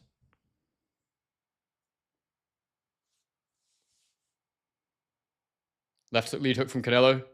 Right hook to the body from Canelo. Skull knocked off balance there for a second. Comes in with a jab. Skull, really limited punching power. His hands are low now. And in this posture here, he gets hit. If Canelo feints to the body, I think in that posture there, you know, he will drop his hands. He will try to parry from that position. And that's when Canelo can land the right, step in with the right.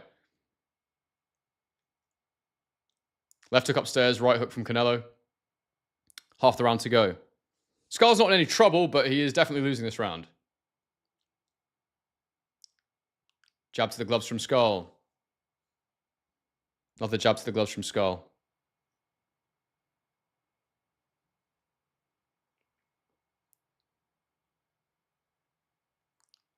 Canelo misses the right hook as Skull exits off the ropes.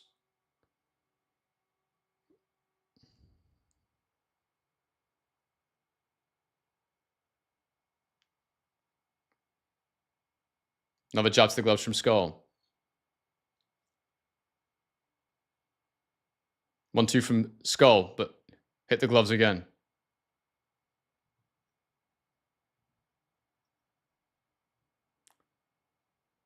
Skull in the corner now. Canelo's starting to cut the ring off. I'm just waiting for Canelo to step across and land another hook. That's what he's looking to do. Canelo's making him work quite harder. He's having to move around quite a bit. He should be able to do this all night, but right hook to the body from Canelo just misses. As Skull dances away. Canelo needs to get closer to him when he's on the ropes and then attack quickly and cut off the angle. 1-2 from Skull on the gloves again.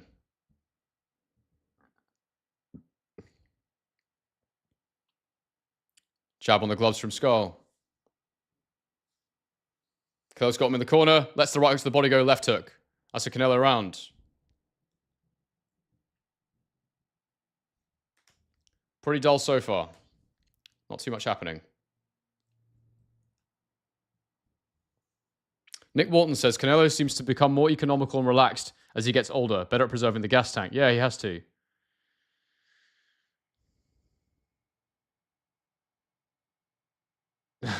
Leafer says Skull is goofy AF. I thought I saw someone commenting saying that they had it. Oh, it was Corey. Yeah, I thought you're at 2018 Skull, and then you've corrected yourself. There you go. I was like, what? I was like, ain't landed a punch. Good pacing for you so far, Type 1 Shorts, if indeed your bet is true.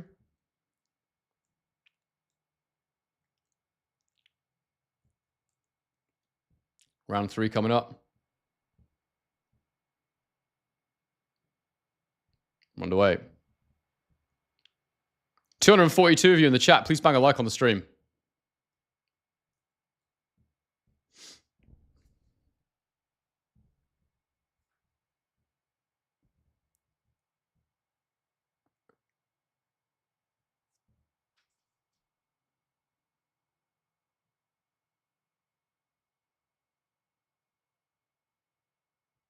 Left hook to the body from Canelo. He blocks the counter right from Skull.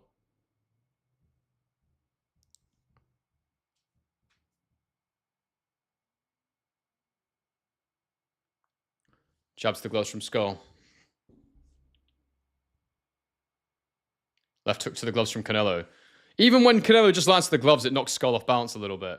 1-2 from Skull, both miss. Jab to the gloves from Skull. I honestly don't think Skull's landed a clean punch so far. Throws the right hand and Canelo just shoulder rolls it. Body jab misses as well from Skull. Jab to the gloves from Skull.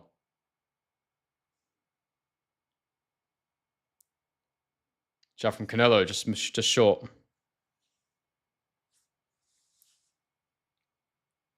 think Canelo needs to start feinting a bit more. Jab to the gloves from Skull. Someone deal with that spam, please. Left hook to the body from Canelo. Yeah, can someone deal with that bot comment, please? Moderators. Right hook from Skull to the gloves. Double jabs to the gloves from Skull. David Ho thinks that Skull won the last 2 rounds. I didn't see him land any punches, so I don't know how you decided that, but that's fine.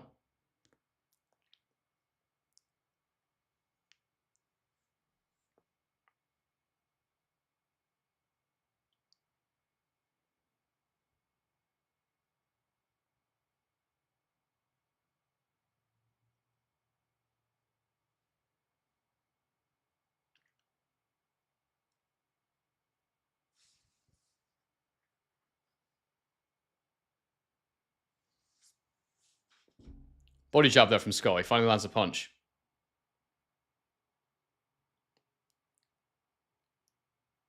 Jab to the gloves from Scull.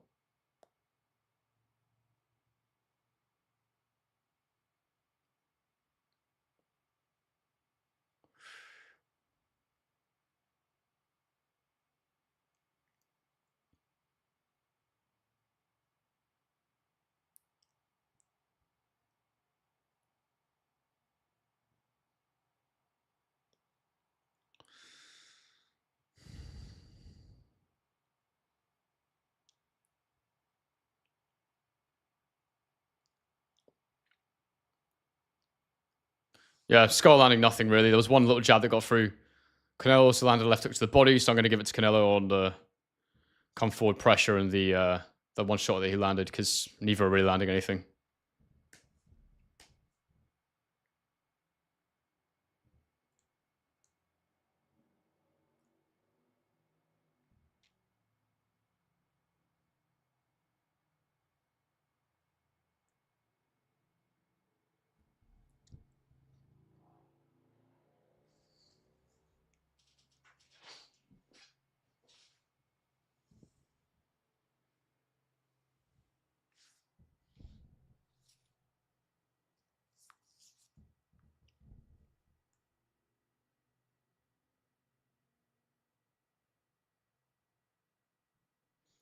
Ten seconds out.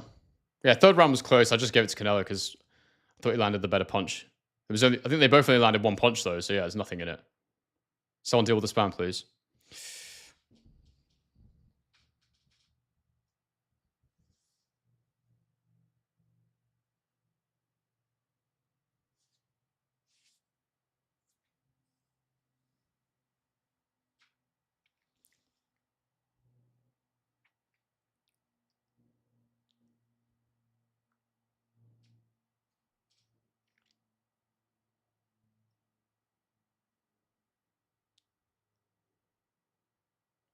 There we go. Canelo gets him to the corner, lands a couple of hooks. Scull fires a counter jab. I don't think it really landed that clean, but Canelo stepped out.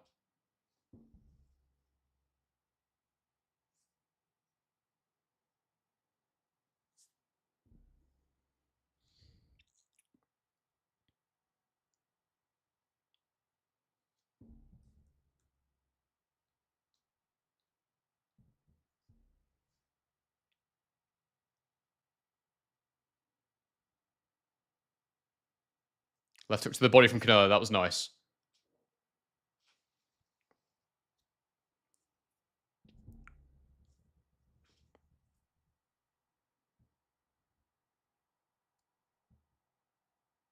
Scull's done zero parrying in this fight so far, but then Canelo hasn't really given him much to parry either.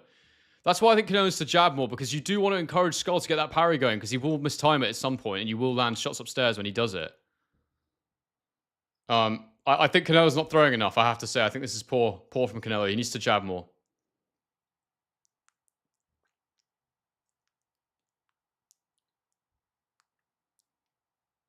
You know, and this is a much lesser version of Canelo than we saw a few years back, that's for sure.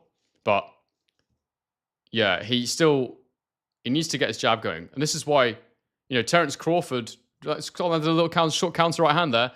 This is why Terence Crawford will feel confident. Because Canelo has got really low output these days.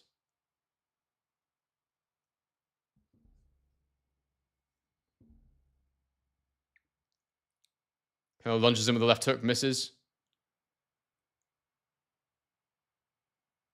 Skull is surviving though, there's no doubt about it. He's posturing like he's doing something, but he's really just moving around. And APG says Skull is not ahead. I also agree with that. I haven't given him a round. Although I have Skull. There you go, jab to the body. Skull's probably just ahead in this round for me. Canelo's only landed one punch. Skull's landed a couple. Little right hand there from Skull. I think that just sort of half landed.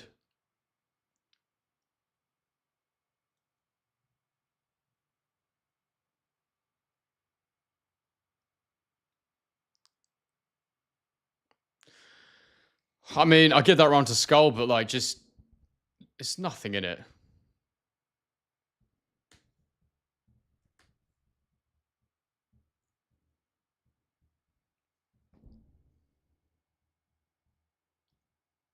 Lethrius Boxing says, if Buzz stays on the outside and moves to 12 rounds, I promise he beats Canelo. That is the way to do it. You might be able to. Canelo's slowed down a lot.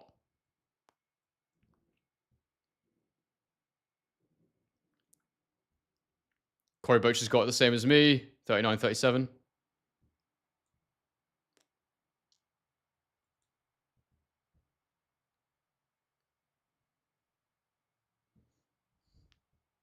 Round 5 coming up.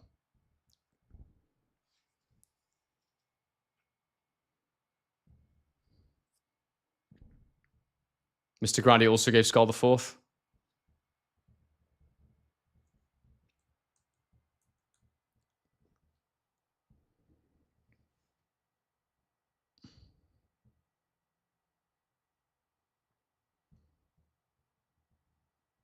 Double jab from Scull, but it's on the gloves. Oh, uppercut from Scull landed. That was good. He jabbed the guard and he fired the uppercut through the guard. That was nice. Just popped Canelo's head back there.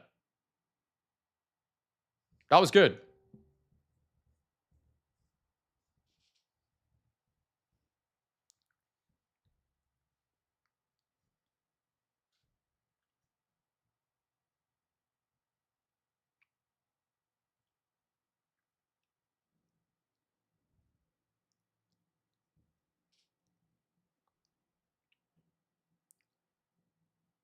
Jab to the body from Scull.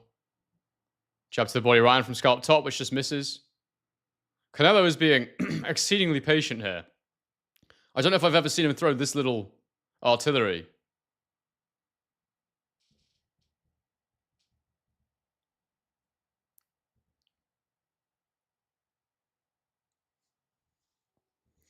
It's almost like Canelo's corner have a plan to get Scull a little bit more tired and then just really turn the screw when they get to the second half of the fight, potentially, which would suit the supposed bet of our friend, what is it, A1 Shorts?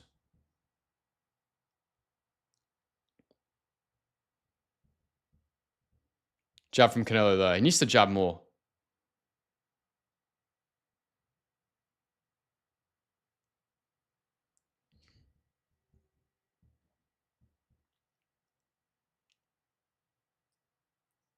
Three-punch combo from Canelo there. Right into the body. Landed, but then the left hook up top missed. Callum Crichton says he's just warming up. Callum Crichton with that great shout yesterday saying that he felt Rolly would upset Garcia.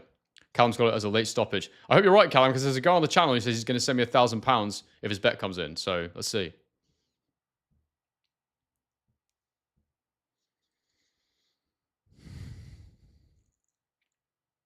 Right hook to the body from Canelo. Lands. Skull dances away.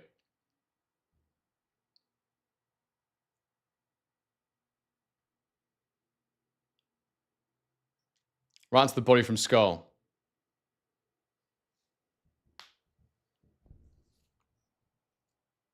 Oh, right hook to the body from Canelo. Scull tries a counter but misses. Canelo's starting to just put a little bit more into it. He's starting to step in a bit more.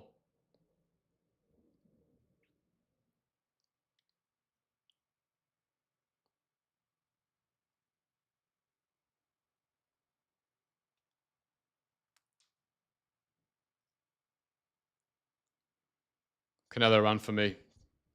Pretty easy to score for Canelo for me, that one.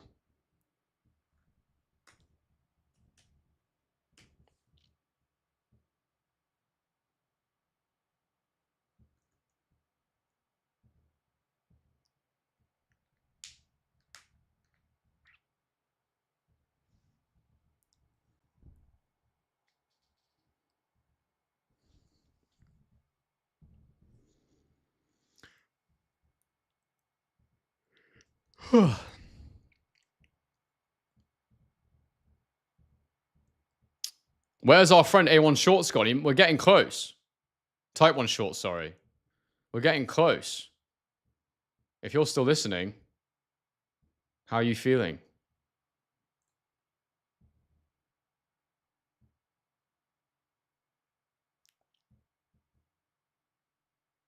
Round 6.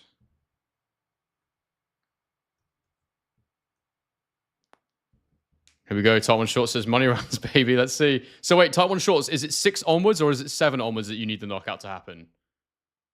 So is it from now you would make money or is it from 7 that you would make money? If so, I'm cash out 12.5K. Hey, bro, you cash out if I still get my grand. Right hand from Scull. That was good.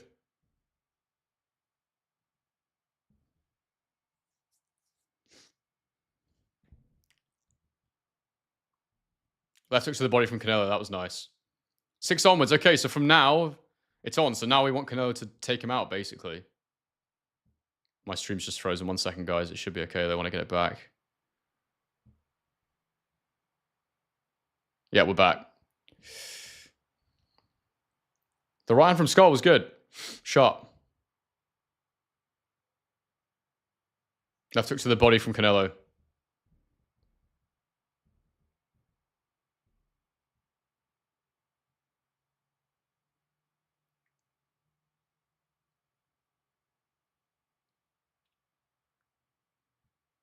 Right hook to the body from Canelo. Nice shot.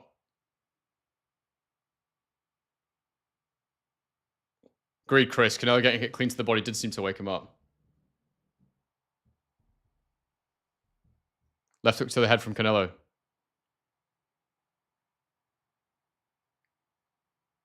Yeah, I know, Tay. It's usually I was thinking that it usually is 7-12, not 6-12, but apparently he's got 6-12. So let's see. Unless he's misread his own bet, which might not be real.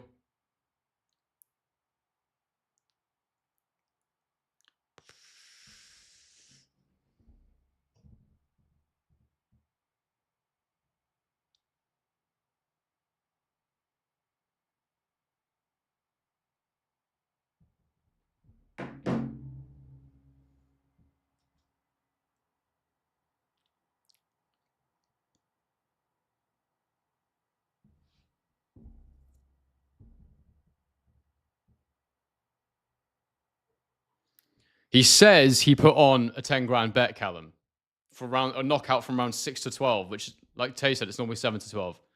But yeah, that's what he claims, so we'll see.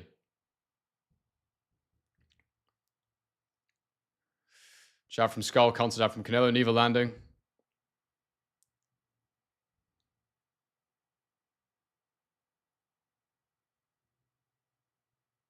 Right hook to the body from Canelo.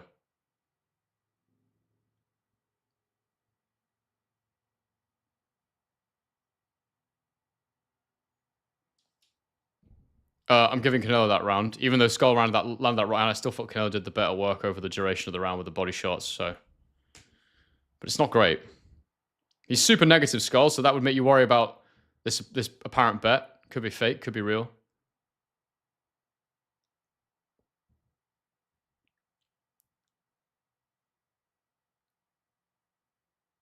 Indeed, Corey Bochi. Scull survives the first half.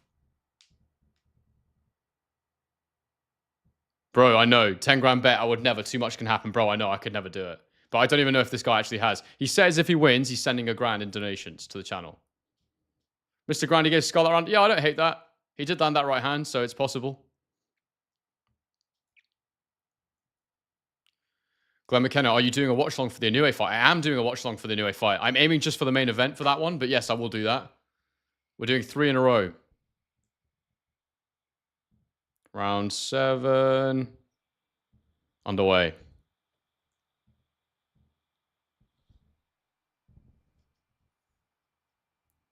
Canelo's going to try and get closer now. He needs to get his feet closer, and then he needs to cut off the exit. Ren Prof says Canelo is losing this fight so far. I mean, if that's how you feel, mate. You know that the punches actually have to land to score them.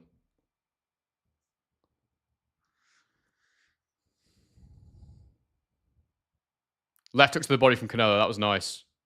He's up the pace now a little bit, Canelo. He's moving his feet a bit quicker. He's cutting the ring off a bit faster. Double jab from Scull. On the gloves, I should say. Wasn't scoring. Canelo's got him in the corner. Let's see what happens here. Steps in with the left hook to the body. Scull came back with a 2-punch combo, and I think it might have landed clean. It was hard to see with the camera work, but Canelo ended up clinching, which made me think he didn't want it. He didn't want to keep it there, so let's see.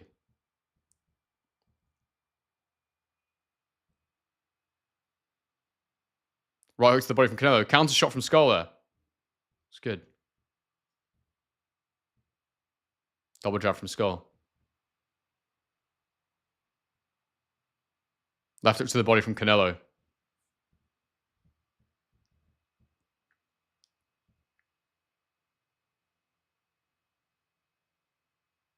Oh, right hand from Scull. Good shot.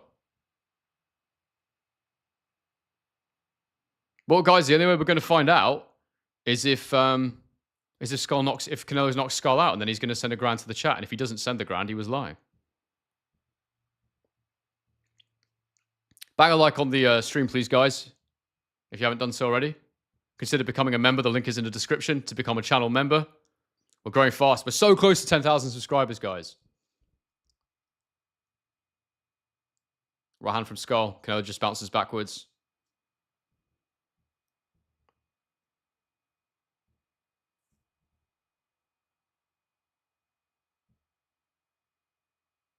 Oh, counter left hook from Scull as Canelo tried to get him in the corner. That was a good little pot shot.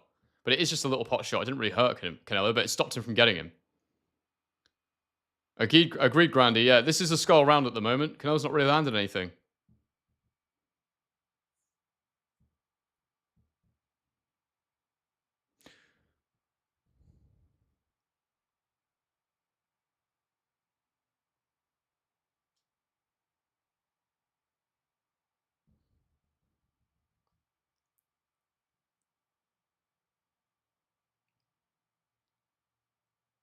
Scull misses the 1-2.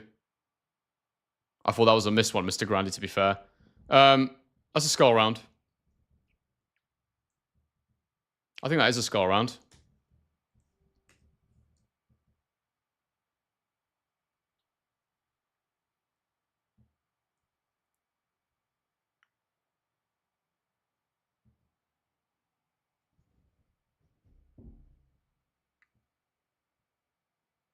Calvin Crichton says, Scull's hurt to the body. I can tell he's going to retire on his stool. Not now, like 11. Why do you, I mean, he's been taking some body shots, but why do you think he's hurt to the body? Did you see something that made you think that? Indeed, Ryan backs, dude, just surviving, man. I mean, he did win that last round, but yeah, he's also not being hugely ambitious, is he?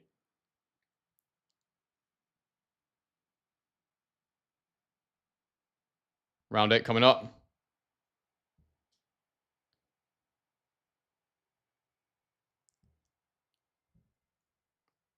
Round away.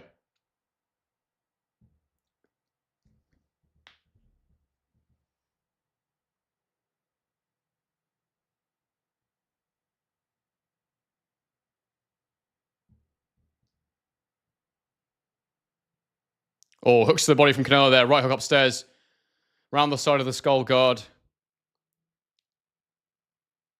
Jab to the body from Canelo. Scull comes back with the 1-2 to the gloves. Right hook to the body from Canelo.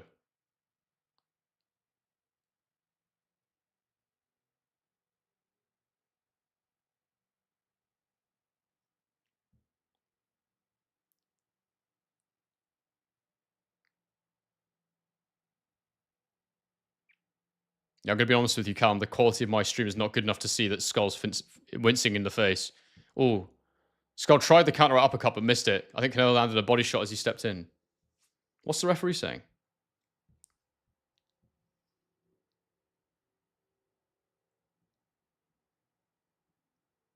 Oh, left hook to the head from Canelo. Nice punch. He's starting to turn up a bit now, Canelo, for sure. He's got his timing down on those hooks. Scull not negating them so well this round. He's going to start getting slower and slower. That lateral movement's only going to work for so long if he starts getting more tired. APG says body shot could end this fight. Certainly could, mate. It's basically the only way Canelo's been landing, bar 1 or 2 punches. 1-2 from Scull misses. Lance Williams says this fight isn't great. Canelo fights bumps. Oh, right hook to the body. Then Scull fires a counter left hook and spins out.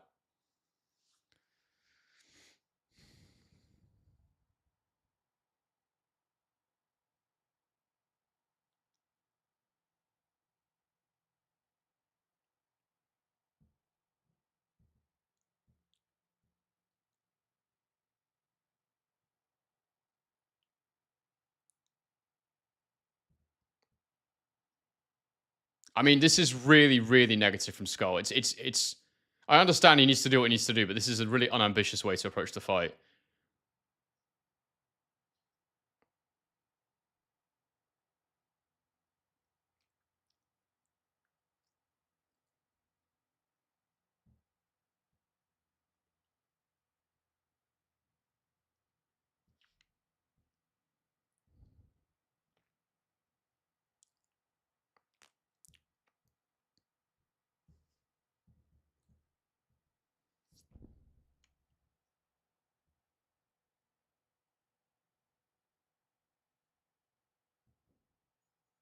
That wasn't a great round, and I don't know how to score that one. I've got to be honest. I thought it was just. I think did Canelo land much there? I don't really remember. Type 1 shorts, are you going to cash out? Or are you telling the truth? Oh, I guess I gave it to Canelo for pressure, but I didn't really see much clean landed there.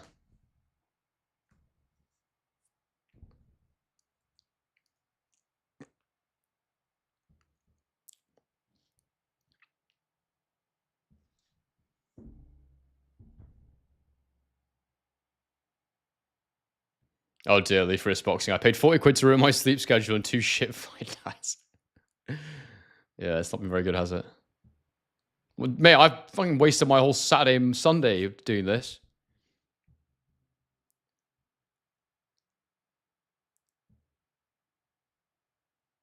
Round 9.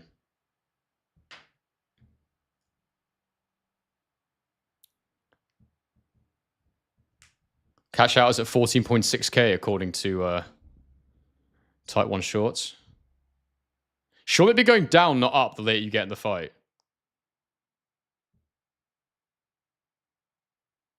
I think that's fair. If he cashes out, you can donate 500. I think that would be fair.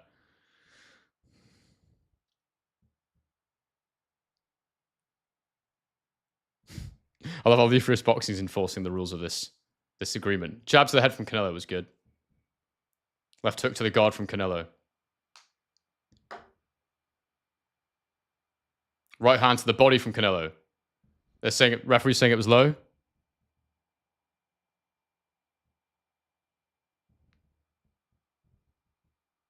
Referee's telling Canelo to keep them up. I'm not even sure if that was low. I need to see that again.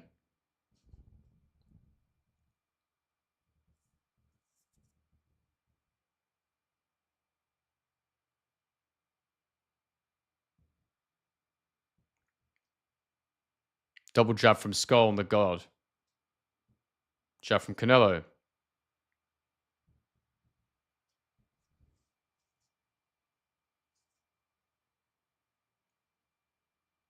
Left hook to the body from Canelo. Right hand from Scull, misses.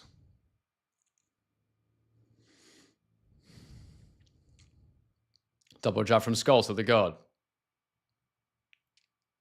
Right hand from Scull. Missing. Canelo takes a lunge backwards and it takes the sting off any of the shot that landed. Left hook to the body from Canelo. Minute and a half to go in the round. Apparently. Oh yeah, it's because the clock started late, didn't it?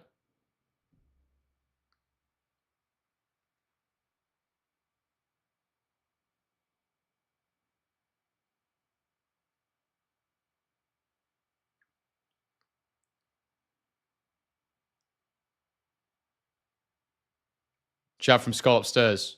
Crawford will be licking his lips watching this. He really will.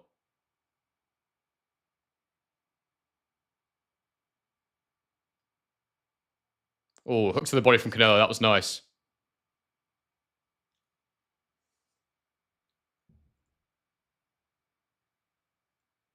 Right hook to the body from Canelo. That wasn't low. I don't think that was low. I want to see it again. I might be wrong, but...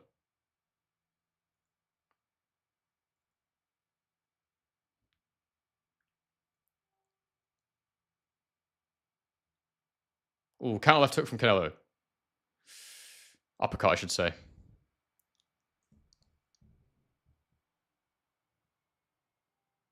Oh, right hand from Scull. Canelo rolls it.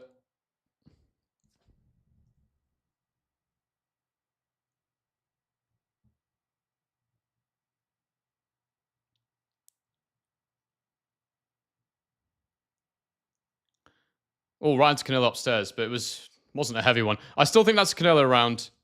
I just think he landed a bit more to the body, basically. And Skull's punches are so light.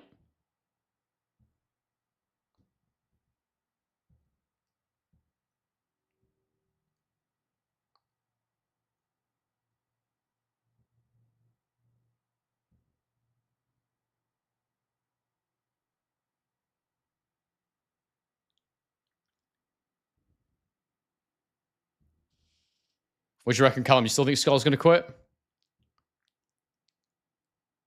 Maybe my guy should cash out. Yeah, I just don't believe he's got a cash out for 14 grand, though. If anything, it'd be like, I reckon if he's bet 10 grand, I reckon his cash out will be on like 7 or something now.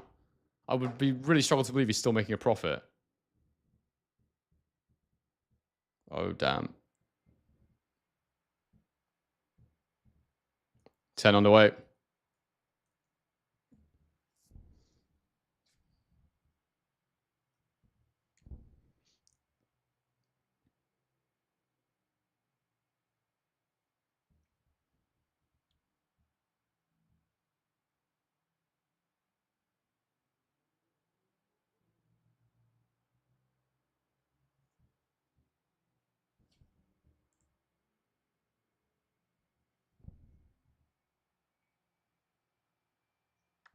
Hook from Canelo misses.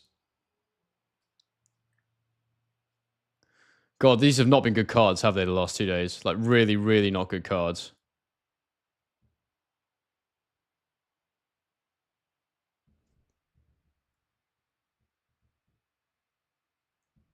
Agreed, mate. Canelo's work rate's been poor in this fight. He hasn't used his jab anywhere near enough to close the gap as well. Like, I don't believe Canelo can't use his jab. I know he's, like, you know, older now and has lower output now, but why would he not use his jab more? I don't understand.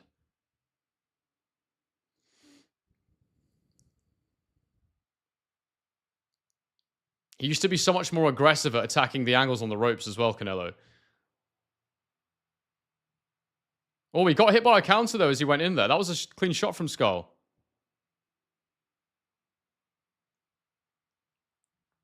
Honestly, I've watched Scull and I've never seen him box like this. This is a very disciplined display from him. I don't love it. It's not fun to watch. But equally, if you want to try and get some sort of result, left hook to the body from Canelo, lands there.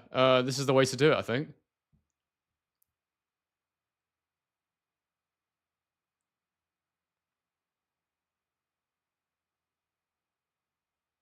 I think Sergio Moore is being pretty biased, to be honest. You can't talk. Scull can do whatever he wants in there. It's not up to him to decide how Scull should approach this fight. Am I enjoying the performance? Not really.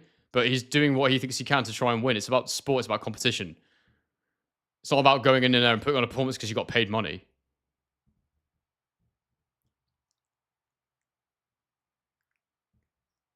He's just basically he's cashed out his belt and he's trying not to get knocked out. He can do what he wants. But at the minute, I got Scull winning this round. So body shot from Canelo is blocked.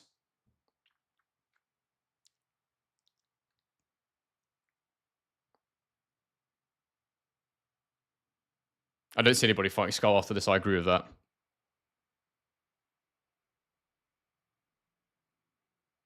But Canelo's not done enough either. Canelo's not done anywhere near enough, and it just makes me wonder how much he's slowed down.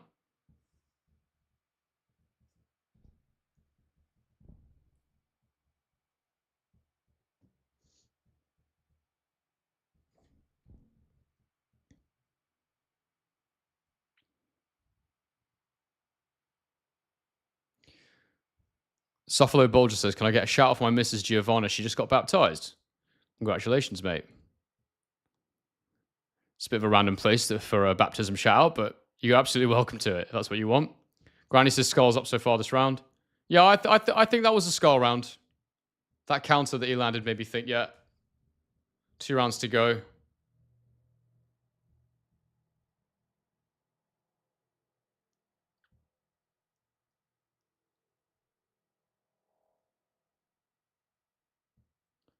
The referee told Canelo to start fighting. That's hilarious.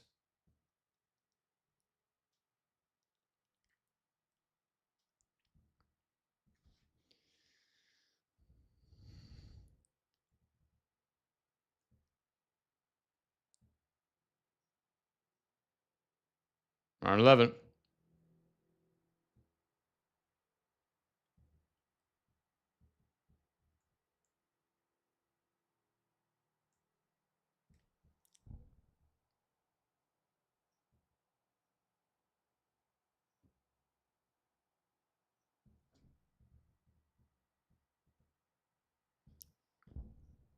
Canelo misses with the right to the body. Skull nearly falls over, getting away from it.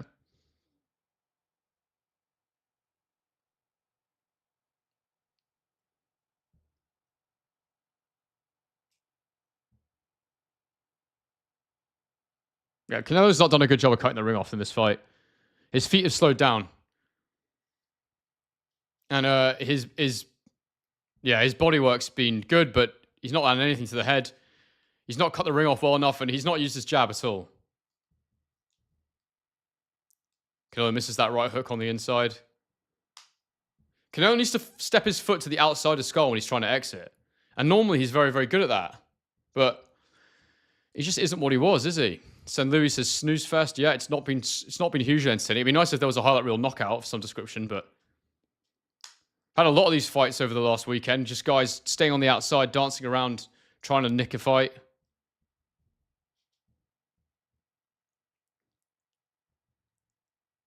Right into the body from Canelo. Skull's saying it's low, but I don't think that was low. I really don't think that was low. Left hook to the body from Canelo. Skull did land a counter, but Canelo then slipped away from the follow-up shot.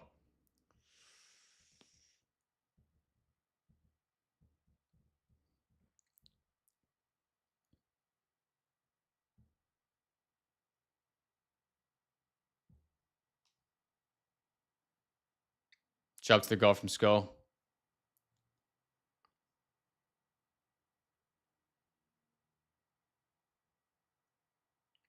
Canelo ties him up. Oh dear, that was not good. So Canelo tied him up, slowing him around. The referee said stop boxing, and Canelo gave him a body shot. I think that's just frustration from Canelo there.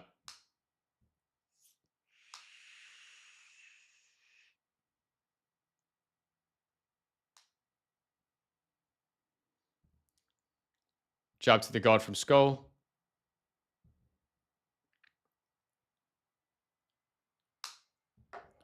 Please bang a like on the stream, guys. And they've got a couple of rounds left, or a round left after this. Subscribe to the channel, become a member if you fancy it. Helps to support me, keep me impartial and objective. That's what we're doing here. Trying to build a really big community of members. Callum asking if he cashed out. No idea, mate. Apparently he was going to send me 500 quid if he cashed out, so I don't know. And we're in for round 12, so we'll see what happens here. I really don't think it was a real bet, to be honest, so...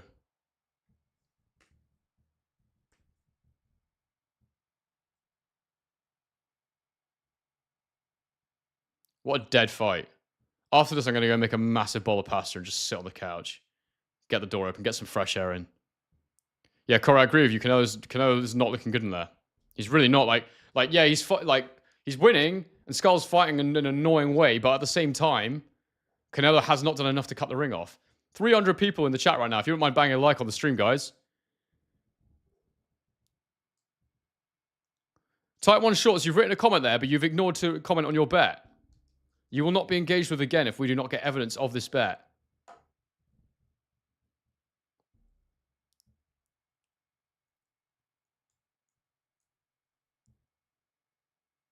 Round 12. Let's see if Canelo can get him.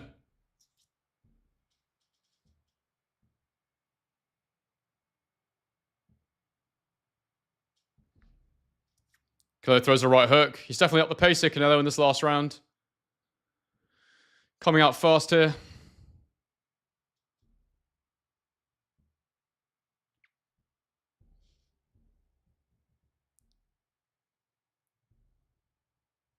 Jab to the body from Canelo. Skull nearly falls over.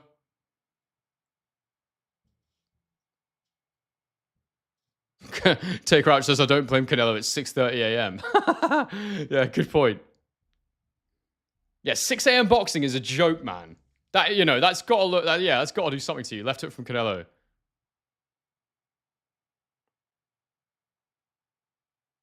Orbis says he's not going to cash out because he doesn't have a bet, but he's going to crash out. Yeah. Not long to go. Only 2 minutes, and then we can all get out of here.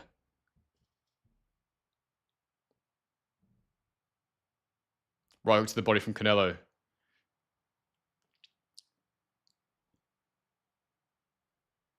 Left hook upstairs from Canelo. Skull comes back with the combo that Canelo slips. Oh, right into the body from Canelo. They're telling him to get it up. May have been a bit low. I couldn't really tell. Left hook to the body from Canelo. That's a good shot.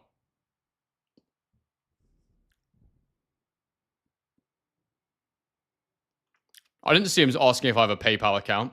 Mate, I'm not sending you my details. You can donate it to the stream. Or nothing.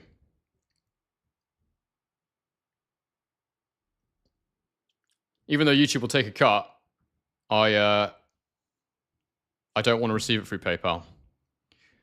I'm not giving out my information like that on the internet.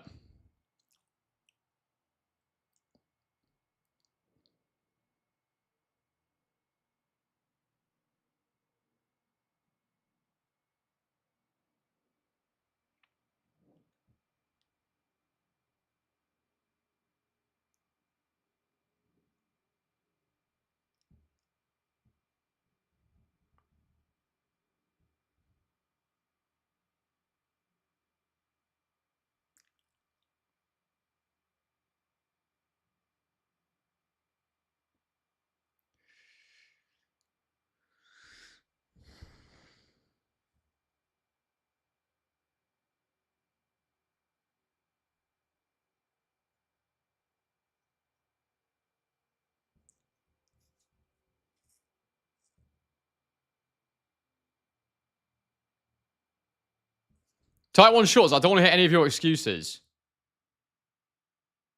We agreed. I would donate the money or your bet was bollocks. Did you cash out or not?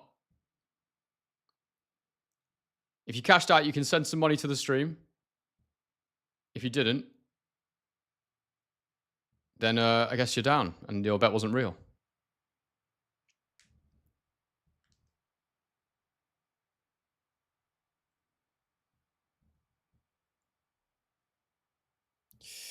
Well, that was rubbish.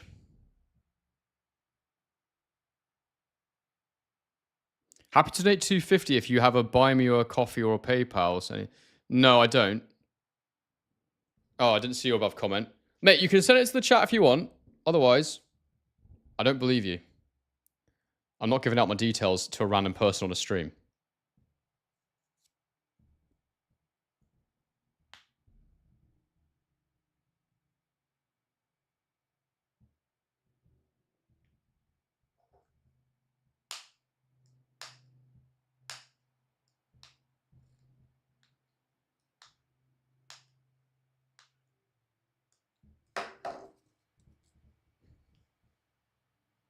Well, I didn't even finish scoring. But yeah, Canelo's won that. It was a dead fight. Really, really boring. I don't even think it's worth doing a reaction video, to be honest. It was that dead.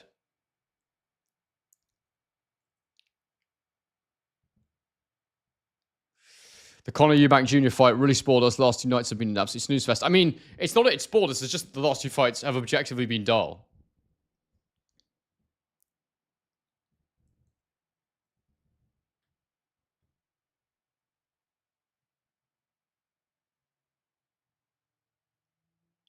Type 1 shorts. Mate, no one's believing you now. We had an agreement, and now you're going back and saying, oh, I've donated before. I've supported your channel for a while. I'm happy that you do that. Keep watching the channel. But we don't believe you now about the bet. Sorry to say.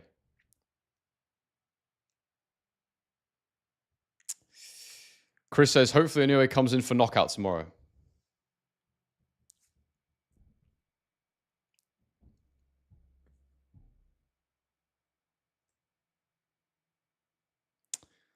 Well, guys, we'll get the result.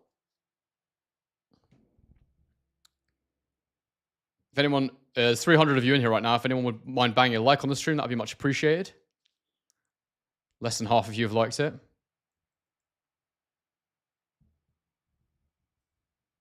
Canelo's pissed off, but he didn't do enough.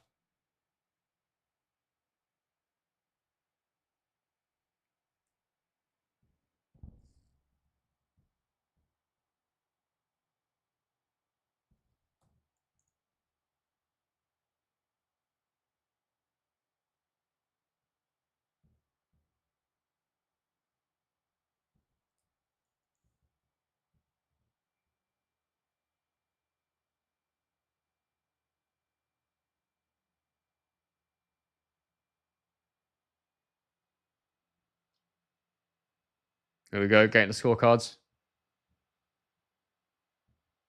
Oh, super chat from Callum. Big up, mate. Thank you very much for that. Legend.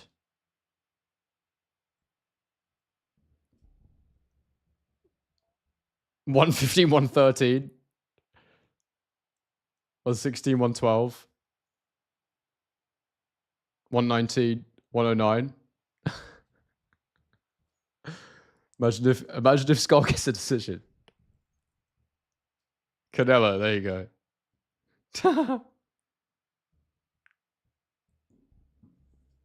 All right. Canelo gets the win. I'm absolutely dead.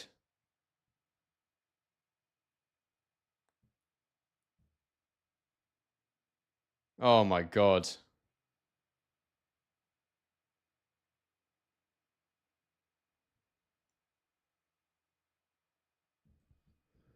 Oh, I'm tired after watching that. That was hard. That was a hard watch.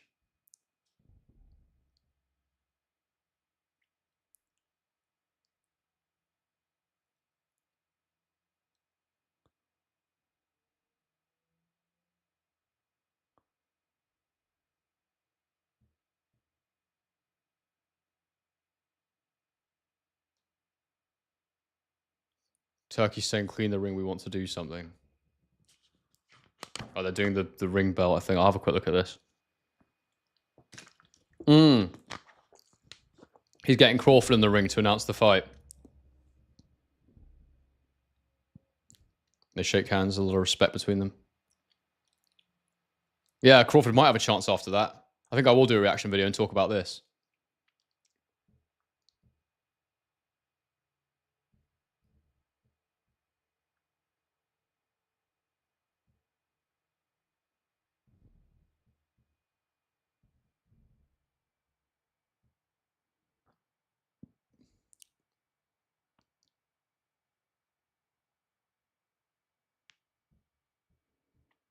This is dead.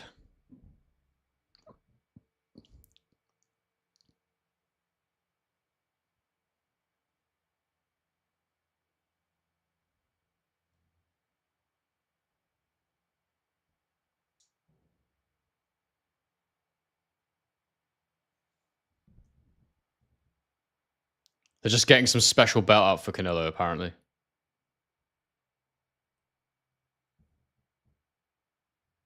Oh, big up Glenn. Thank you very much for the donation, mate. Every penny helps.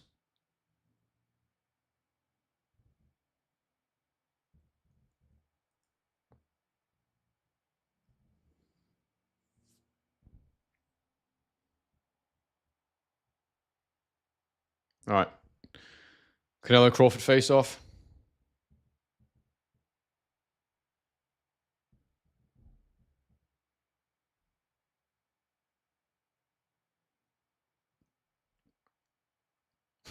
He's forgotten Crawford's first name. Canelo Alvarez and Crawford. 12th of September in Las Vegas.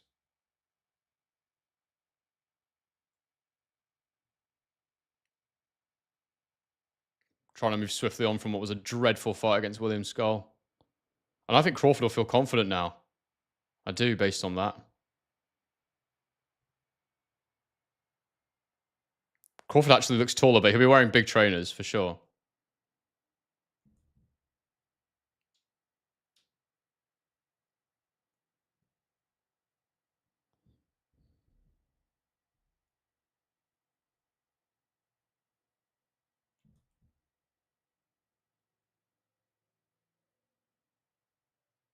Why do they not? They keep not saying Crawford's name. They keep going, Bud Crawford or Crawford. It's Terence Crawford, guys. How do you not know his name?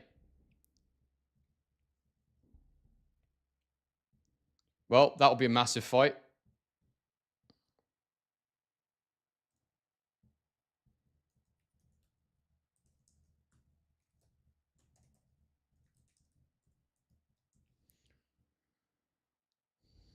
All right.